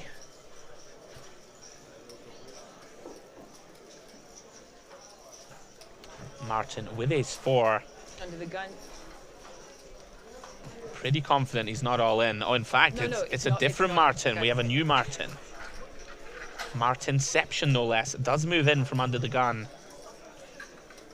Action folds round to Paul Fox. We can ignore the graphic. Certainly not 463. It looks like around about 150. Oh no, you might be right. 83. Yeah, could well be 83k. So comes to the table, first hand, under the gun. First hand, first position. Yeah, 7 big blinds. Paul Fox makes the call. Some sort of suited Broadway against an ace. Looks like ace 10. King 7? As we switch to the overhead camera. 3, 2, 1, go. Looks like ace 9 or ace 10 against a suited king. 7 of spades? That's my guess. King 7 of spades. Let's go. Let's go. Didn't come here to sit and go through the blinds with 7 big blinds. Picked up a suited king. Seems very reasonable. Very reasonable. Looks like king 10 of spades. Oh. King 9 of spades. No, I'm gonna go 7.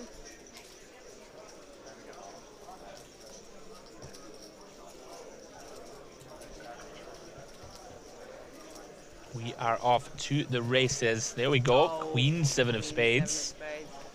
Oh, wow. Paul Fox flops 2 pair. Gets a proper sweat, though. Does have a sweat. Flops the flush draw to go with backdoors. Gonna need one of the remaining spades, Jen. That's not one of them. That is not So one of them. I hope you have enjoyed your single hand on the feature table. Action It's absolutely full of drama. non-stop here at the feature. You lose another player. We see Paul Fox rakes in the chips. I need a break, Jen. This is absolutely insane. Amazing action today on day 2 of the IPO main. Sometimes people, they come to the feature table and sort of clam up for a little bit, waiting to see what it's like, you know, especially with new people and being filmed and all that. Absolutely not. Just seen none of that whatsoever today. Table change, let's go. Action Not right a from bit the of it. start. Not even a little bit. There was a day when people were camera shy. Do you remember that? I've never been camera shy. Not you. I'm talking about the way players play when they're being watched by you, Big Brother. No, absolutely. It is great to see everybody very jovial. Atmosphere's great. I mean, I'm biased, but I would much rather watch people enjoying themselves, having fun, you know, action poker. I love it when they sit there stone-faced and say nothing. Hate it. Of course you do. Everyone does. That's what you want to see at a poker table. A bit of banter. Absolutely.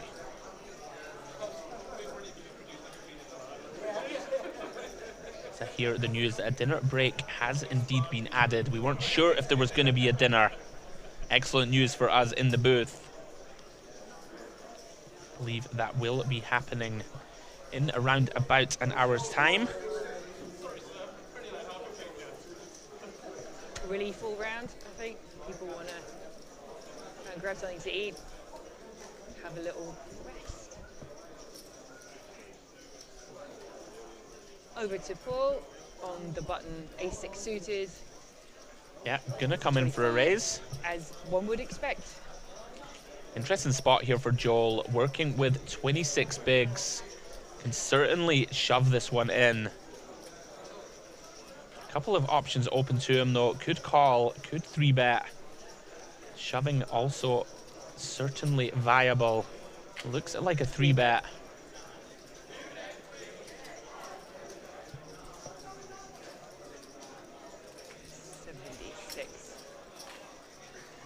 Yeah, makes it 76k. Bet. About 2 to 1 on the call. And we have seen Paul not afraid to put his chips to work. Does have a defendable hand, Ace-6 of clubs.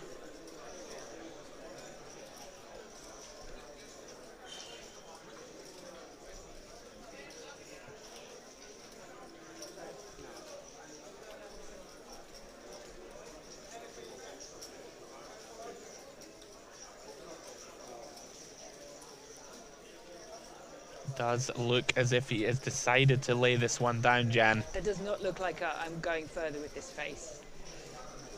Does the classic, Discretion. shows the ace the of ace. clubs. Let's it go.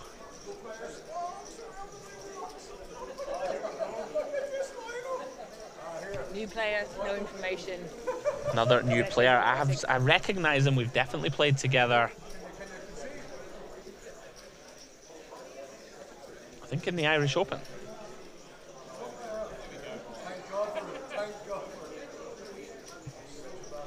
What a 30 minutes, Jen, that's been. Unbelievable. Very exciting.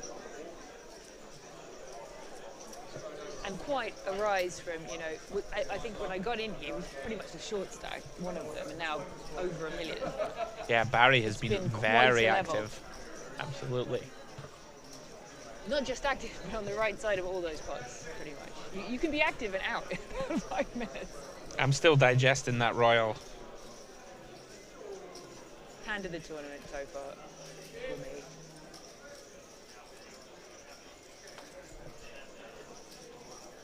Darren makes a somewhat tight fold, 7-8 suited under the gun 1 off the big stack. Folds round to Barry.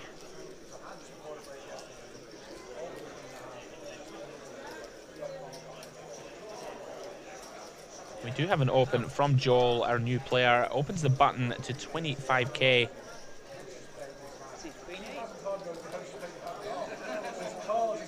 Very reasonable. Martin with the queen 3 off. I'd be surprised if he attacks a new player with such a poor start. You are quite right, Jan. Does let it go. Go.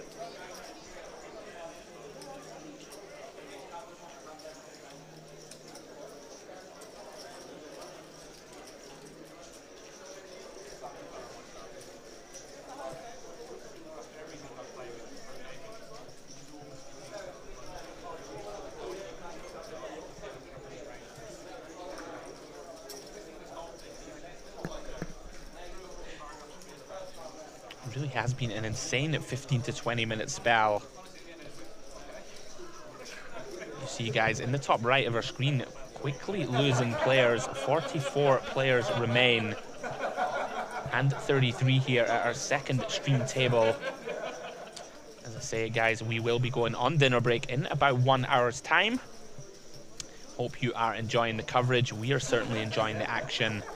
I am Andrew Headley, your commentator this week, joined by Jen Mason in the booth. 44 players left. We will be playing down to around about 15 players. Final 2 tables, and then we will bag up for the night. Come back tomorrow and crown a champ. As Barry continues the aggression, opens with ace-4 of diamonds on the button. Very similar to last spot in the big blind when he folded the queen 2 after a bit of thinking a look. Over to Joe in the big blind, short stack, a6 defend. Battle of the raggedy aces. Yeah, very reasonable. Certainly Joe here could have considered shoving, right? Barry's going to be very wide. Both players flop an ace. Joe with SPR of around about 3.5. If he was confident enough that he was pretty happy to hit an ace, he could check. Yeah, against an aggressive player here, we're not going anywhere. Ever. For them, Oh, that's very nice. they will chop this one up. And there's a comfort that comes if you do have an ace, which does not have a top kick. That 9, everybody knows what that means. Very interesting here, though, Jen, of course. Barry happy to continue barreling, targeting a king or a hand like a flush draw.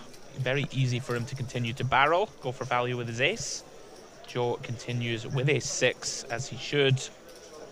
194k in there. Does go check, check, river. I'm going to chop this one up. Would have been interesting, Jen, if Barry goes all in on the river. There is a small chance that Joe folds a chop. They do check it down.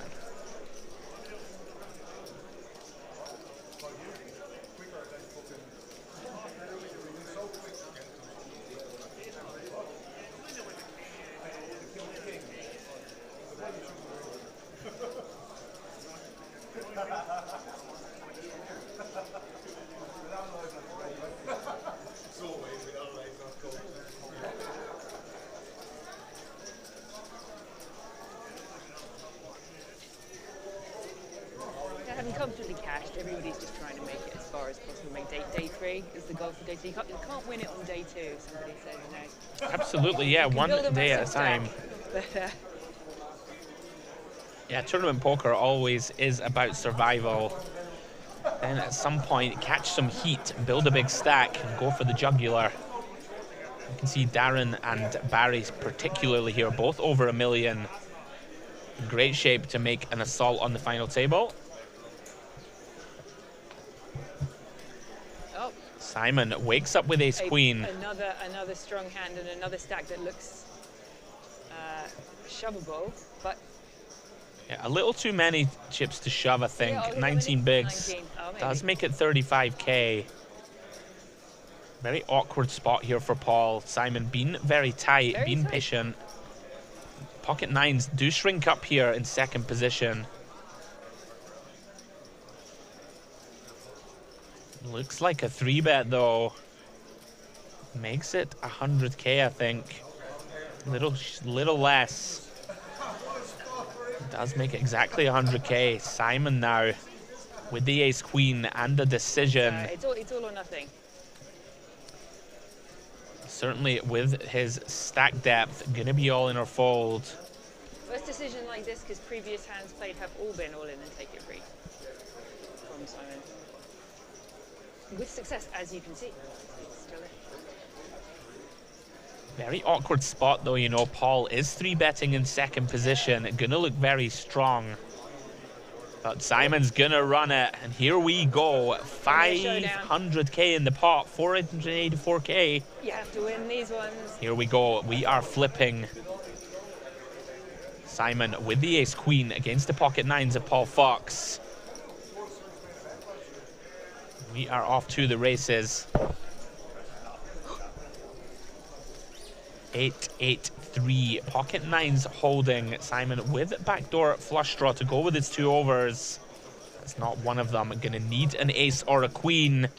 Can he find it? Oh, those 3 oh, of no. hearts on the river. No, that's not a hit. Never mind. A solidly Unfortunate. played game with no feet wrong, really. So Good game, Simon. good game indeed. Very Nice good cash run. deep run. Absolutely. And apparently, from the level of sort of jovial chatting on the table, quite friendly and an enjoyable day had by all. Jen there with the most the British, exit speech ever for Simon. How delightful. As we say, good game, Simon. Good run, my friend. I know he will not be disappointed with this run, apart from the initial. Oh, I was Yeah. in that seat a second ago, and now Absolutely. I'm not. But apart from that, it's been a pretty good run. Yeah, And a do hold have on to for a win short your stack flips. For a while, do have to win flips. Good game, Simon. Busts in 44th place. Very strong run. We continue to lose players very quickly here on day 2 of the main. 44th place was good for, as I pull up my figures, 890 euros. That is a lot better than no euros, which is what Not the bad largest at proportion all. of people in this tournament will have taken from it. So Absolutely. delightful cash and a fun time holding on the feature table. He played well. He did I'll not- give it to him. No, no, no. And Although very I solid. was going to ask you, incidentally, had he made a big old shove pre-flop with the near 20 bigs with the ace queen, do you think nines would have pulled him there? It's like Ooh, position, that's so interesting. that's Yeah, probably folds to an open that's- shove, but that's interesting. no, I don't. I like how he played it. As we see Joel under the gun, 35 bigs, ace four of hearts.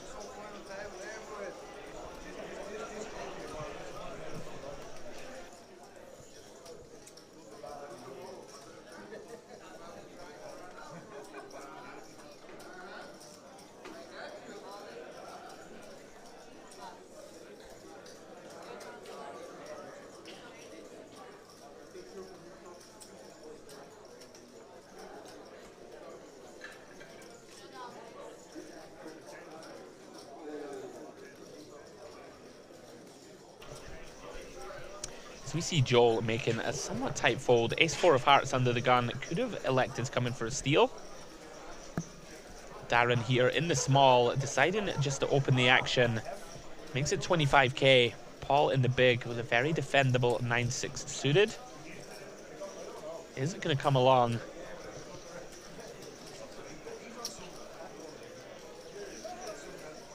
Yeah, Paul, very quiet at the beginning, and then after a slow accumulation of chips, he's got into the stage when it's You win a like, big flip and you're happy as Larry. I'm good now, let's mix it up. King, Queen, 3. Darren here with the range advantage. Does continue. Going to take this one down. Continues to pad his stack. Has gone about as good as possible on the feature for Darren. Has he lost a single hand? I'm not sure he has. Not since I've been here, I don't think. It's been one-way traffic to his stack. Absolutely. Did receive that gift from the ace four when he had top set of jacks. Continues his upward trajectory. But hasn't, become overly aggressive and just attempting to win every pot, which Playing sometimes very you well. get that at the beginning. People they take the break off all the way and then they needlessly endanger a lovely, healthy stack that he can play all the way through the day. 500, 255 next time. Yeah, Darren, very experienced. He's trying to try and position himself for the final table.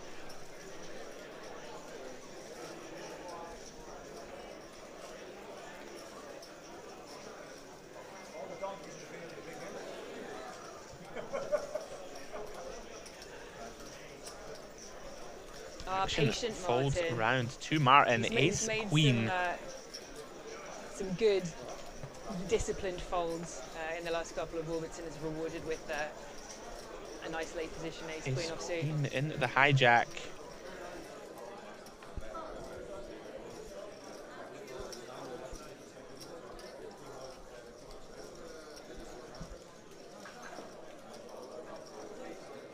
And oh my goodness, Darren Harbinson wakes up with ace king. 60 bigs deep. This could be trouble for Martin. Darren is gonna 3-bet. Big potential clash incoming.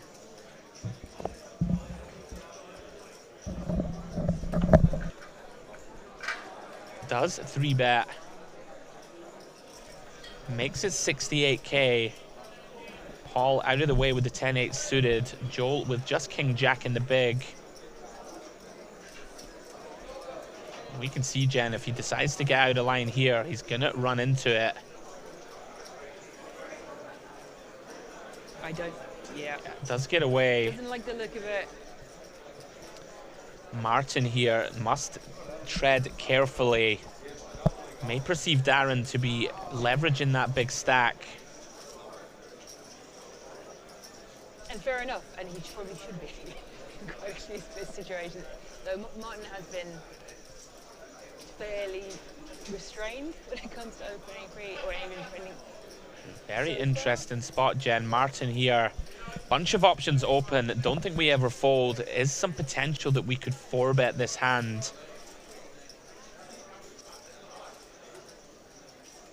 Does just call. I think it's very reasonable. We will dominate some of the wider 3-bet steals of Darren. Decides to call out of position.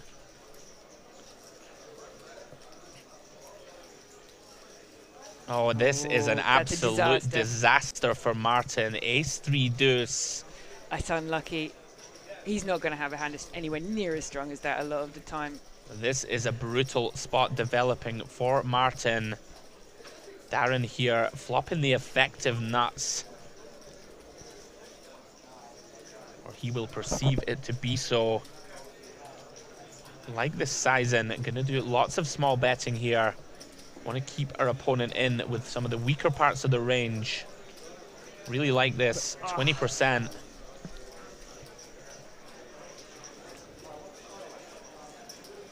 There's no reason for him not to think he has the best hand now. Yeah, he's going to be thinking, oh, how do I get value out of this ace, this massive kicker that I have? Oh. Absolutely. Looks like he's counting out a raise. Yep. I think Martin actually has a lot less chips than on the graphic. That's not 690. No, it looks like around about 400 behind. Wow, and he's just sending it. Well then. Darren quickly jams. He's snap. Bad news. Oh wow, he never folds. Here we go. Absolutely huge pot in play on the feature here. Looks like around about 400k from Martin. Darren Harbinson here in position to get to 1.6 million. Gotta be good for the tournament chip lead. Martin needs one of the remaining 3 queens or a backdoor chop. It's thin. Is thin. It's thin. And that is it. That's the end. Martin drawing dead. Darren on the turn. I feel kind of sad for Martin. He's played well all day. He's made the right decisions. He's not really got any benefit in the form of chips out of it. Absolutely. Very unfortunate. We say good game to Martin. Good name, Martin. I'm sure we'll see him again, possibly in a side event immediately. And not much to be done. Bit of a cooler on the feature. Bit of a cooler. Bit of a cooler. Darren Harbinson has the lot. He's going to enjoy watching this back, isn't he? This is the day when I could not miss. I mean, he's not hating it. I'll tell you that much, Jen. It's been the table of doom, though. Elimination after elimination. Fantastic as a spectator. It almost looks like a weird highlight reel. Has been wild flushes, elimination. I know. Every second something's furious. We see action on Barry under the gun. We will not see action with 5-3 offsuit. Oh. We'll see action from Joe. Pocket nines in the hijack. Working with 25 bigs. Darren now 2.1 million in chips. I think he might have. Did he just knock a chip in and it went as a call? When you've got 2.1 million of them, Jen, you can do what you want. It looked accidental. There was a kind of sheepish look. No, exactly. He's now. So we see Kenny stack. Crowley rejoin the feature table. Very accomplished player, has improved his stack to 1.3 million. Wow, and Darren, it just continues to smash the deck. Flops top and bottom. Ace 10-3 with 2 hearts. Deeply uncomfortable for pocket nines with 2 callers. Absolutely. Does check through to Darren. I'm going to go for immediate value, 28k. 23k, in fact. Very difficult spot here for Joe. We do have the 9 of hearts. Our opponent is going to be perceived to stab with some semi-bluff type hands. He's going to call 1, keep him honest. Darren just continues to run hot. That's unfortunate. He's going to make it less likely his opponent has an ace. Absolutely. Which of course he does. And not just that. Look at this though. Joe is leading, Jen. Decides to lead into Darren.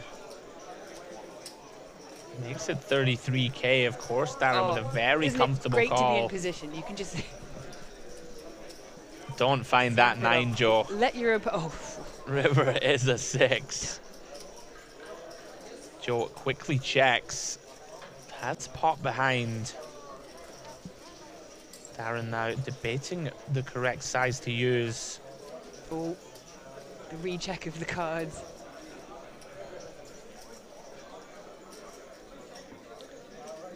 Probably going to shove here a good amount of the time. Obviously, we're only going to value bet 60. an ace or better. Does go for the milker. Joe quickly gets away. Nice laydown. Expensive hand though. Yeah, Could absolutely. have been a lot worse. If he decided genuinely that this person is in position, has won every hand, is going to just fire at any old flop with any old anything. Pairs the ace on the turn, suddenly 9s don't look so bad. Yeah, difficult to fault Joe for check calling flop, that's for sure. Does get away on the river. Darren probably doesn't want to leave this feature table. I don't want to break. Can we just play through it? Unbelievable. Absolutely crushing. We get a few new players at the table. Kenny Crowley, who we have seen throughout the week in seat 8. Has a lot of chips now. New player in seat 4. I've yet to see him on stream.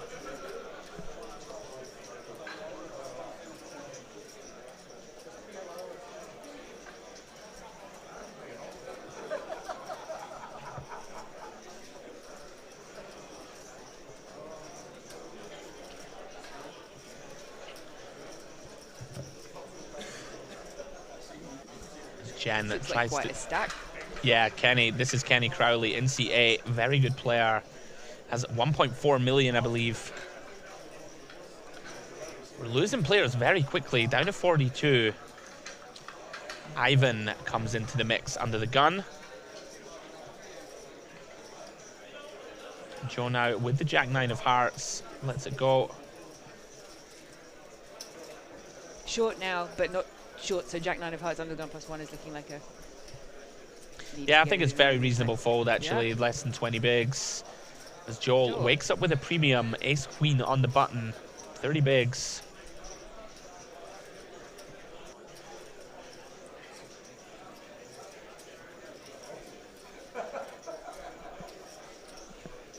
$35K. It does size up. Yeah. Interesting decision.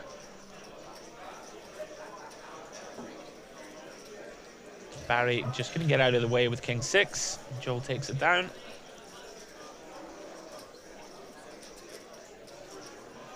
We did see Barry earlier defend, I think, exactly the same hand. Different player, different situation. Yeah, I think the stacks. fact that Joel sizes up there to 3 big blinds makes the King 6 shrink Suddenly. up.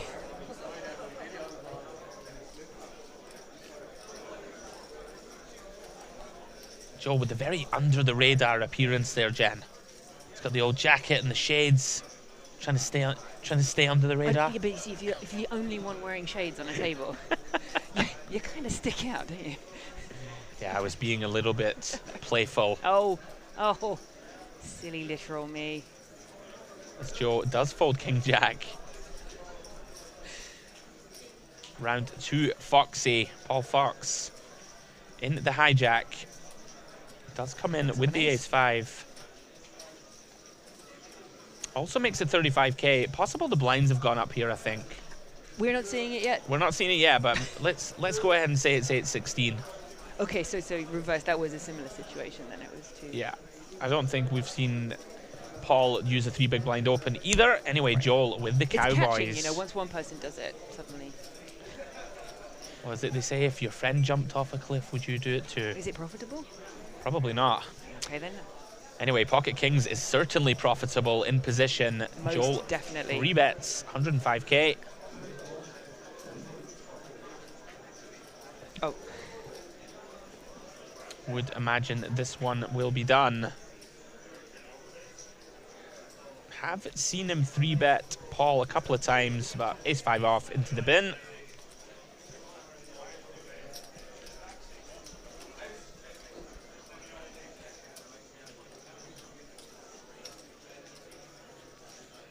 Some literal towers of chips there, Jen, on the table now. When they start spreading sort of sideways so that they encroach on the next player over, that's the kind of stack that's fun to have. Oh, sorry, is this nudging your stack? So I imagine in the break, which should be upcoming the end of this level? Yes, this one if it's just gone up. They will be doing a colour up. Stacks will look no longer quite so monstrous, which of course is a bit sad if you were the one with the castle of chips and suddenly all of those yellows worth 1k each, you know, 10 of those, 25 of those in one blue chip. I miss those days, Jen. Back in the day in, you know, Vegas when you had a big chip and you couldn't even reach. Yeah, you couldn't even reach over the pile of chips. Now they cash them in and you just have one little tower. Yeah. You got 6 million and you got about 10 chips. So Darren enjoying his 2.2 million, which is going to look a little smaller after the break. Has picked up another pair. Yep. Understandably open. Yeah, I'm going to say it's 16k big blind, guys. I'm pretty confident. Raised to 35k. With the pocket threes, of course, Darren, with so many chips, has free reign to widen that opening range. Round to Joe in the big. He's giving it the squeeze. That's a live read, Jen. You know when people squeeze their cards for an extra bit of time? Oh, really? They always have an ace, I'm telling you. Wow, that's a very valuable piece of information. Thank you. Booth reads. Excellent. Joe is all in, 199k. Yep, he has a short stack. Very awkward spot here though for threes. Not doing well here against the shove range. It's a good move from Joe no matter where he's got, really. Although under the gun it's got to be something, right? He's going to have to give his opponent some kind of respect. Even though it is Darren with all the chips in the world, he's not opening with 9-3. Yeah, Joe's going to have a pretty strong range here for sure. Yep. To rejam. Oh, a tortured self-back massage. Yeah, I think Darren gets away from this. Joe's not going to rejam too many. Well, obviously going to rejam basically no worse pairs, being the fact there is only one left. Pair. Yeah, but flipping at best. I'm really thinking about it. You can afford it, Jen. Might be feeling the run good.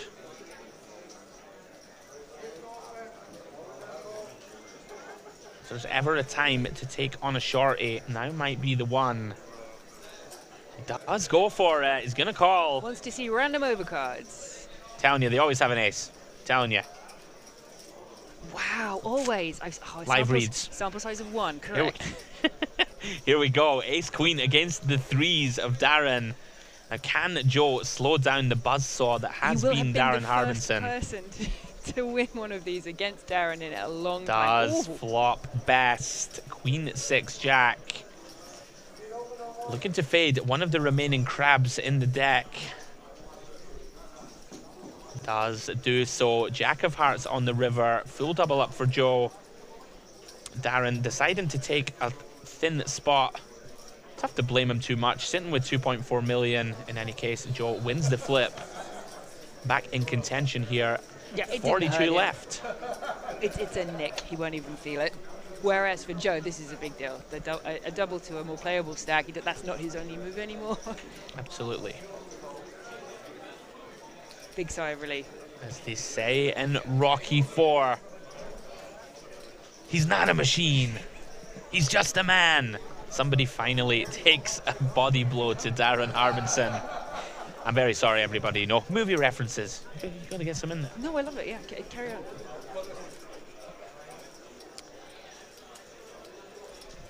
You can be on like happy tilt. This is definitely a thing too in poker. You win in every single hand. Oh, you know? You win every hand. You're like, right, I'm invincible. Yeah, I'm not gonna lose ever. Oh, someone's done something. I call. Does take it on, and Joe finds the full double. No.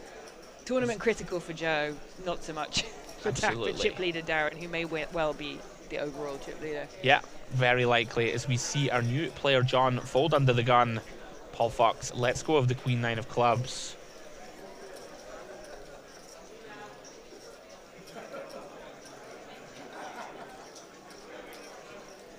Joel, very serious.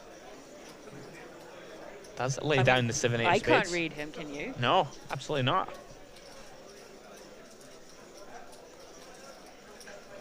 Folds around to the small blind. Looks like Joe gets a walk. Oh no, sorry, he's walking Darren with the 9 deuce. Normal service resumed. Darren back to raking in chips. It'll take a while for him to, you know, build that double through back in sheer walks. He's going to have a number in a row.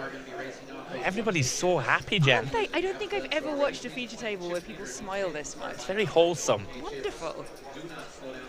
Guys, a walk-in advertisement for Irish poker. This is why it really we is. do it. You should be in the mix.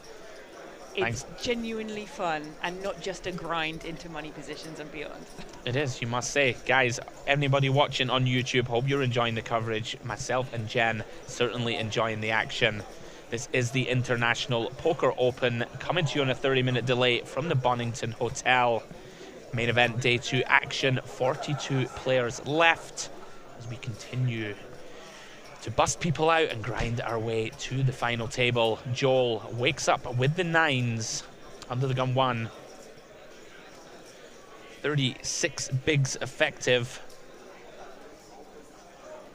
Of course, gonna open.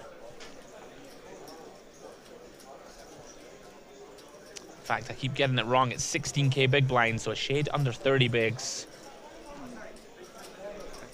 Disregard the Yeah, guys, right. we are playing 8, 16, 16 as far as I am aware. Darren in the small with the king jack of clubs. Couple of options here. Could 3-bet. Certainly not going to fold.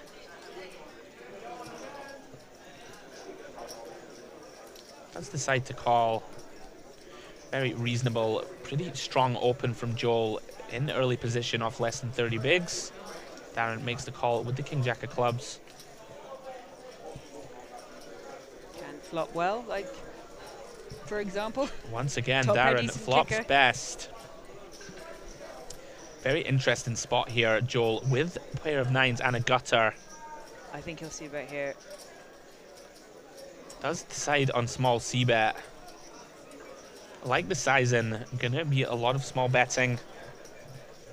Darren content to call with top pair, top kicker. Turn is the 8 of spades. Does check. Would expect Joel to check back here. He is going to continue. Not entirely sure if this is a bluff or a value bet. Difficult to get value from any worse hands, Jen, really. It should be one of those two. Very interesting. This bet 65k. Turning his 9s into a bluff. That is exactly what's happening here. We can see it's going to work a very good amount of the time. See, just a c-bet on a dryish jack high board with hands like ace, high pair, high card. Has now hit it. We play exactly the same way, and it's a very believable story to tell. Yeah, absolutely. Joel gets the best hand to fold. Oh, goodness. Got a Darren fold. Did get Darren to lay it down. Very interesting. Earned that pot. Had to work for it. Certainly did. Continues to stack chips up to around about 500k. Still only a quarter of Darren's stack. Doesn't even hurt. He's got so many chips. Guys, we do have a dinner break coming up shortly. Will be our dinner break for 1 hour. Hope you're enjoying the coverage, and I hope you will come back to join myself. And will it be Jen or will it be a new guest? Jen, are you off to play the side event, or what's the plan? Oh, well, you said dinner break now. The plan is clearly dinner. I need dinner, that is absolutely Yep, sure. 100%. Working as hard here in the booth. As Joel wakes up with the queen jack of clubs. Under the gun though. Not Makes a interested. very tight laydown. Surprised to see it. Generally gonna find an open, but does lay it down.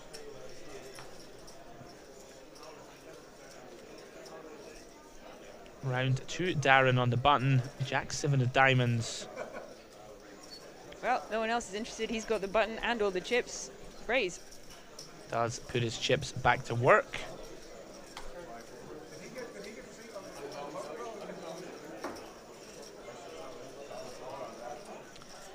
32k, for sure 16k big blind. Comes for the min raise. So now it's 40k pickup if he just raises the button with any old two and they fold too much. Absolutely. And Paul, though, not folding this one. Ace-9 of hearts. Does decide to just call. No, he's gone for 3-bet, excuse me. 111k.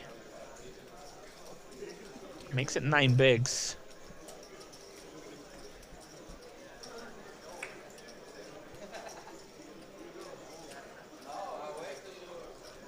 Oh, the lean stack check.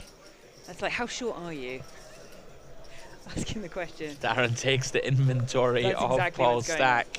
You see this a lot. Could be a little Hollywood here, Jen. Don't think he's going to continue with Jack 7. Oh, it's done again. Another ace shown.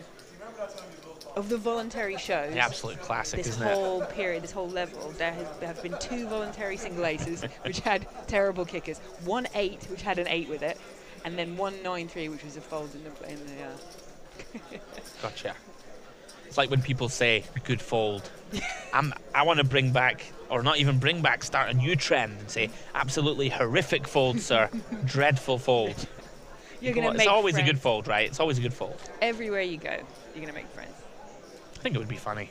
People take it with the humor that it is intended. As cards are back in the air. Kenny Crowley in your picture under the gun. Let's it go. We are going to be racing off the 1K chips during this break. Players, if you are not directly involved in the 1K color up, we do ask that you exit the tournament area at this time. 1K color up in the main event. Barry gonna step out a little here. Queen 5 of spades. Comes in for an open. Ivan folding on the short stack.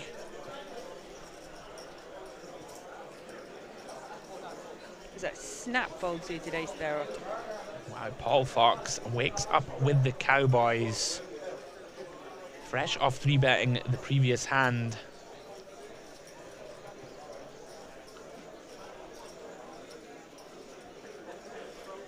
Very likely to do so again.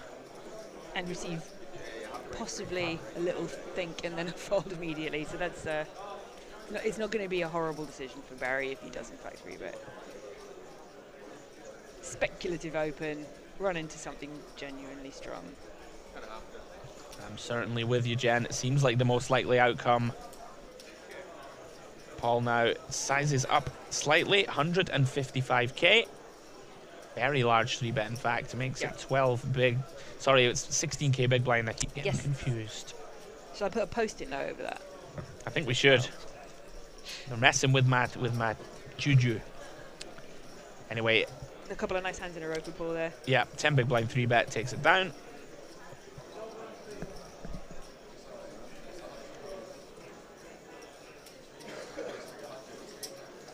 I'm still reeling from that royal flush versus nut full house. I mean, I feel you're going to be hard pressed to see a more dramatic hand until the end of the day. Hopefully somebody clipped it. Although well, I think hopefully there'll be 20 people in here that have got it now.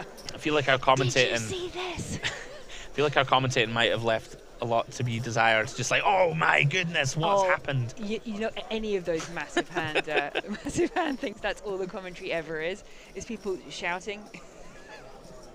It's like, did you see that? As long as you explain what it is that's happened. All right, Barry back in the mix with Ace King. Comfortably strong. He's taking a back seat while Darren kind of runs over the table a little bit. But if you'll remember, if you'll hark back all that time ago to 2 levels ago when it was Barry in the driving seat, has a decent stack still. A snapjack king fold from middle position. Interesting.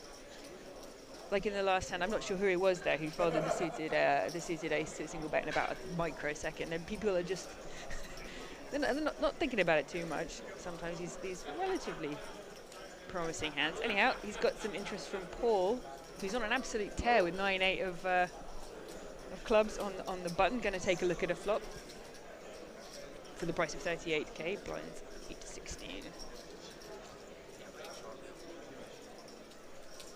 Hoping the heater continues for Paul. Yeah, Paul continues with 8-9 of clubs on the button. Both flop a piece, Jen. Top pair, top kicker for Barry. Paul with middle pair and some backdoor flush draw opportunities. This is the problem, though. It's like sometimes those CT connectors, they can flop really well. And, you know, you can have multiple different ways to win putts. These straights and flushes, but the problem with single pair is often not the top pair. Absolutely, it's of an course. uncomfortable position. So now he's made the call. Going to see at least one more straight. See what happens. You can pick up a backdoor flush draw. I was just about to say that was one because I misread a spade for a club because they're the same colour, and I've got very bad eyesight. But that in fact did not happen. He's going to see another lead out. Very tricky here now for Paul. Very bad card. 4 on the turn. It doesn't change anything. Of course, against an aggressive player like Barry, who is capable of finding a double barrel bluff, we do have a bluff catcher here with the 9. Is a very underbluff spot though, firing twice into the player in position. You know, Paul is going to have hands that want to defend here, Jen, right? Like a king, queen of diamonds or an ace. Does make the disciplined laydown. A nice fold from Paul. Don't really need to defend here with just a 9. Nope. Didn't get sticky on the paired board. Yeah, nice laydown from Paul. Barry continues to chip up to around about 1 million in chips. As we approach dinner break, guys, you can see our floor looking to get some stacks of the 1Ks off the table. And we may be losing Barry here. Looks like we might be losing the next big blind, which is Barry. That's interesting. You're going to change the table dynamic quite a bit. It's an active big stack heading off. Been here since the beginning, well, since the last 3 hours. Farewell, Barry. You've done extremely well on this during these couple of levels. Enjoy your 1 million+ chips elsewhere. Barry, fresh off a deep run in the high roller. He was on the final table of that event. I did wonder by it yesterday. I believe he was still in the mix with 4 left. So looking to make back-to-back deep runs in the high roller in Maine. Oh wow, I didn't know that. Good for you. Yeah. We bid him farewell. Certainly has potential to get even better. I'm impressed with the sort of, you know, try again reset of somebody who makes a super deep run in a 2-3 day event. You know, these are 11-12 hour days, and then it's right. What do I want to do this morning? Let's go again. Gotta get the value, Jen. Gotta get the value here in Dublin. I'm ready. Action back on Darren, folding under the gun 1.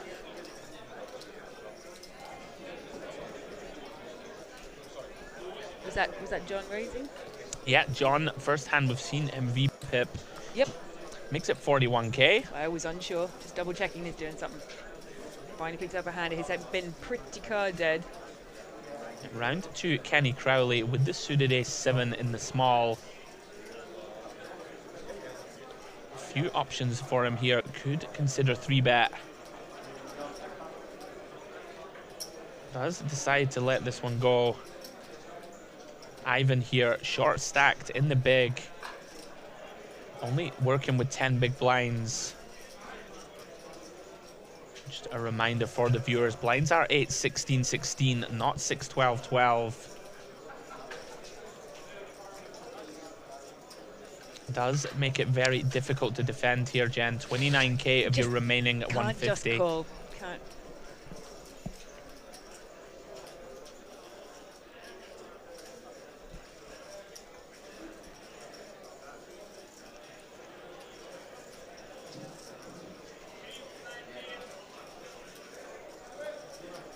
Very deliberate.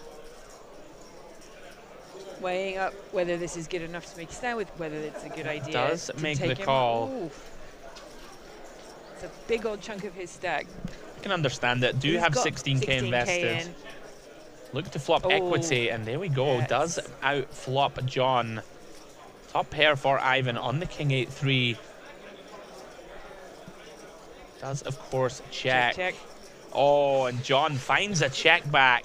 Improves to trip 3s. Ivan in deep trouble here. Finds the double check. There is absolutely no escape now. Gonna be incredibly difficult to fold. Yeah.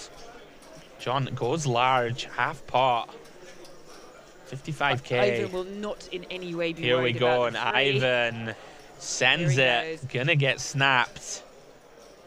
Hasn't been snapped yet, but surely John with trip threes. Yeah, I mean, yes, he's just counting it out. Of course, he makes does. the call, and Ivan. Bad news for Ivan. Incredibly Turn bad is- news. The turn which looked so innocuous was in fact probably the end of his tournament, Yeah. barring a king. Drawing to the king of clubs or king of diamonds. No good. 6 of hearts river. Unlucky we lose Ivan. Very unfortunate. Ivan did flop best. John runs him down on the turn with trip threes. As we continue to lose players at an alarming rate, Jen. Closing in on 40 left in the main. Yeah, there's not a lot of dust gathering on any of these players. This table has been wild. We have elimination after elimination. Back to 6 players again. It's been one walk in 2.5 hours. Pretty interesting. That's to what we watch. like to see on the stream. 100%. This is not a criticism, it's just a comment. Mm. Look at all this action, is what I'm saying.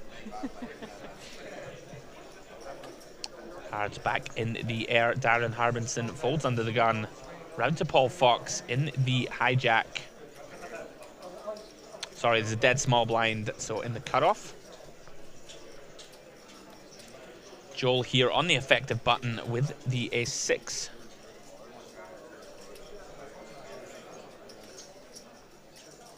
Does raise to 35k. Round 2, Joe in the big blind. Very dusty looking 9-6 off. Lets it go. Uninspiring. 9-6 off, not his play. That was fine. What are you going to do? Send the cards into the abyss, Yeah, Jen. send him in there. Oh yeah, I was going to say, did you notice here the dealer triangles, the all-in triangles? One side says please call, and the other side says please fold. Does it really? Yeah, I quite enjoyed Classic that. bit of Irish humour. You love to see I've it. not seen that before, and once I did see someone all in on my table, and he turned it one way, and then his opponent turned it the other way. Bit of the Irish crack. Oh, hilarious. John, Queen 8 of hearts under the gun 6-handed. Certainly could have considered an open.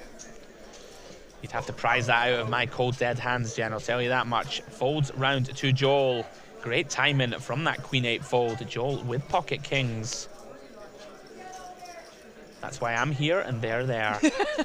You with the benefit of hindsight and God mode. Absolutely. Joel makes it 40k to go.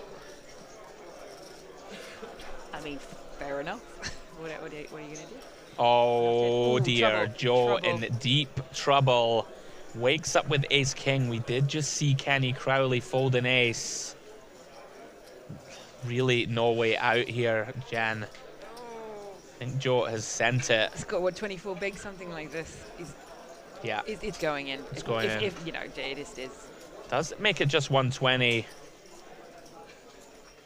Premium at this stage without stack. I just don't see any kind of exit door. And really, why should there be pre-flop? There is certainly no exit.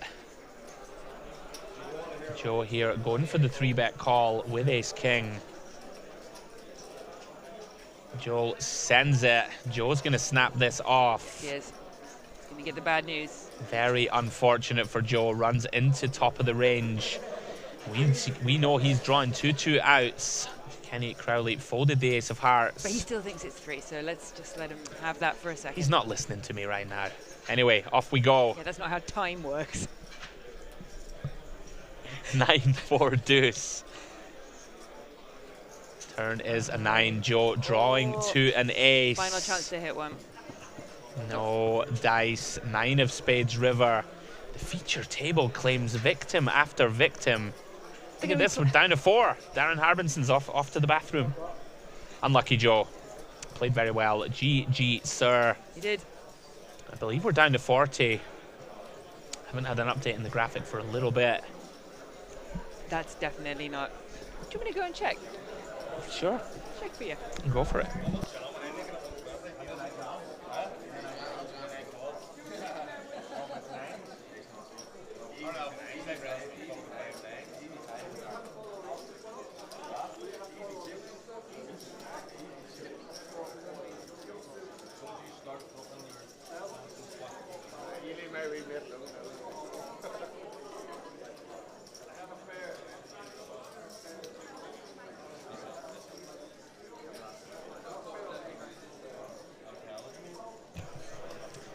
action continues here, guys. Absolute carnage. Really have seen elimination after elimination. Hand 49 here of our second stream table of the day. As we quickly approach dinner break, guys, we will be back with a new feature table shortly, going on a 1 hour dinner. Looks like we're down to 33, guys. Motoring through the field as Paul Fox opens with 5s. Joel, fresh off that big pot, calls in position with King Jack of Diamonds.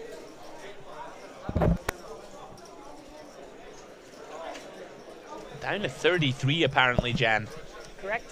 Unbelievable rate I we're have going news through the for field. you from looking at the stacks in real stacks that We- our 2.2 million is in fact chip.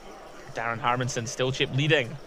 Now Kenny Crowley finds 8s behind. We have pocket 5s from Paul. Joel with the call. Interesting, Kenny decides to 3-bet in position. Makes it 85k. Very interesting here. Could have just called in position, of course, but electing to take the aggressive route. It is an aggressive route. I've not seen Paul fold a pair in this position before. This is interesting. Kenny's made it cheap here, just at 7 bigs in position.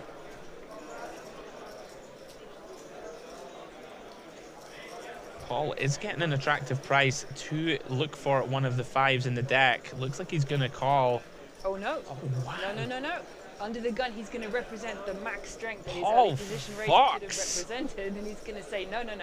Must say, did not expect to see it. Paul 4-bets with That pocket is 5s. a heck of a strong move, and Gangster. Kenny's going to be kicking himself now. Kenny's thinking, why didn't I just call? What a play here from Paul Fox. It's going to get through, Jen. I'd be absolutely shocked to see it not. Yep, it is, and not even that much of a think about it. Very well played, Paul Fox. Representing the strength of a proper under the gun open. Very nicely done. Pulls the trigger with pocket 5s. Takes it down pre. Absolutely amazing feature table we've had for the last couple of hours, guys. Very enjoyable for us in the booth. Horrible to see a pretty much snap full bet when you're holding 8s. It's like, ooh. Gotta hand it to Paul. Didn't expect it. Finds the non-standard 4-ball. The absolute screws on him. Did. 2 new players approach this table of death. 32 players left, guys, in the field. Chip leader is featured here.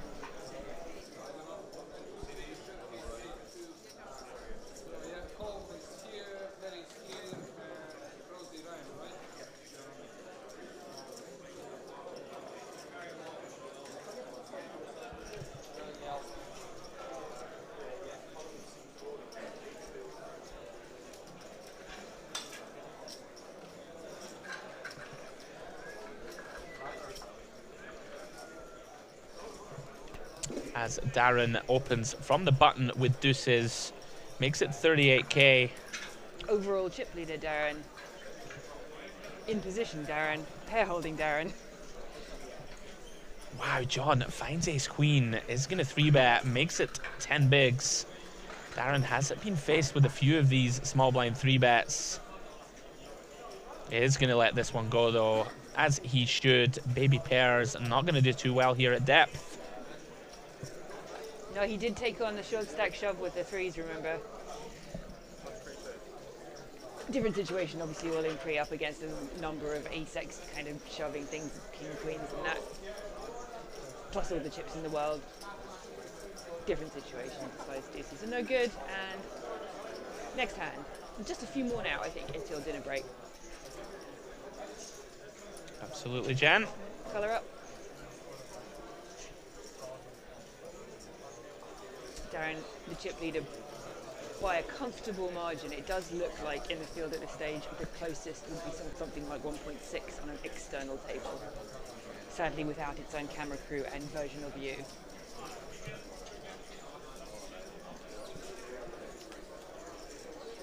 But there'll be a chip update.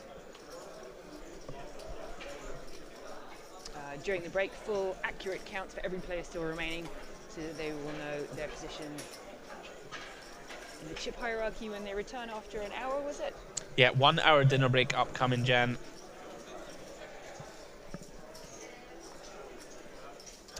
Over to Ryan. Yeah, Ryan here with 10 bigs. Probably sending this. Does have a couple of options. Not impossible to find a min raise here off 10 big blinds.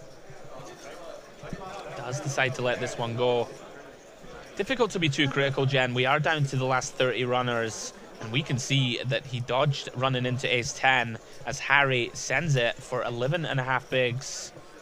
Ace 9 of diamonds, one of those very marginal hands. You know, you do have to get through 6 ranges. Wouldn't have faulted him to just come in for a min raise. And we can see Harry jams ace 10, gonna get this one through. Both new to the table. As we do approach the dinner break, in confirmation of a new lineup coming to the table, we're going to have John Fitzgerald, Ivan Tonoli, Chan Colm, who was Colm Chan, excuse me, who was on our table yesterday, put on a clinic. Very aggressive, strong young player. Ryan Crossy and Harry Holt. I believe Harry Holt is here right now. We just saw him shove it with the ace 10. And in fact, there is Colm now.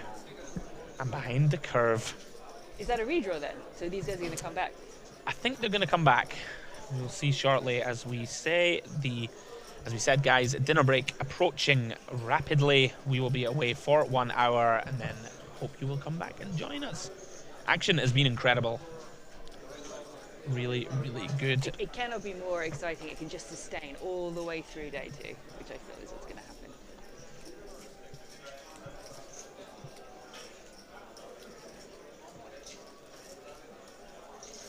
Hold to chip leader Darren with a delightful ace-king of diamonds and a hijack, who will open as expected. Beautiful looking hand. Obviously Darren with this very aggressive image. Raising with ace-king suited. Has not been caught at Showdown showing anything other than premium or near so, or just the best hand. Yeah, does take this one down pre. Nobody with anything to defend. Oh, the king shown. Oh, they're switching it up here on the feature. Aberration.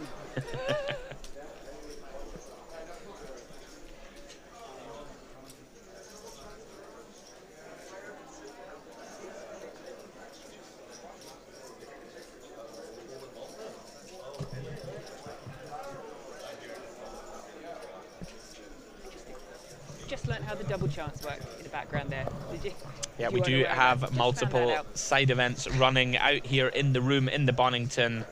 Place is packed. We have the 550 high roller, the chip race side event, and 200, and that's the double chance. The double chance. That's the PLO, is it not? And then at 10, there is a 100 and something progressive knockout. Okay, absolutely. Full schedule. I never get to see Jen. They keep me chained to the chair in the booth like a rabid wolf. Oh, you're here of your own free will. I know you love it. It's true. Action folds round to Joel. King 3 off on the button. Considered for a second, understandably, because no contention before the button, but decides to lay it down. Kenny here eyeing up that stack in the big. It is less than 10 bigs. Would expect him to shove here with Queen 6 suited. Very tough for him to call. Kenny's very experienced. I'm going to recognize here. Queen 6 way ahead of a random hand. Yes. Does jam, does get full 10-5 off. Some big names still in this field. Love to see it. Down to the last 4 or 5 tables. Yeah, they're now roped off, I can tell you, in real time. It's a special zone in the main event. Oh, I know. The special zone. Feels, you know, like the proper deep end of a major event. So, yeah, no spectators. Just kidding. Everyone seems to be able to. Now players will register for the Tottenham Omaha double chance. We're going to be starting in about 10 minutes time on the right hand side of the room. All registered players involved welcome to start taking their seats. This is Colm Chan, who I referenced earlier in your picture. Darren Harbinson now with Jack 7.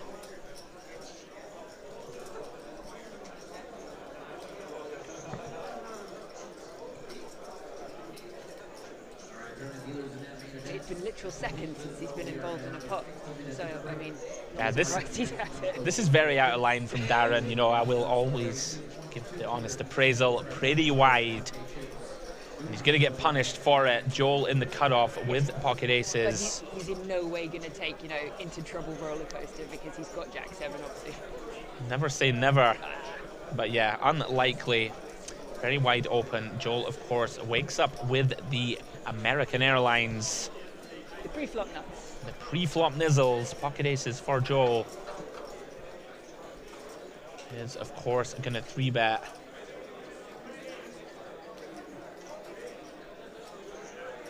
big, 70 big blinds deep, the two of them, so very deep. Looks like around about 130k. Maybe a little less, 106. Race to get out of the way from everybody else. Be a very bad time for Darren to get sticky. Has been 3-bet a lot. Jen, this can sometimes play on your mind, you thinking, are these guys just going for me? Yeah, also recently in the chip ascendancy. Oh dear, he's gone for it. He's gonna 4-bet. No. Big misstep from not a Darren. No, he's 4-bet to 220k. Had a bad feeling that it. Oh, well, you were right. I thought that might be easier to get away from. But you're right. The dynamic. He's been chipping up. He's in position. He's quite aggressive. Joel now surveying the options. Would love to see a flat call here. Obviously, we can see quite how wide Darren's going for this. Looks like he's gonna 5-bet. Okay, this news will be read loud and clear. This is my least favorite of all the options. You know, putting in 70% of our stack. Would have loved to see just a call. Darren, Yeah, of course, gets out of the way with the Jack 7. Could be something that Joe will regret there, Jen. You know, we just have such a beautiful hand to slow play in position. You know, if Darren has a viable 4-bet, he's going to have a hand like kings or queens a lot. We don't have too much to worry about. Obviously, post-flop, there's going to be so many boards where we get gifted more chips. But Joel takes it down pre. No, Telegraph's extreme strength was hoping maybe that he had one of those can't fold queen's hand. Yeah, can't fold jack's absolutely, hand. absolutely. Tough to be too critical, of course. Darren going to have some premiums there that do want to run it.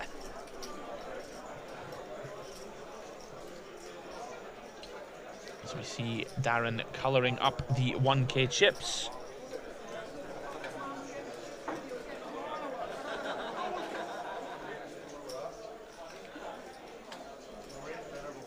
Action is on him under the gun.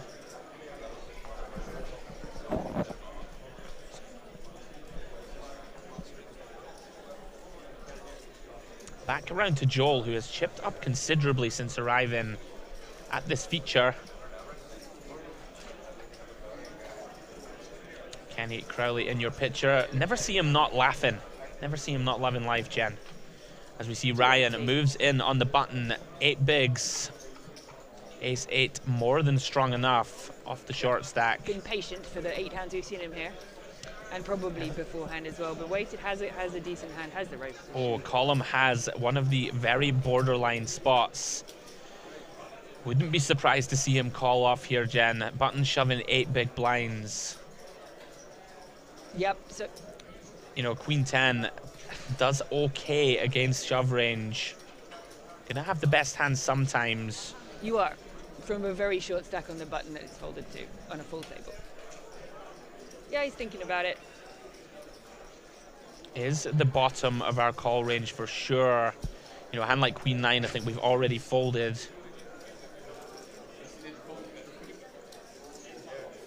Very close decision for Column.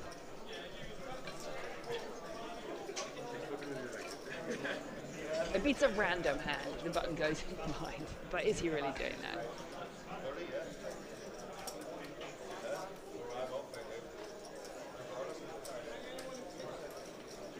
Still thinking.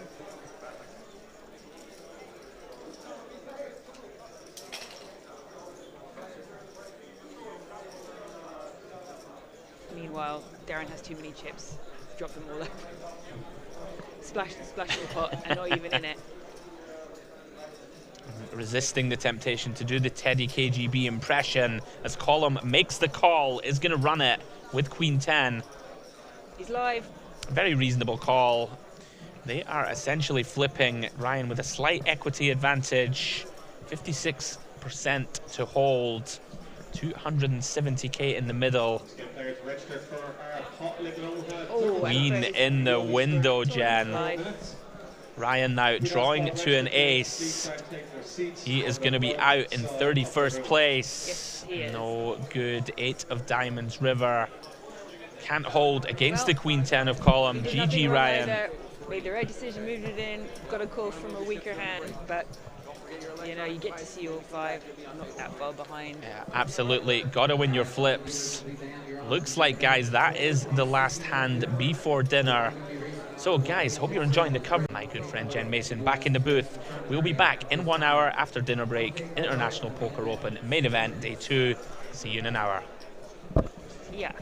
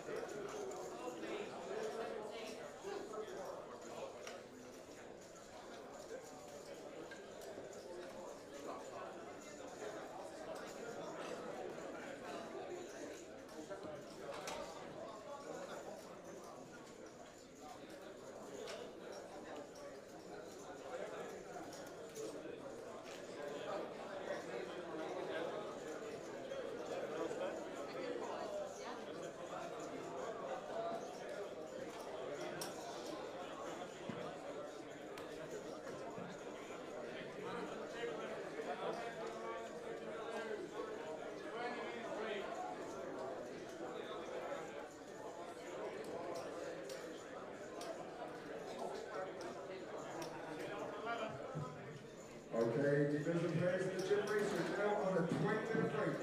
Students and players in the gym race, once you finish the current time you're on a 8-minute break.